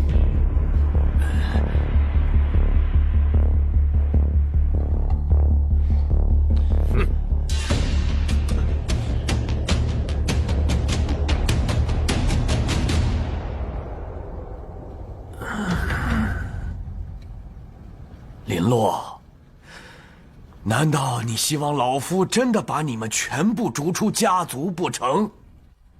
你可要想清楚啊！无碍，反正我和浩儿已经搬出去了，跟被逐出家族也没什么区别了。此事你还是慎重一些才是啊！还慎重什么？姐夫的8个姐姐，还有浩儿的8个姐姐，就是因为听了你们的劝，嫁给这些世家的偏远旁支，日子过得清贫不说，我们连照应都照应不上，想要探个亲还要去巴蜀，一来一回就是1年有余，还不如嫁在上都呢。还慎重，反正你们这次谁劝都没有用。你难道不知道这件事万一让其他家族的人不满意，韦浩的那些姐姐姑姑们可能会被全部休掉啊！什么？简直无耻！这个也不是不可能的，毕竟韦浩违反了世家的约定在先。韦族长，这些世家就是这样办事情的吗？一点道理都不讲。难怪浩儿对世家一点好感都没有。回去好好跟韦浩说，不能因为他要娶妻，就让自家的那些女妻全部被休啊！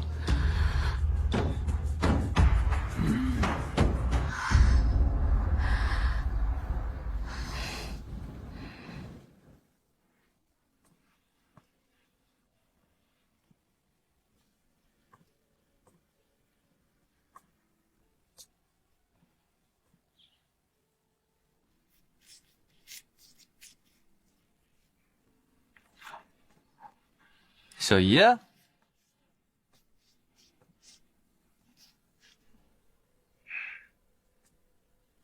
有啥？我刚刚去了族长那边，世家对于你要和长公主定亲的事非常的不满。浩儿，这个事情你可要考虑清楚才是。关他们什么事儿？你不用搭理他。是不关他们的事，不过如果你不退婚的话，那么你的那些姐姐们极有可能会被休，包括姐夫的姐姐，你的那些姑姑都有可能被休。他们敢！浩儿，我也没想到他们会这样做，但是如果我们不退婚的话，他们真的会这么干的。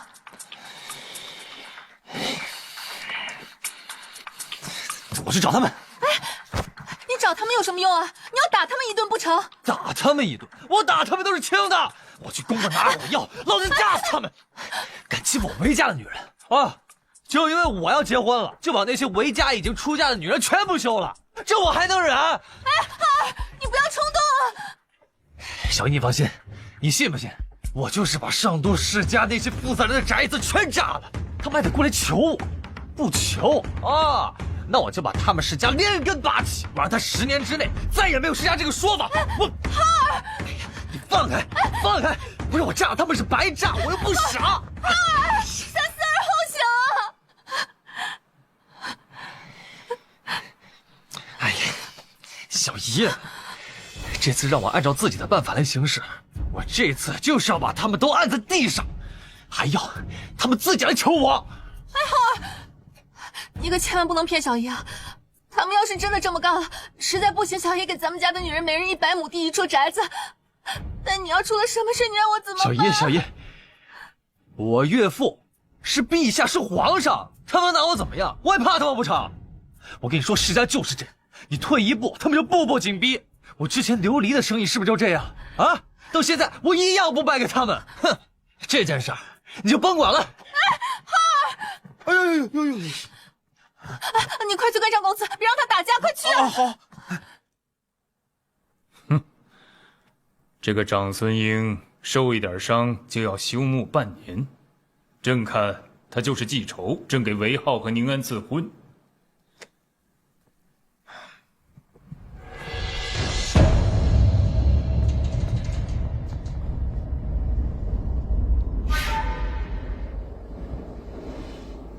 世家那边没有动韦浩吧？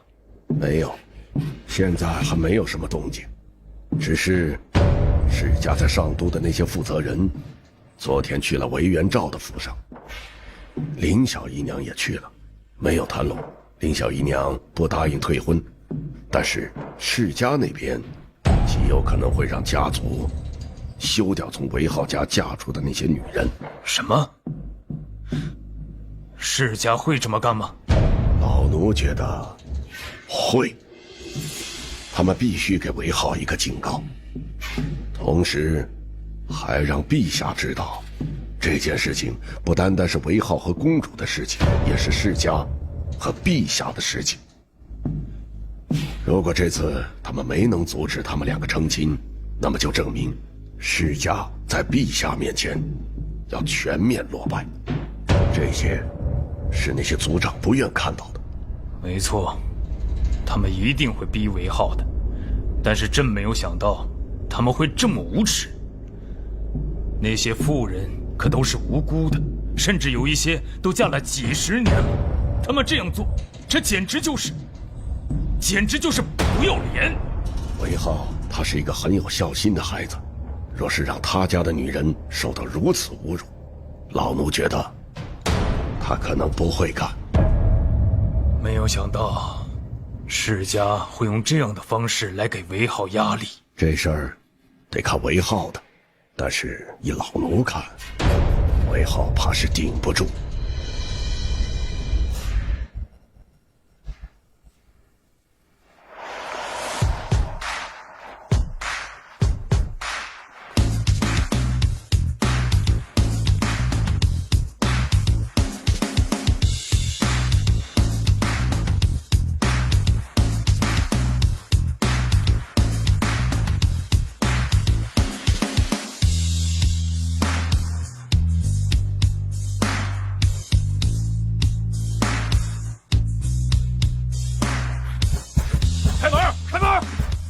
何人？我，韦侯爷。你等会儿，我去通报一下家主。通报个屁！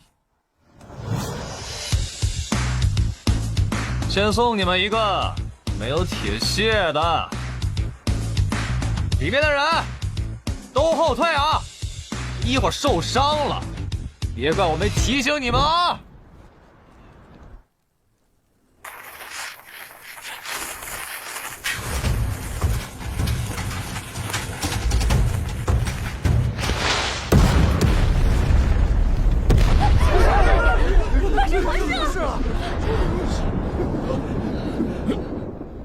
是不是工部在验火药？不是让他们在城外验吗？回禀陛下，禁卫军会去询问的。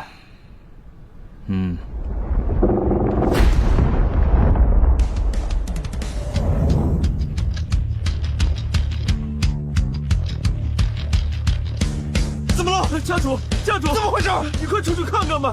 大门被……你说呀！就那个巨大的响声，大门开了。什么？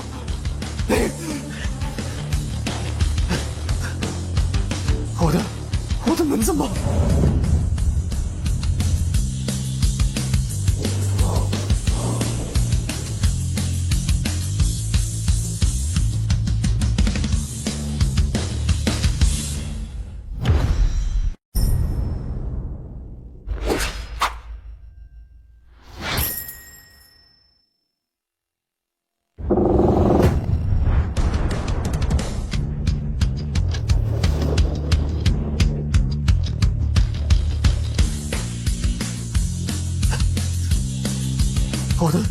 我的门怎么？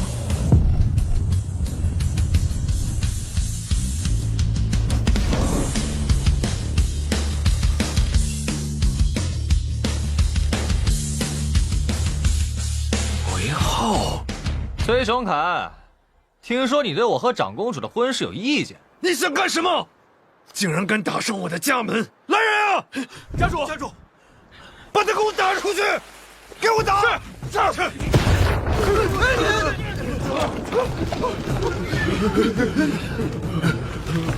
啊！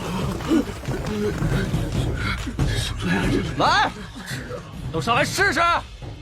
一会儿我就给你们丢人群中，看你们能活下来几个人！韦浩，你到底要干什么？你对我和长公主成亲有意见，还要休了从我韦家嫁出去的女人啊？你有没有这回事儿？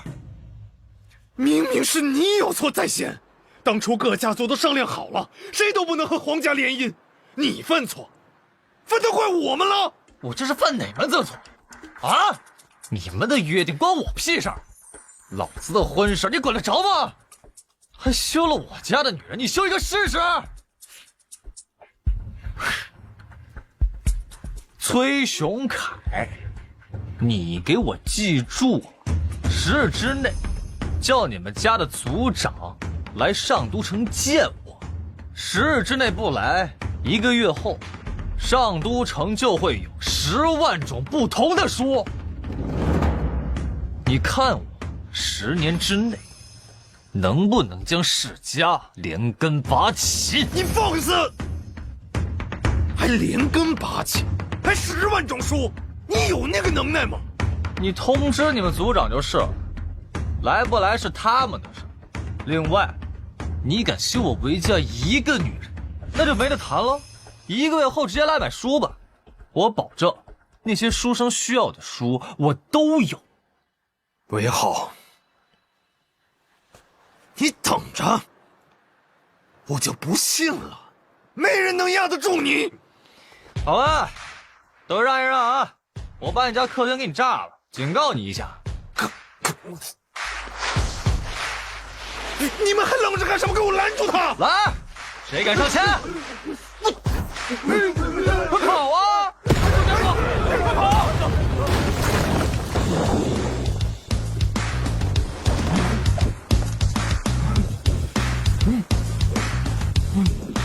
记住了啊！10日之内让你们族长来上都城见我。韦浩，老子跟你拼了！来，这个可是装铁线，绝对能够炸死你！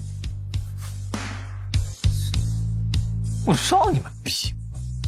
走，大家。韦浩，韦汉子！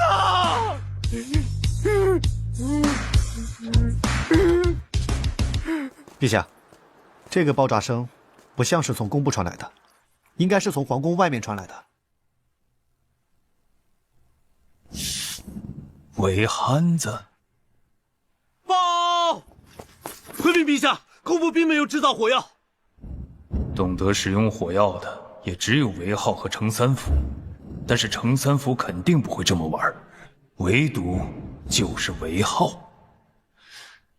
派人去看看。啊不，你亲自去，换上自己的衣服，看看到底是不是韦浩在用火药。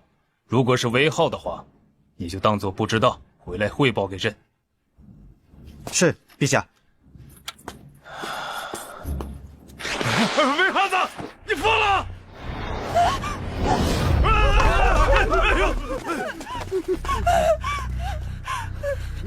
王晨，你看看你现在的样子，跟个缩头乌龟似的，还把夫人推到自己的面前，你简直不是人啊你！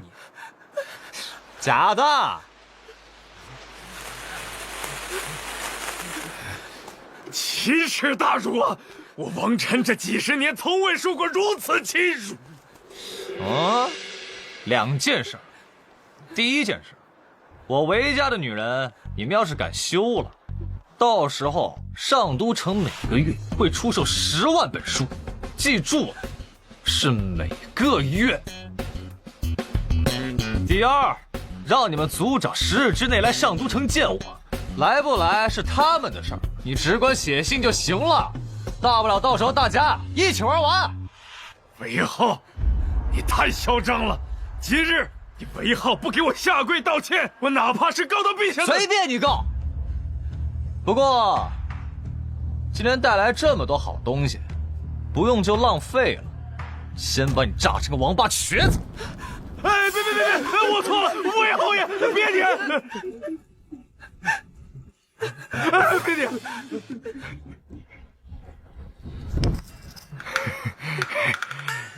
侯爷，你看有什么事儿好商量吗？你和我都是有头有脸的人物，这不至于啊！谁让你笑了？我今天就是来通知你的。韦家的女人你也敢秀？真当他们娘家没人是不是？还有，我跟谁成亲，关你什么事儿？碍着你了。这个，韦侯爷，我们之前肯定是有很深的误会，金银财宝、美女佳人，就当做是我给韦侯爷赔罪。去一边去！这韦侯爷，你看这么多人看着我呢，给我点面子。我还要赶着去下一家。我刚说的话你记住没有？自然。走。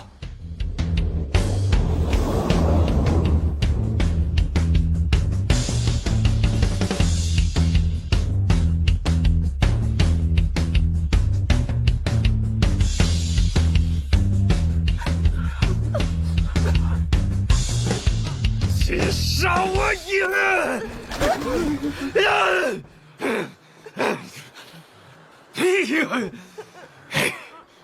这个死结是解不开了。哎呀，老天哪！我韦家怎么会出个这么个玩意儿？还炸了人家的府邸，老夫该如何跟他们交代呀？组长不好了！韦浩炸了好多世家的府邸，他马上直奔我们而来啊！韦汉子来这里干什么？快打开大门！快打开大门！快！韦汉子，你疯了！你韦家的祖宅你也炸，老夫最近可没有惹你啊！韦侯爷，咱们可都是本家呀，用得着这么炸吗？你懂什么？组长，我这可是在帮你啊！其他家族的大门我都炸完了，你家的不炸，他们不来烦死你。现在你家大门炸了，你就清静了。我估计他们不会来找你。韦浩，老夫饶不了你。那我去炸客厅了。别！这个客厅可是保存了100多年的老物件，你炸了，老夫跟你没完。那你倒是叫他们过来拦我呀！快拦住他！拦住这个不孝子！成，不炸就不炸。回头我让小姨给你送10万钱，你们自己收啊。1万块钱，少1文钱，我派人去拆了你家大门。拜拜。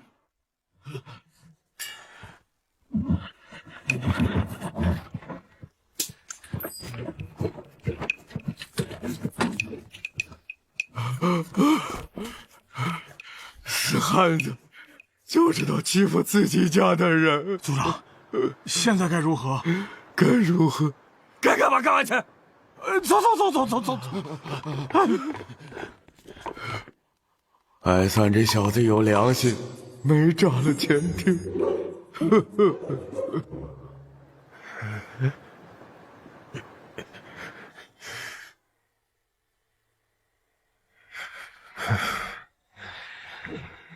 不行，得找他韦元照要个说法。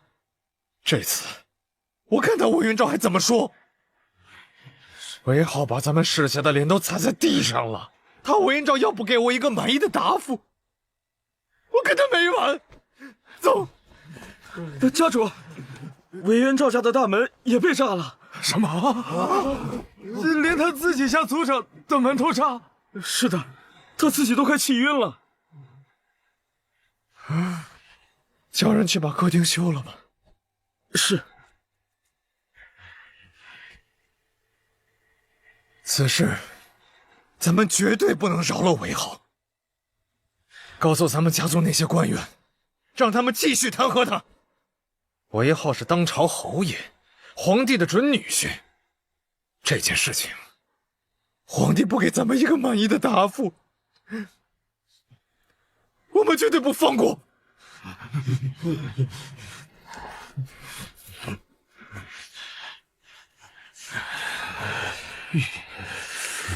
什么？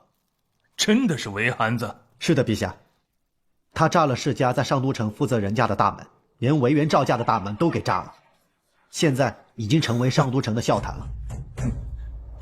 这小子从哪儿搞的火药？回陛下，这个臣就不清楚了。估计是他自己配出来的吧？他可是有配方的。陛下，这个事情，世家定然会弹劾韦浩，要如何处理呢？处理？为何要处理？啊？炸就炸了。这样都没事？陛下是有多宠韦憨子啊？陛下，这些都是御史大夫刚送来的，说都是弹劾韦侯爷的。放那儿。是。韦浩炸了那些世家的大门，朕很痛快，还让朕处理韦浩。这个女婿那可是干了朕一直想干的事，朕还能真的处理他？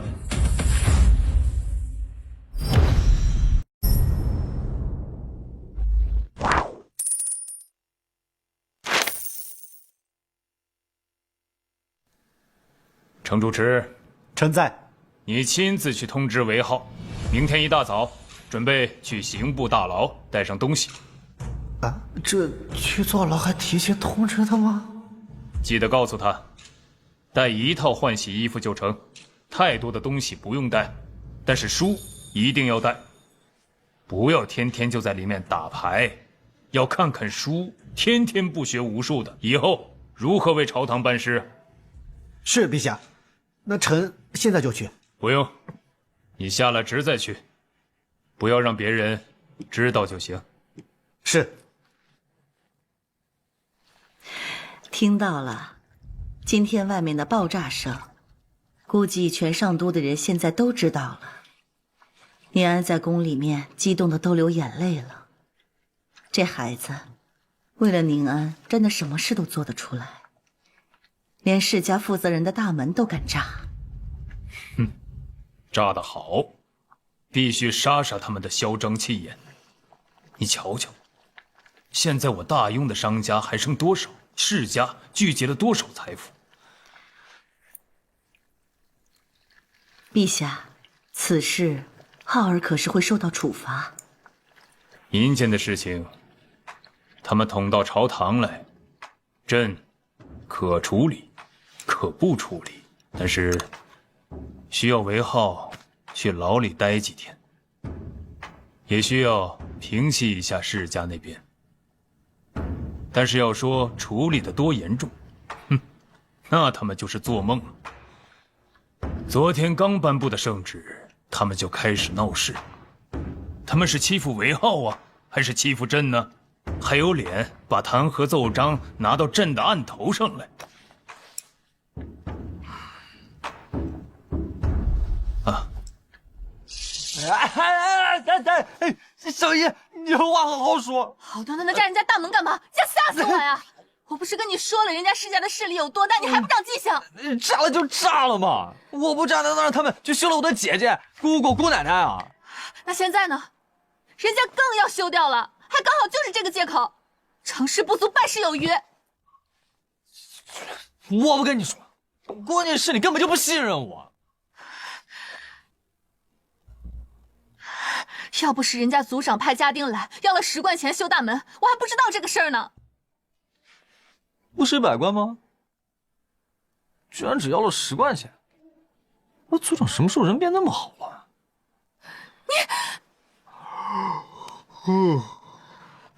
你现在犯了这么大的错，陛下和皇后娘娘那怎么说？妈，他们让城主迟来说了，说我配合一下，坐几天牢就可以。小姨，你帮我把牢里用的东西都再准备一下啊！我困了，我先去睡了。怎么又要坐牢？韦侯爷，我没花眼吧？您才出去几天呢？怎么又来了？哎，还是我那房间吧，走。不是侯爷，您这次又是因为什么呀？这你都不知道？你昨天没听见那爆炸声啊？听到了。那我弄的。啊？不是侯爷，您这他是谁啊？怎么这么好的待遇啊？1年进5次刑部大牢的人，进来几天就出去了，人比人气死人呢。确定抓进去了？确定，很多人看到韦浩被刑部带走了。总算是进去了，就算他在里面有多逍遥，那也是刑部大牢。看来我们的那些弹劾奏章还是起作用了。这次倒要看看他怎么能嚣张得起来，还敢让我们的组长来见他，他以为他是谁呀？好啊，抓进去就好，让我们各家的官员继续弹劾他。这次无论如何，也要削掉他的爵位。如果能削掉侯爵，我看他怎么和长公主成亲。太嚣张了，府上的正堂还得重新装饰，这得花多少时间和钱呢？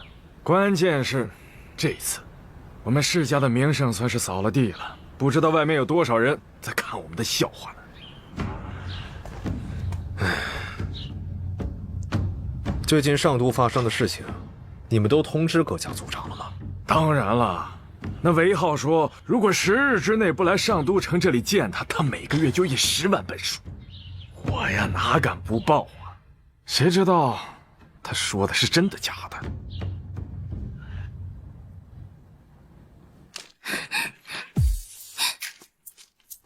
死汉子！你说你没事炸人家大门干嘛？不理他们就是了。我们成亲跟他们有什么关系啊？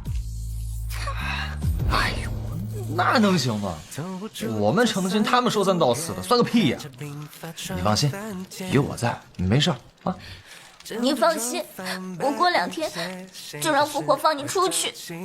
嘿，无妨，岳父说了，3、2天的事儿。那就好。如果父皇不把你放出来，我就去跟母后说，让母后替你做主。嘿嘿，还是岳母对我好。这2天没事儿，你就不要出门了。放心，他们也蹦跶不起来。遇上我，他们算是遇上对手了。他们之前敢欺负别人，你看他们敢欺负我吗？我说炸他们家大门就炸他们家大门，连他们家客厅也炸。哼，没事儿，你不用担心我，也不用担心我们的婚事。我可还有杀手锏呢，他们要真逼着我退婚，我分分钟让他们哭着喊我爷爷。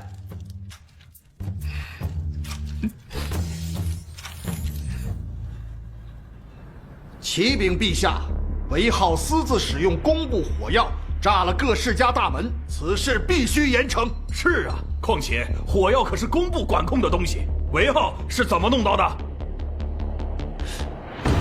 给我弄点火药。谁得罪你了？快点去准备就是。到时候你可不能对外说是我给你的成品。难道没人告诉你，这个火药是韦浩弄出来的？现在工部的配方都是韦浩给的，韦浩弄出火药来有什么奇怪的？再说了，你们一个个瞎起什么哄啊？只是一个民间打架的事情，弄到朝堂来，这像话吗？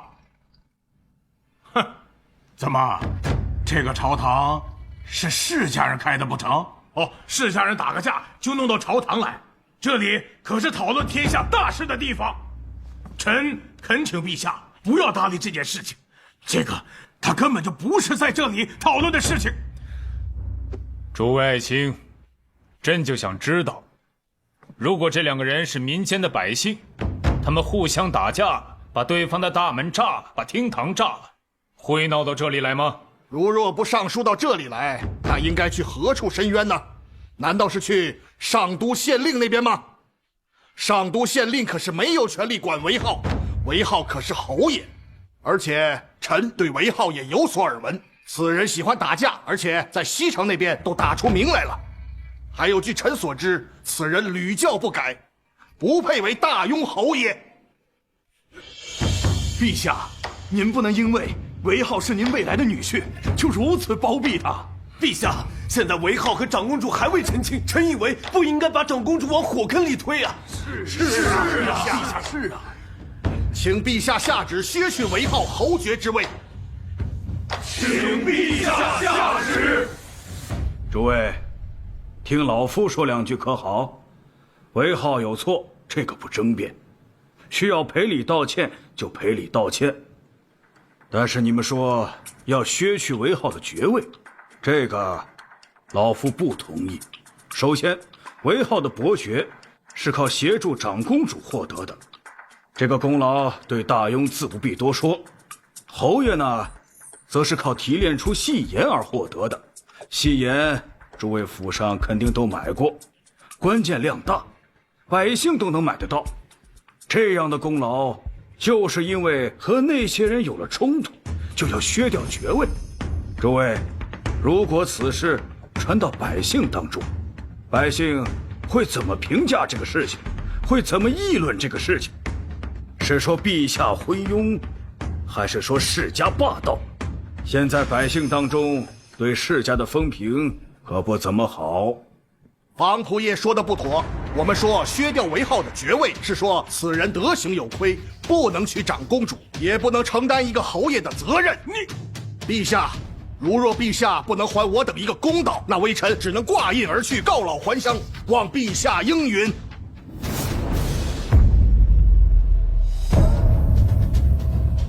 请陛下明鉴，还臣等一个公道。韦浩胆大包天，若今日不夺他侯爵以正国法，他日人人效仿，朝纲岂不乱套？陛下，若仍执意庇护，臣等唯有辞官归乡，再无颜面立于这朝堂之上。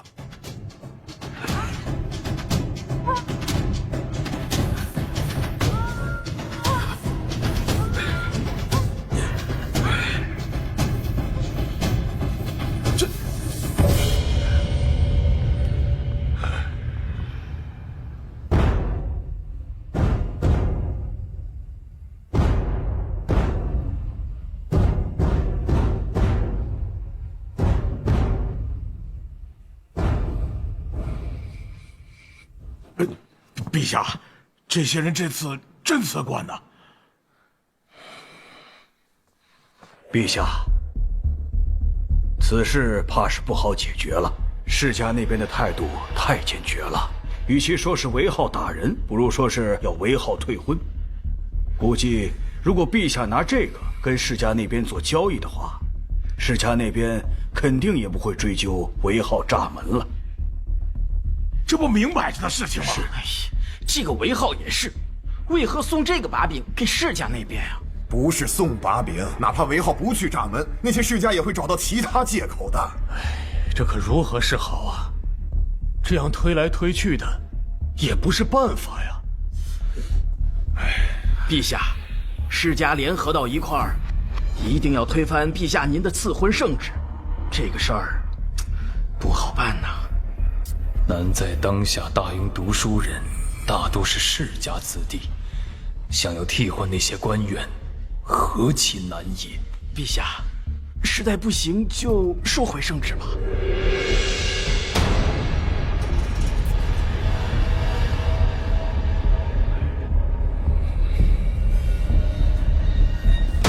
朕再考虑考虑。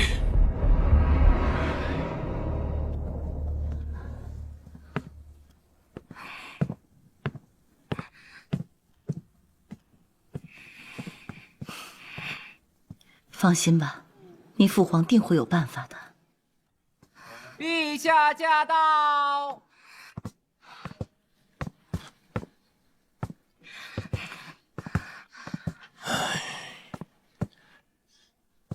今天商议的如何？这件事情过去了吧？世家那边非要抓住韦浩不放不成？他们不是抓住韦浩不放，是抓住朕不放。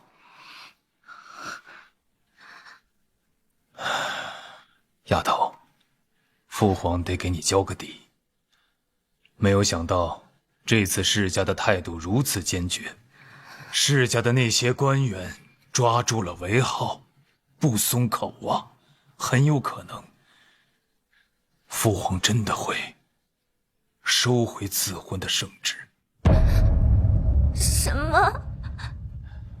丫头，父皇和你母后都非常喜欢韦浩，也希望他能够成为我们的女婿，不然的话不会让他一直喊我们两个岳父岳母的。但是世家之前有约，不和皇家联姻，所以这次你们的婚事，世家是竭力反对。父皇和你的那些叔叔伯伯们一直在跟那些大臣争辩，但是没有用。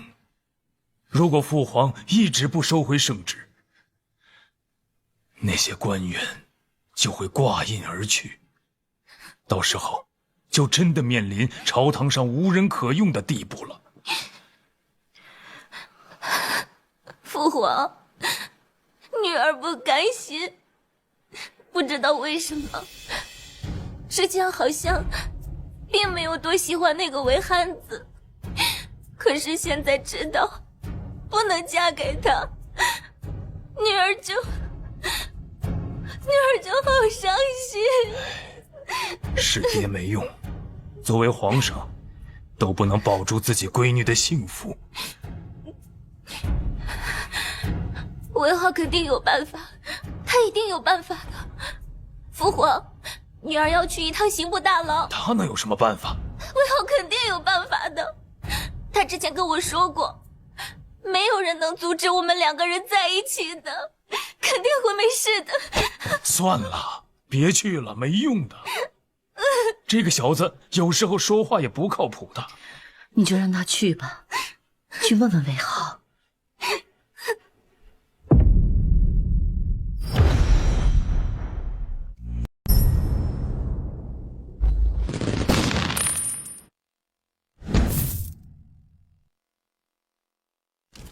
韦浩，丫头来了，谁欺负你了？我的天，谁欺负你了？你跟我说，我弄死他！你放心，家里还有火药，没有我也能配。你就告诉我，谁欺负你了？我弄不死他，我。世家联合起来，逼着父皇收回赐婚的圣旨。如果不收回，世家他们全部都要致使而去。什么玩意儿？收回圣旨啊？你告诉岳父，没事，再拖个6、7天，世家家主来了就行。咱们的事儿他不用管，就是拖着就行。你真的有办法吗？天塌下来有我顶着，那些世家算个屁，分分钟灭了他们，还致使而去，还逼着岳父收回圣旨啊！谁给他们的底气敢对我这么做？嗨，你就放心好了，回去好好准备嫁给我就行。你说的可都是真的？我什么时候骗过你啊？倒是你骗了我好多次，好不好？笑了好看，我媳妇儿还是笑了好看。但如果这个事情不成的话，我们该怎么办？哎呦，我都说了还能不成？谁敢拦我，我就把他们家的根都挖出来。还拦着我，谁给他们的胆子？你呢，别往心上去。对了，你跟岳父说一下，这2天把我放出去，我要准备一些东西。你要准备什么？准备对付世家的东西，其他的你别管，我来对付他们。你也不许哭了。还有，这么冷的天你就别往外跑了。我不是给你那儿安装了暖炉吗？你就在宫殿里待着，等我的好消息。好，那我就相信你。还不相信我，相信谁啊？岳父都靠不住。还好父皇不在，要不然你们2个又吵起来了。我怎么会跟岳父吵架呢？他有办法。他让女儿不要操心，还有说让您拖个6、7天，等世家的家主来了就行。还有说过2天要把他放出来，他要准备一些东西来对付世家的人。那没问题。他真说了，他有办法。这憨子能有什么办法？你没有办法，不代表他也没有办法。你能想到琉璃吗？你能想到暖炉吗？反正臣妾这个女婿办法比你多。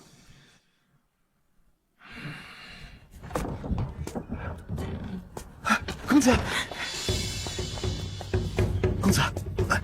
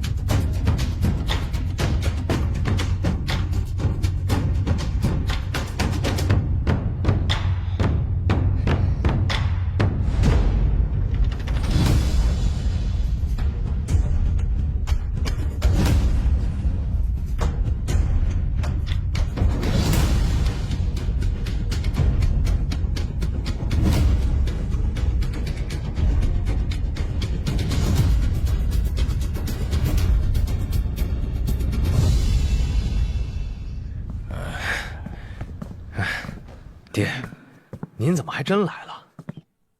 这都重新装饰了。是爹，都装饰好了。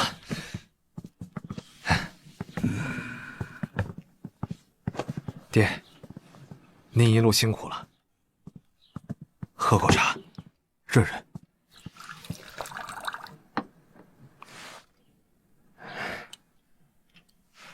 其他各家的族长，差不多也要到了吧？现在还不知道，不过听说都会来。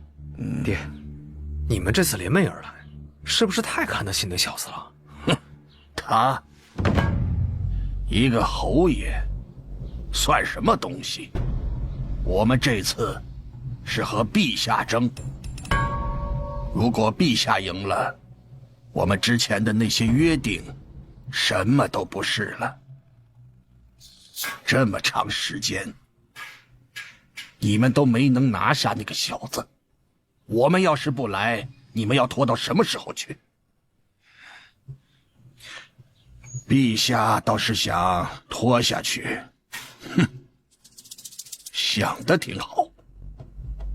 是，只是现在上都城民间对我们的风评不太好，孩儿只是担心。在乎他们做什么？我们又不是那做天下的，百姓说的话，会有谁在乎？是朝堂大员在乎，还是陛下在乎？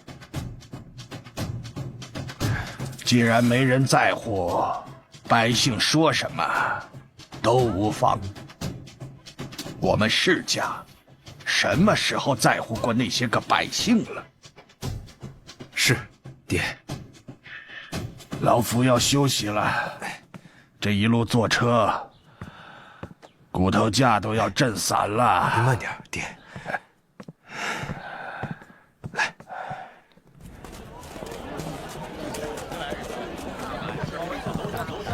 您慢走哈。生意如此之好，这个店家呀，利润可不会少。族长，这是韦浩的产业，利润惊人，但是没人敢动。哦，为什么没人敢动？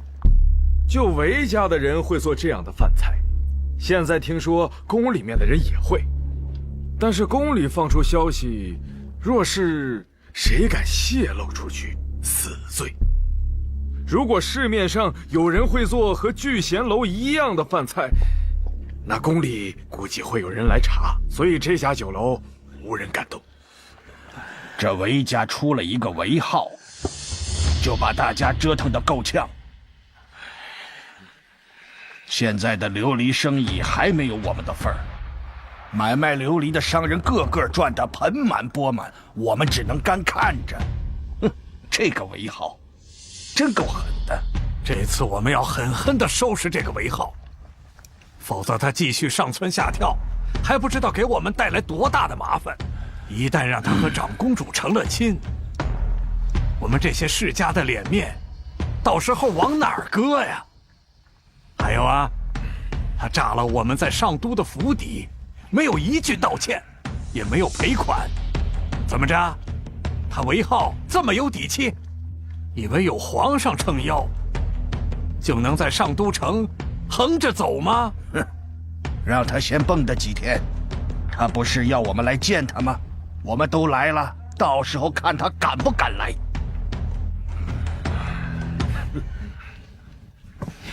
其实见不见没什么关系，他一毛头小子，翻不了天。琉璃生意利润极大，可惜给了皇家。要是给了我们世家，我们世家还不知道能培养出多少优秀的人才，可惜啦。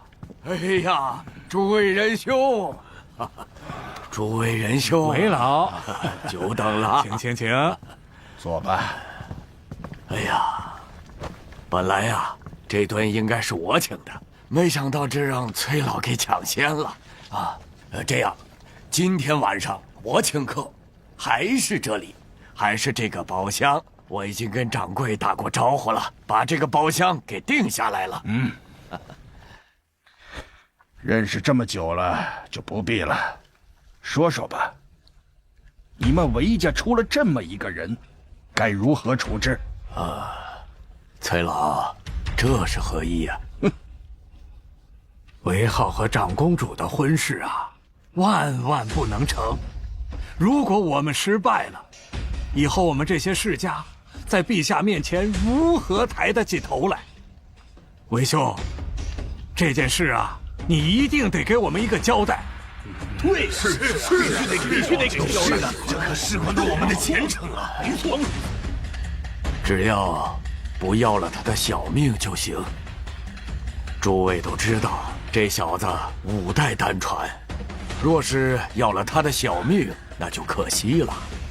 其他的，你们说怎么办就怎么办。毕竟啊，这小子也不懂事，老夫也是没有办法呀。再说了，他是韦家族人，老夫也不好做落井下石的事。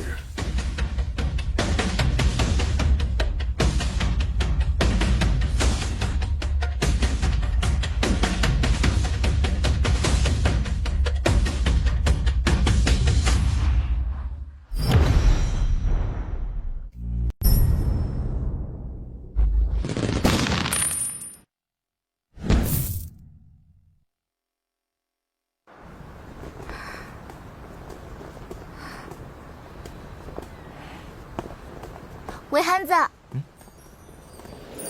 你怎么不进来？母后都说了，你不用通报的。给，我不了。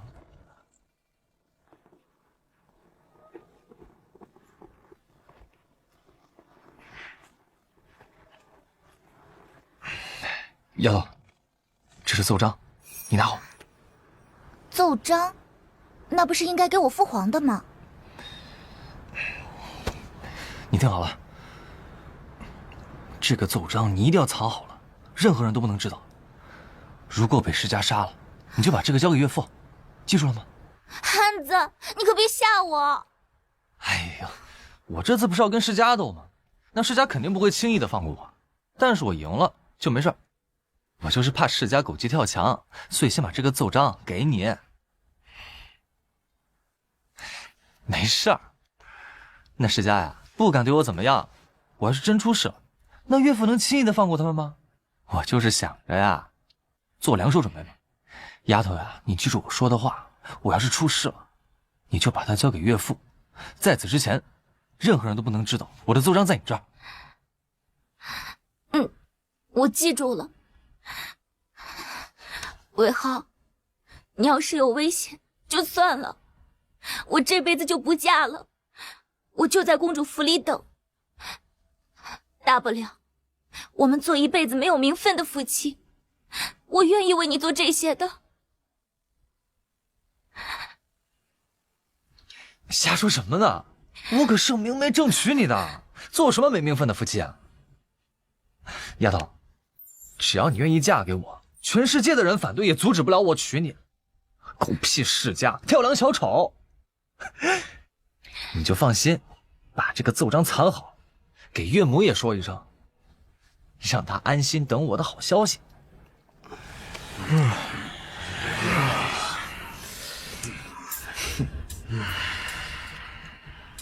这韦浩什么意思啊？让我们等他这么久？应该快来了，快来了。这个韦憨子这么难说话吗？爹，您一会儿看见他您就知道了，简直就是胡闹。这么一个人，就把你们几个收拾成这个样子，你们不嫌自己丢人呐？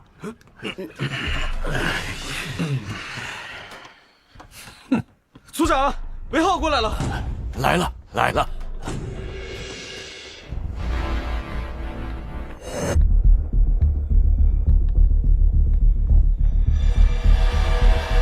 都来了。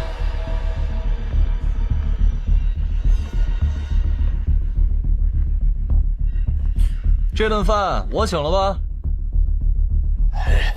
算了，还是老夫请。你待会儿啊，讲清楚你的事情。这个婚呐，还是退了吧。那行，咱们是先说呀，还是吃了饭再说呀？我的建议是先吃了再说，我怕你们等会儿没有胃口了，到时候就浪费了。韦浩，少在那里吓唬人。退婚你不退，你这个爵位就是不想要了。哎，韦组长，如果韦浩不听你族长的命令，是不是可以把他驱逐出你的家族？韦浩啊，听老夫的，把这个婚给退了。老夫给你学么一门好亲事还不成吗？这几个族长家里都有闺女有孙女，你现在是侯爷呀，随便挑啊，何必要闹出这么大的事情呢？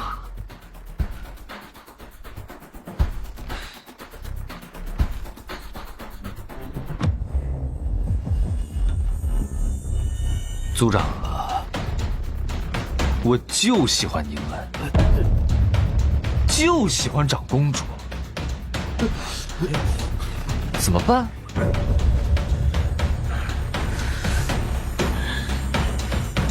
韦浩跟你说过他到底用什么方法对付那些世家家主了吗？韦浩说过，奏章的事暂时保密。没有，他就说让我放心，交给他就好了。他哪儿来的自信呢？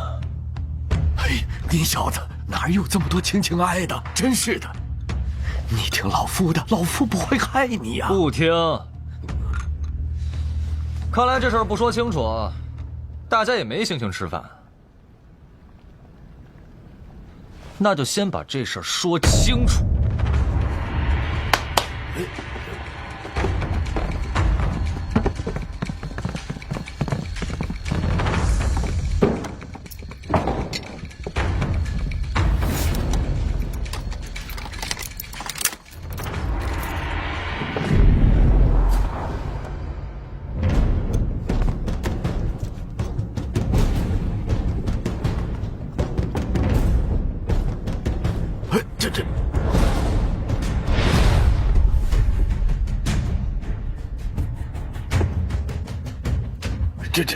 这是什么东西啊？韦浩，你要干什么呀？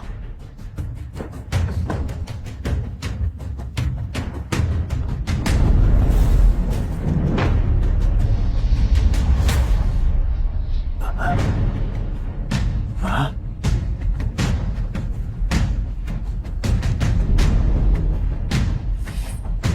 这是干什么用的？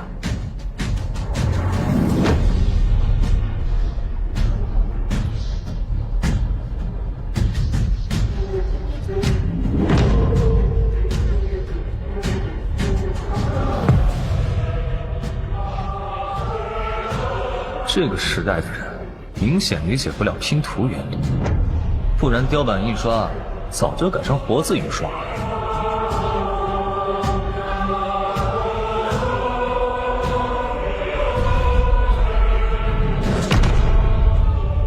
故弄玄虚。既然这样，就给你们来一场活字印刷的视觉震撼。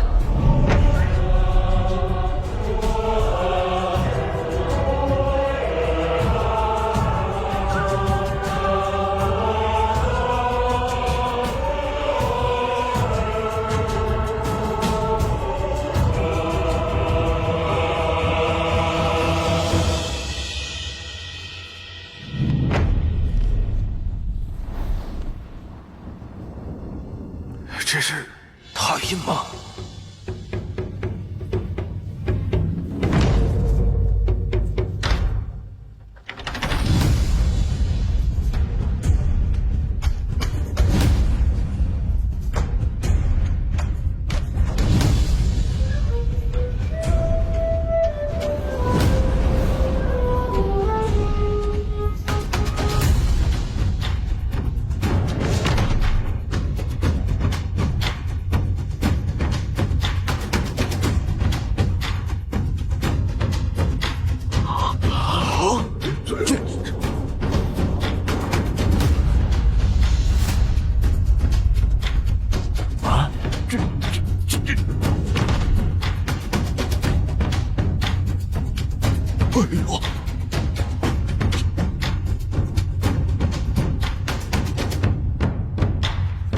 帮我看看有没有印错。快看看，快看看！哦，这，哎呀，快！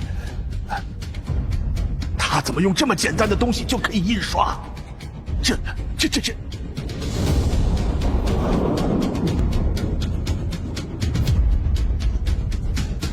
他这是在拼第二页的雕版。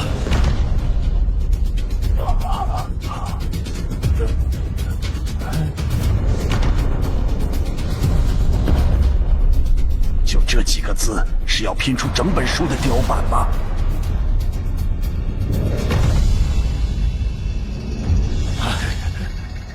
哎呀，完了！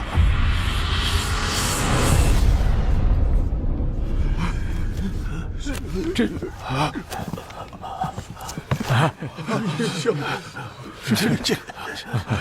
帮我看看，我前2页印对了吗？爹，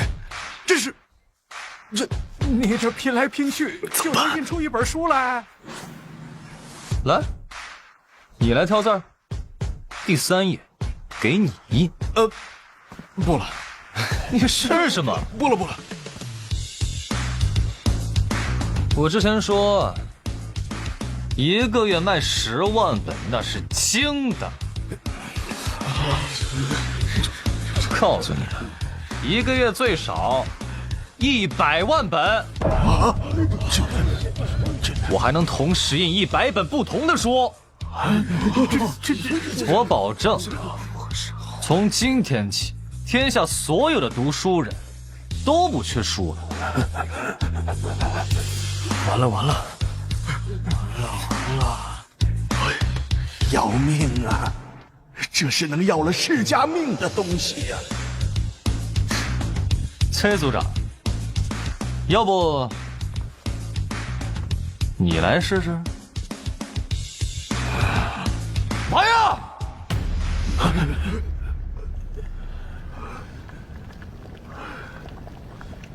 真没想到魏汉子居然会这个东西。现在有了这个，皇帝随时可以收拾世家呀。不可以让皇帝知道此物，要不然世家就完了。韦浩啊，收起来吧，咱们好好谈谈。对，好好的谈谈。谈是吧？哎，行，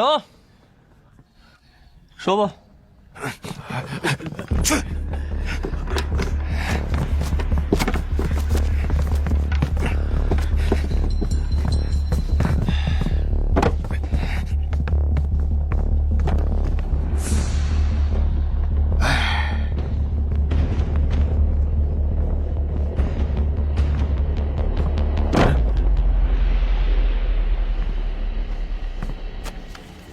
22日，我跟宁安的订婚宴，准时到啊！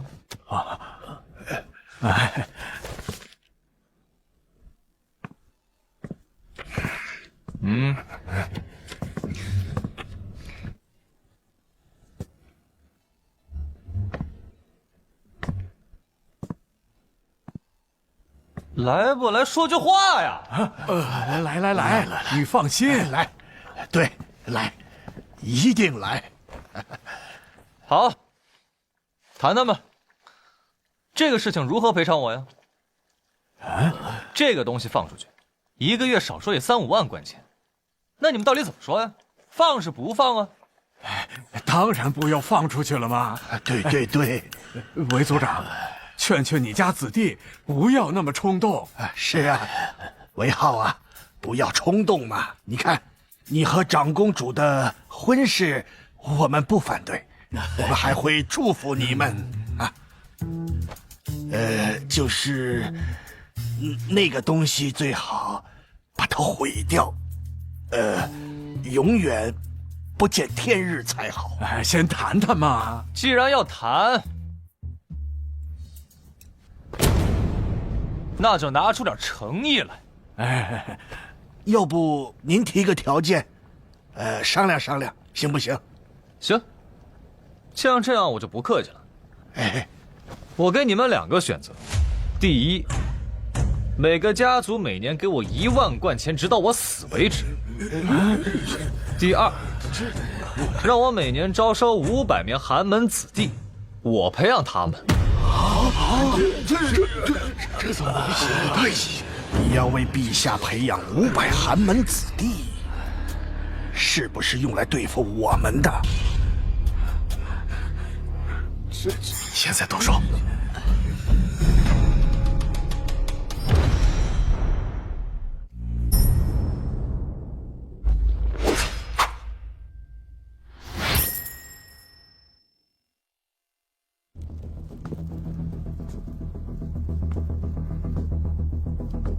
派谁暗中保护韦浩了？啊，派了2组铁卫。好。你们也可以干掉我，不过这个东西我已经备了好几份，只要我出事，这个东西立马就会出现在陛下的案头，到时候陛下自然知道该怎么做。你们的势力太大，每次出事都有世家的人在朝堂给你们撑腰，说弹劾就弹劾我。我也要有我自己的势力。既然不能把印刷术光明正大的拿出来，那就为这个天下培养人才。也许后面的人会想到签字印刷术，到时候就和我无关了。哎呀，这第一个条件吧，1年1万贯，这确实太多了。你看，我们这是7个家族，你1年那就是7万贯呐！你看能不能？我发现你们的算术是真不好啊！我那个活字印刷术，1个月赚不到1万贯算我输，1年就是12万贯，这是最少的，很有可能1年能赚到30万贯。我大庸的百姓，包括你们世家，谁不想多收集点数啊？再说你们世家有那么穷吗？啊，1万贯钱小钱，根本没多少钱。这臭小子！咱们家族1年才2万贯钱的营收，你就要拿去1万贯钱，这族长给你当吧？我不当，族长又不是说谁当谁就能当的。培养500人太多了，而且是每年。这样吧，每年100人，行不行？100人，想都不要想！我1年100人，有几个人可以入朝为官啊？这还没入朝为官呢，就被你们欺负死了。你手里有这种东西，现在谁还敢欺负你呀？是啊，谁知道后面会发生什么？韦浩啊，你放心，以后我们世家见到你都会绕道走。是。但是500人太多了，你看，200不成， 300个人。就这个数了，300。300人，每个家族一次性交1万贯钱。那琉璃可不可以卖给我们？一次性交2万贯钱，你们世家的地方，我给你们卖。琉璃，那爹，能成吧？可以，好，那就2万。22日，我订婚宴，送过来。啊，只是这有点太近了吧？我们没有那么多的现钱呐。那是你们自己的事儿，你们自己想办法，总不能让我一直退让吧？好，我们想办法。那就是谈成了。吃饭吧。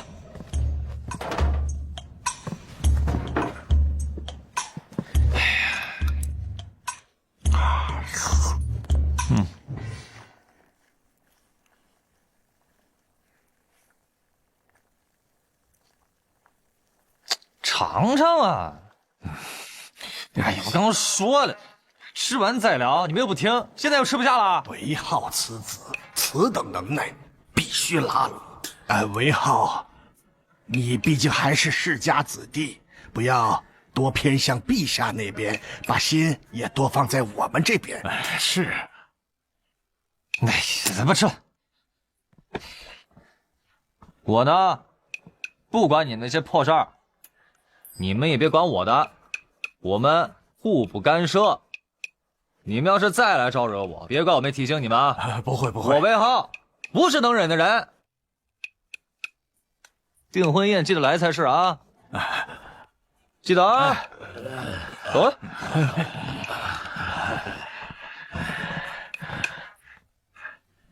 别浪费啊！吃完。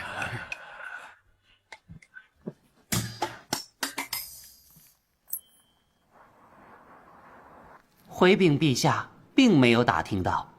我们看见韦浩带着箱子进去，又带着箱子出来，表情是很轻松的。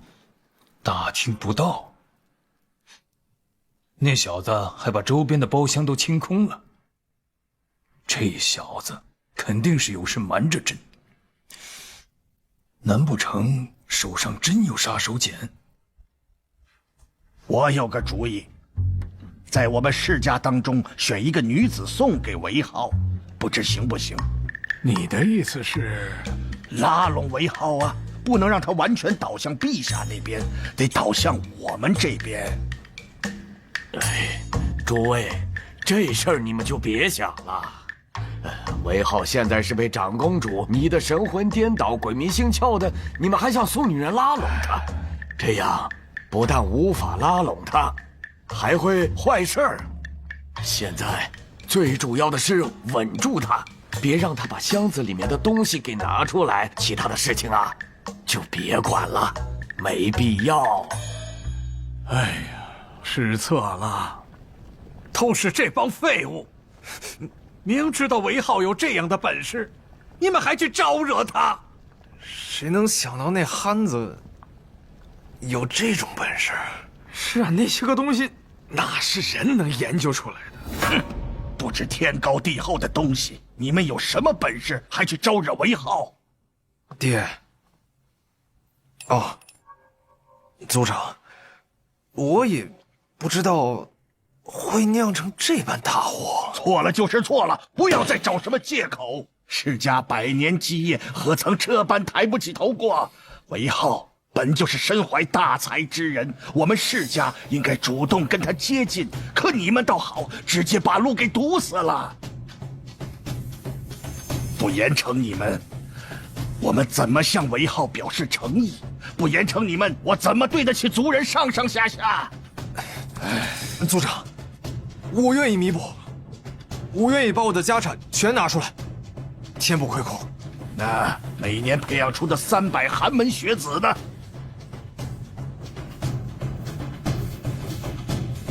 我决定，崔雄凯，从即刻起，你不再是崔家的上都负责人，即刻交出印信，且按族规革除你的族籍，永世不得再入崔氏宗祠。族长，爹，我不能没有崔家，我真的知道错了。还有你，即刻给我滚出王家！以后王家的一切产业，你休想再占半分。爹，我真的知道错了。您帮我跟韦浩说说情，我以后再也不招惹他了。爹，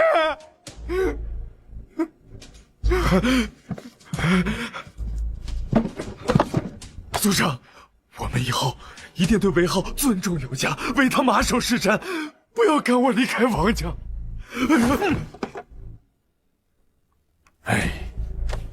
韦族长，劳烦你替我跟韦浩求情，我以后再也不招惹他了。哎呀，我早跟你们说过，你们听了吗？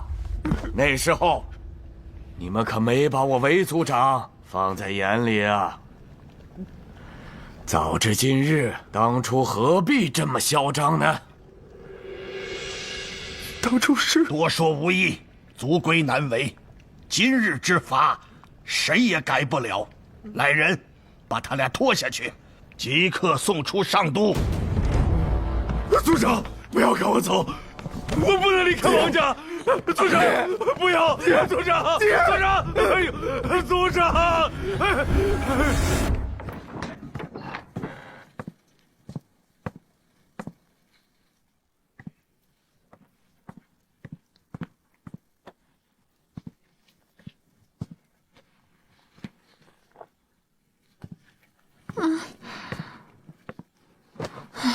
浩儿，没事吧？没事儿，小燕。22日的酒宴你准备好了没有？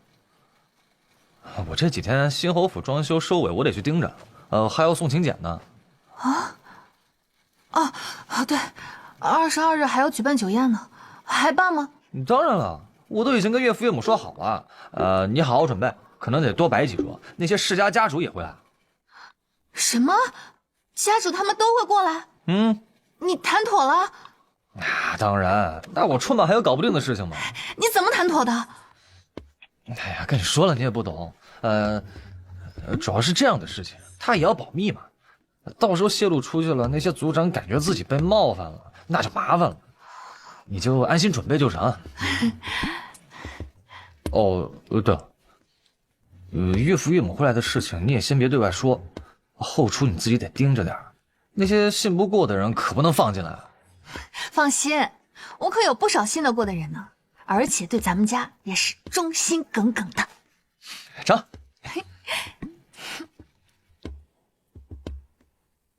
今天可有新送来的弹劾奏章？回禀陛下，并无新的。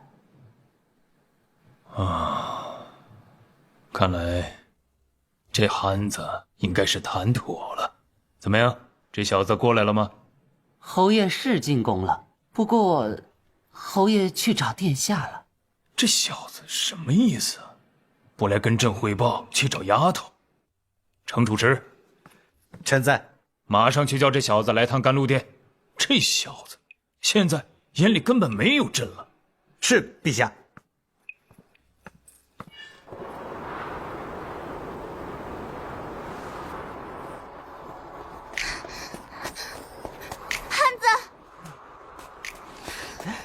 燕乐，怎么样了？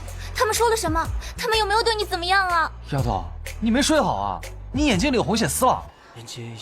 我就是没睡着。你快跟我说说，到底谈得如何了？你就是瞎担心，我都说没事了，你还不相信我？放心吧，都谈妥了。对了，22日记得来啊！我要办订婚宴，没有你我可不好办。真的？真的谈妥了？死憨子，我就知道你一定能行。必须行。行了，我一会儿还要去勋贵家里送请柬呢。这眼看就22了，我还没去拜访他们。要去的。要抓紧时间去。刮目相看，谁与我交伴？世人无我，唯一节操把命完。风雨欲来，而我谈笑笑颜看。那个韦侯爷，不是，承旨，陛下召见你。我很忙，我一会儿还要去送请柬。我岳父他有事情没有？这个我就不知道了，你还是去一趟吧。你快去吧，父皇找你，肯定是有重要的事情的。岳父真是，这个人添乱。逍遥尽欢。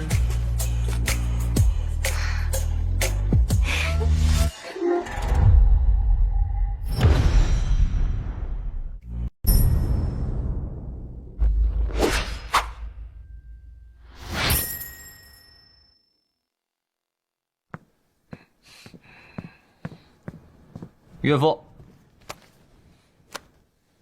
谈妥了？谈妥了。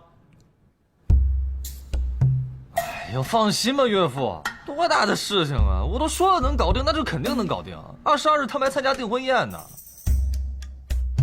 哎呀，岳父，你到底有事没有啊？没有的话，我可是需要去勋爵府上拜访去，不然到时候他们真说我不懂事了。你现在才知道拜访，前几天干嘛了？我前几天不是在准备对付世家的东西吗？昨天才准备好。你别问我准备什么东西了，我不能说。我答应世家了，不然到时候他们真搞我了。岳父，没事我就回去了。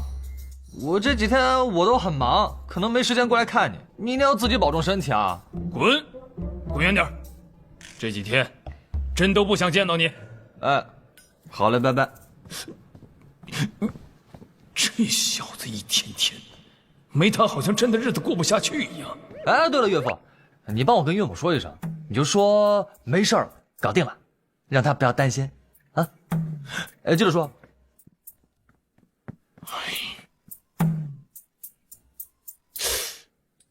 这憨子到底用了什么方法？一定是那个箱子。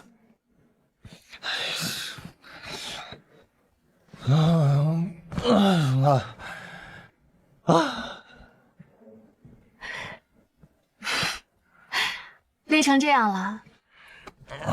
我今天拜访了12家勋爵府，说话说的嗓子都哑了。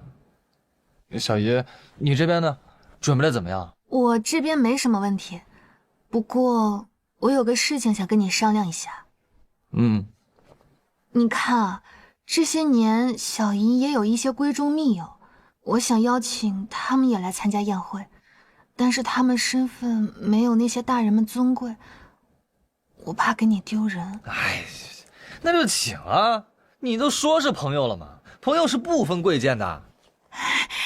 成。小姨娘，公子，族长前来拜访。他来干什么？那准备好事。快请。哎，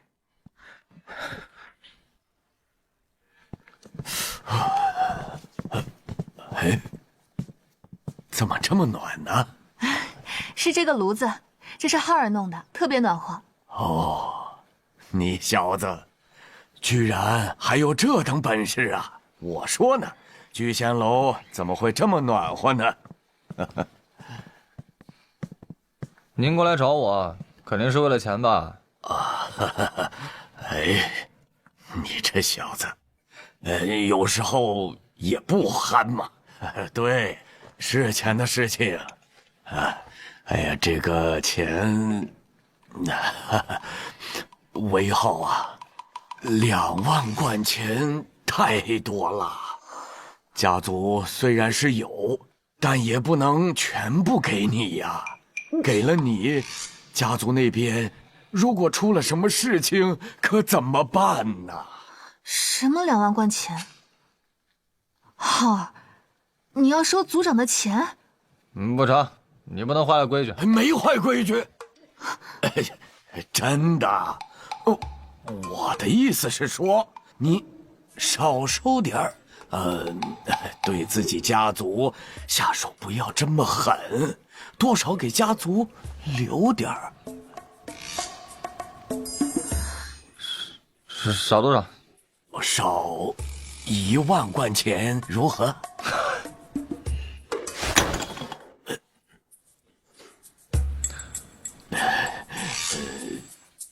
那你说少多少？我告诉你，最多1000贯。你这太过分啊！虽然是炸了你家门，但你自己说省了多少事儿？而且修门的钱我小姨不是给你了吗？他们可是2万贯钱，1文都不能少。再说，我这次念在我是韦家子弟，我都没下狠手。我要是下了狠手，你还有心情在这贪钱？想想你自己脖子上的脑袋吧。对，族长，这到底是怎么回事啊？是这样的，家族因为一些事情啊，具体什么事情不方便和你说。因为这些事情啊，必须要补偿韦浩2万贯钱。哎呀，你是知道的，家族是有这么多钱，但也不能全部都给了韦浩啊。林小姨娘，你帮老夫劝劝。小爷，这个事儿跟你没关系啊。2万贯钱，这么多。你想啊，这些钱是家族的备用资金，家族需要用钱的地方太多了，需要给那些官员补助，还有那些读书人补助啊。另外呀，家里有喜事啊、白事的，家族也需要出钱嘛。还有啊，家里出了巨大变故的，家族也是要出钱的，需要用钱的地方不少啊。是，我也知道。这样吧，我做主了，那就少2000贯钱，怎么样？这再多，我说的也不算。这个行是行，只是能不能再少点啊？不是，你别太过分啊！这2000贯钱，很给你面子了。浩儿，怎么跟族长说话的？那这样，那就再少1000贯。族长，你下面就别说了，你再说3000贯都没了。行，就少3000。韦浩啊，你这个啊，族长，你现在能跟我说说到底是怎么回事了吧？昨天的事儿就这么谈拢了？你说呢？老夫钱都送来了，22日你们举办订婚宴的时候，老夫和那些族长都会过来。这小子从另外的方面来考虑，为咱们家族争气了，绝对是个人才。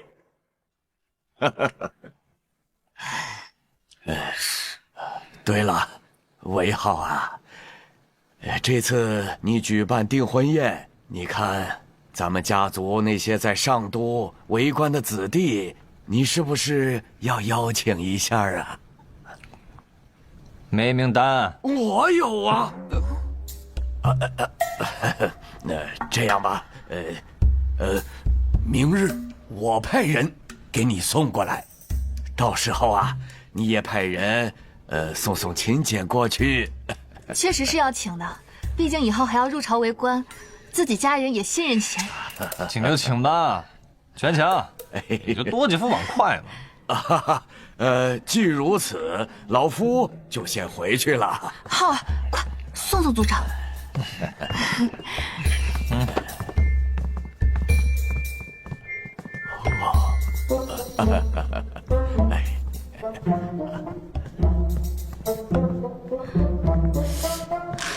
小姨娘，我觉得这件事有鬼。哦，我知道了，一定是因为公子炸了这族长的大门，要赔太多钱了，他赔不起。但这件事又不能跟宁宁说，所以他们才串通起来演了这出戏。嘿，我说这憨子也真是够可以的，一口气炸了这么多大门，这正常人还真干不了这事儿。这一个大门就得是1、2千贯钱，这么多大门，这得多少钱啊？这不得把这家底全都赔光了？你说这公子秀儿啊，有件事我其实一直都想跟你说。小姨娘，您说。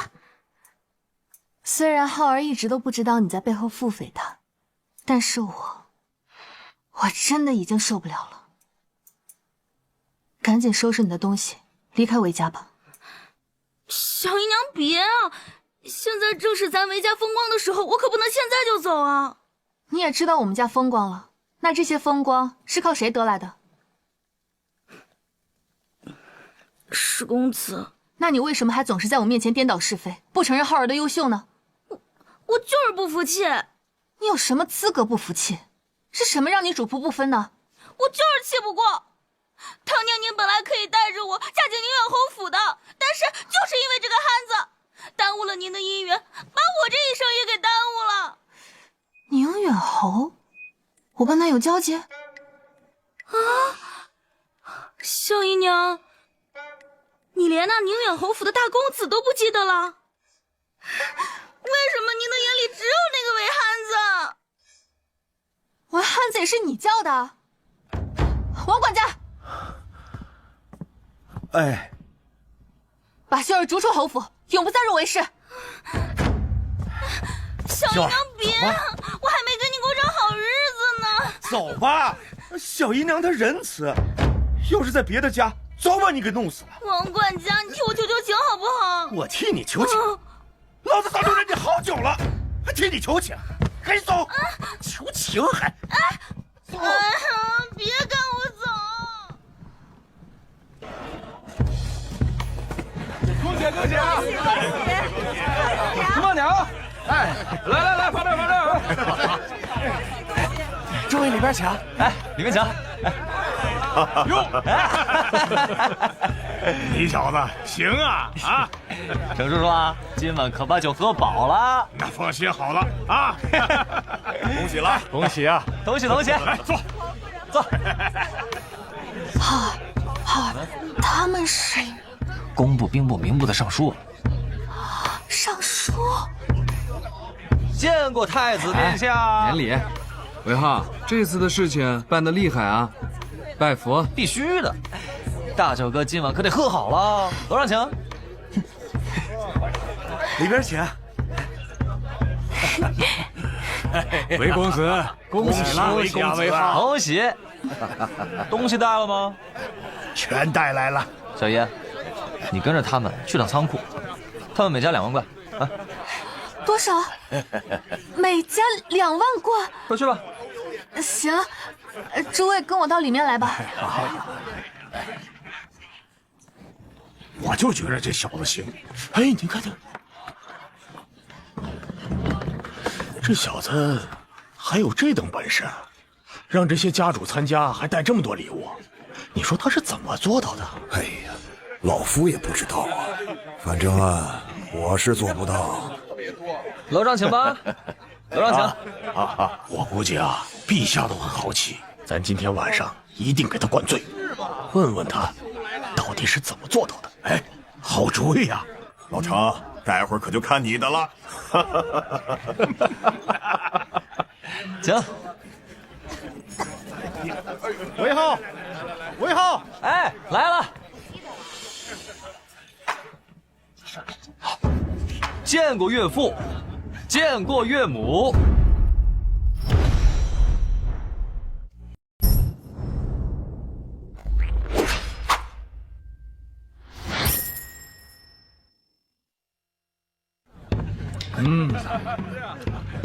你小子这几天也不来皇宫了，看来得尽快让你完婚，尽早在宫里给你找份差事。岳父，今天不提这事儿。还是岳母好，岳母里面请。好。你小子，你今天穿的真漂亮。恭喜陛下！你装我干什么？这今日可是韦浩和宁安的订婚宴，大家放开了喝便是啊！谢陛下。岳父，楼上请。韦浩，你父母回来了吗？哎，现在这个信太慢了，我父母估计我结婚前能回来。哦，那赶紧回来啊！朕呢，和皇后准备御赐你母亲为诰命夫人。真的？嗯，多谢岳母。这岳父就不用谢吗？岳父，我发现你小心眼儿。岳母请。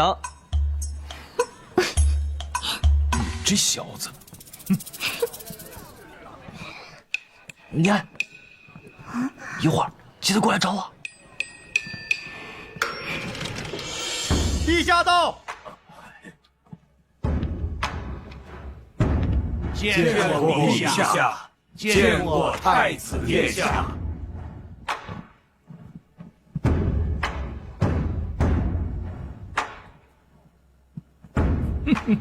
朕终究还是赢了。朕都还没出马呢，朕的女婿就帮朕赢了这一局。今日你们能参加韦浩和宁安的订婚宴，朕很高兴。都坐下说。谢陛下。韦浩，过来，到这儿坐。哎，父皇叫你呢，我都说了我去女眷那边，你可别犯憨啊。你，哎呀，岳父，我现在给外面的客人打声招呼。诸位族长和大人们送了不少礼物，都是庆贺我定亲的贺礼。我去看看小英弄完了没有。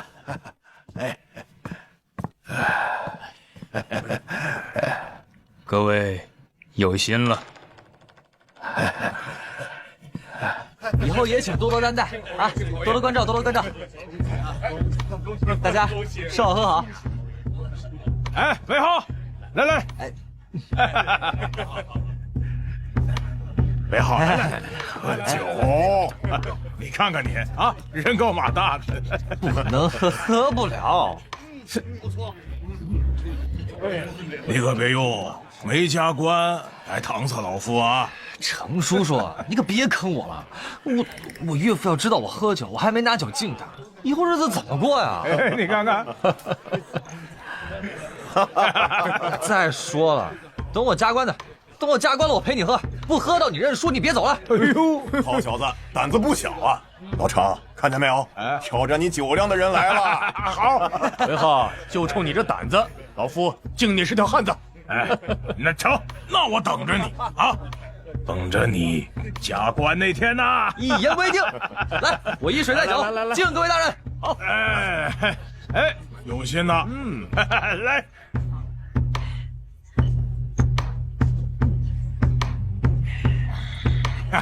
吃好喝好啊！倒上！我加官可不办酒宴了，谁还陪你喝呀？敬陛下，敬太子殿下。听说那日诸位与韦憨子相谈甚欢呢。陛下，先前我等目光短浅，对韦侯爷心存轻视，多有怠慢。今日前来，一是向陛下谢罪，二是要当着陛下的面，我等向韦侯爷呈表悔意，请陛下做个见证。哦，那韦浩和宁安的婚事，韦侯爷是有大才之人，且抱有忠君爱国之心，与长公主那是天作之合。之后我们世家上下对韦侯爷、对朝廷诚心敬服，绝无半点推脱。我等诚心敬服。这韦浩到底是给他们看了什么，才把这些个不可一世的老东西吓成这样？崔族长言重了。这次韦浩和宁安成婚的事情，你们如此深明大义，朕甚是欣慰。外面的人都说世家抱团，要对付皇家。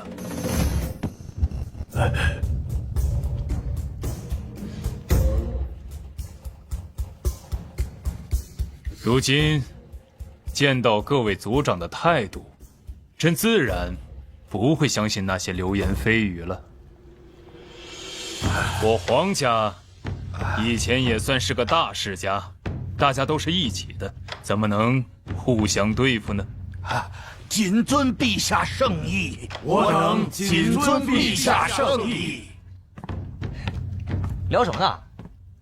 聊你设计的侯爷府呢？你不是说已经建好了吗？好了，而且保证你们喜欢。哇，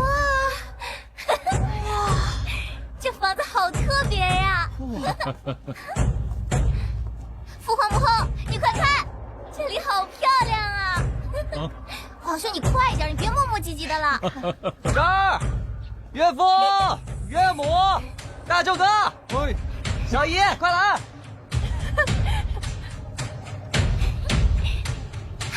汉子，这些都是你的宅子吗？好漂亮啊！是我俩的宅子。喂，汉子，你这是修的什么？你这地如此硬，还如此平整。说了你也不懂。岳父岳母，里边请。好。好。走吧，皇兄，到里面去看看。哈，怪不得你从来没让我来过。早来不就没惊喜了吗？走。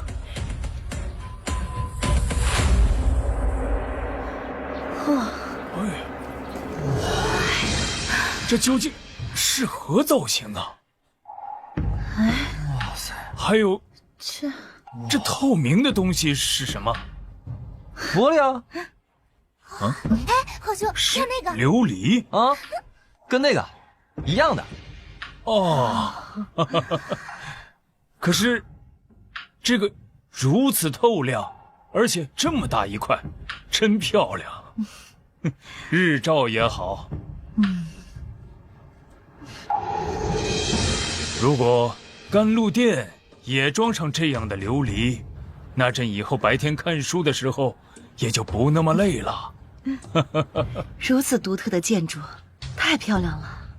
嘿，岳母，外面可看不出什么。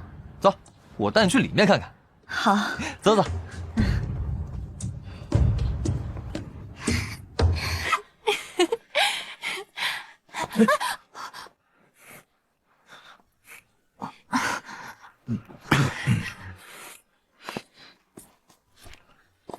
这2层楼的建筑都是用青砖建设的，可不只有木头。青砖是何物？是如何做的？这又是何物？竟如此整洁干净，这和陶瓷一般。瓷砖，大惊小怪。母后，之前这些地面都是用木板做的，踩上去嘎吱响不说，而且每年的梅雨季节还要花费一大笔发霉损毁的修整费。现在这个瓷砖不仅相当平稳，而且一看就很结实。真好啊，韦浩啊，明年朕想修缮一下皇宫，这样这件事情就交给你了啊。其实我不会。行，我来。丫头，你过来。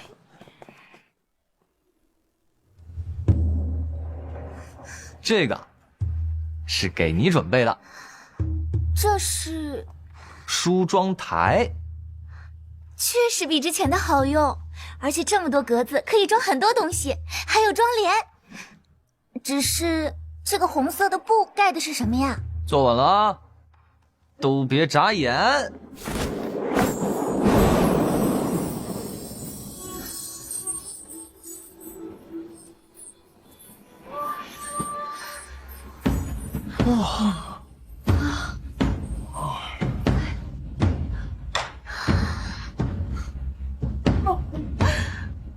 这是镜子。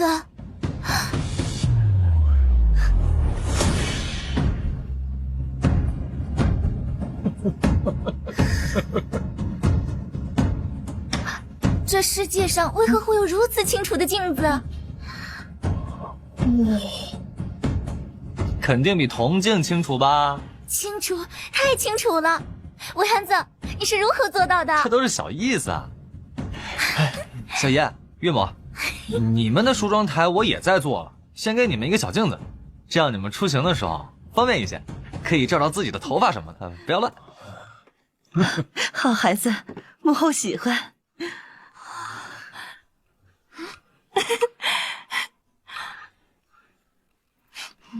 这要是卖到上都，肯定要被那些女子抢疯了。魏汉子，甘露殿也要弄一个这个啊？岳父你还要啊？怎么，朕就不需要穿衣修整吗？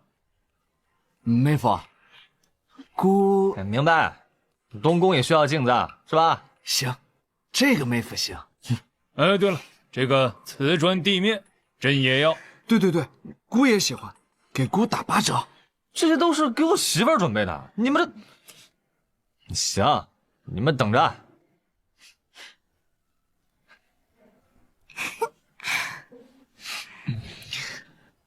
别臭美了，你这么好看，不用看得那么仔细。就你知道油嘴滑舌，喜欢吗？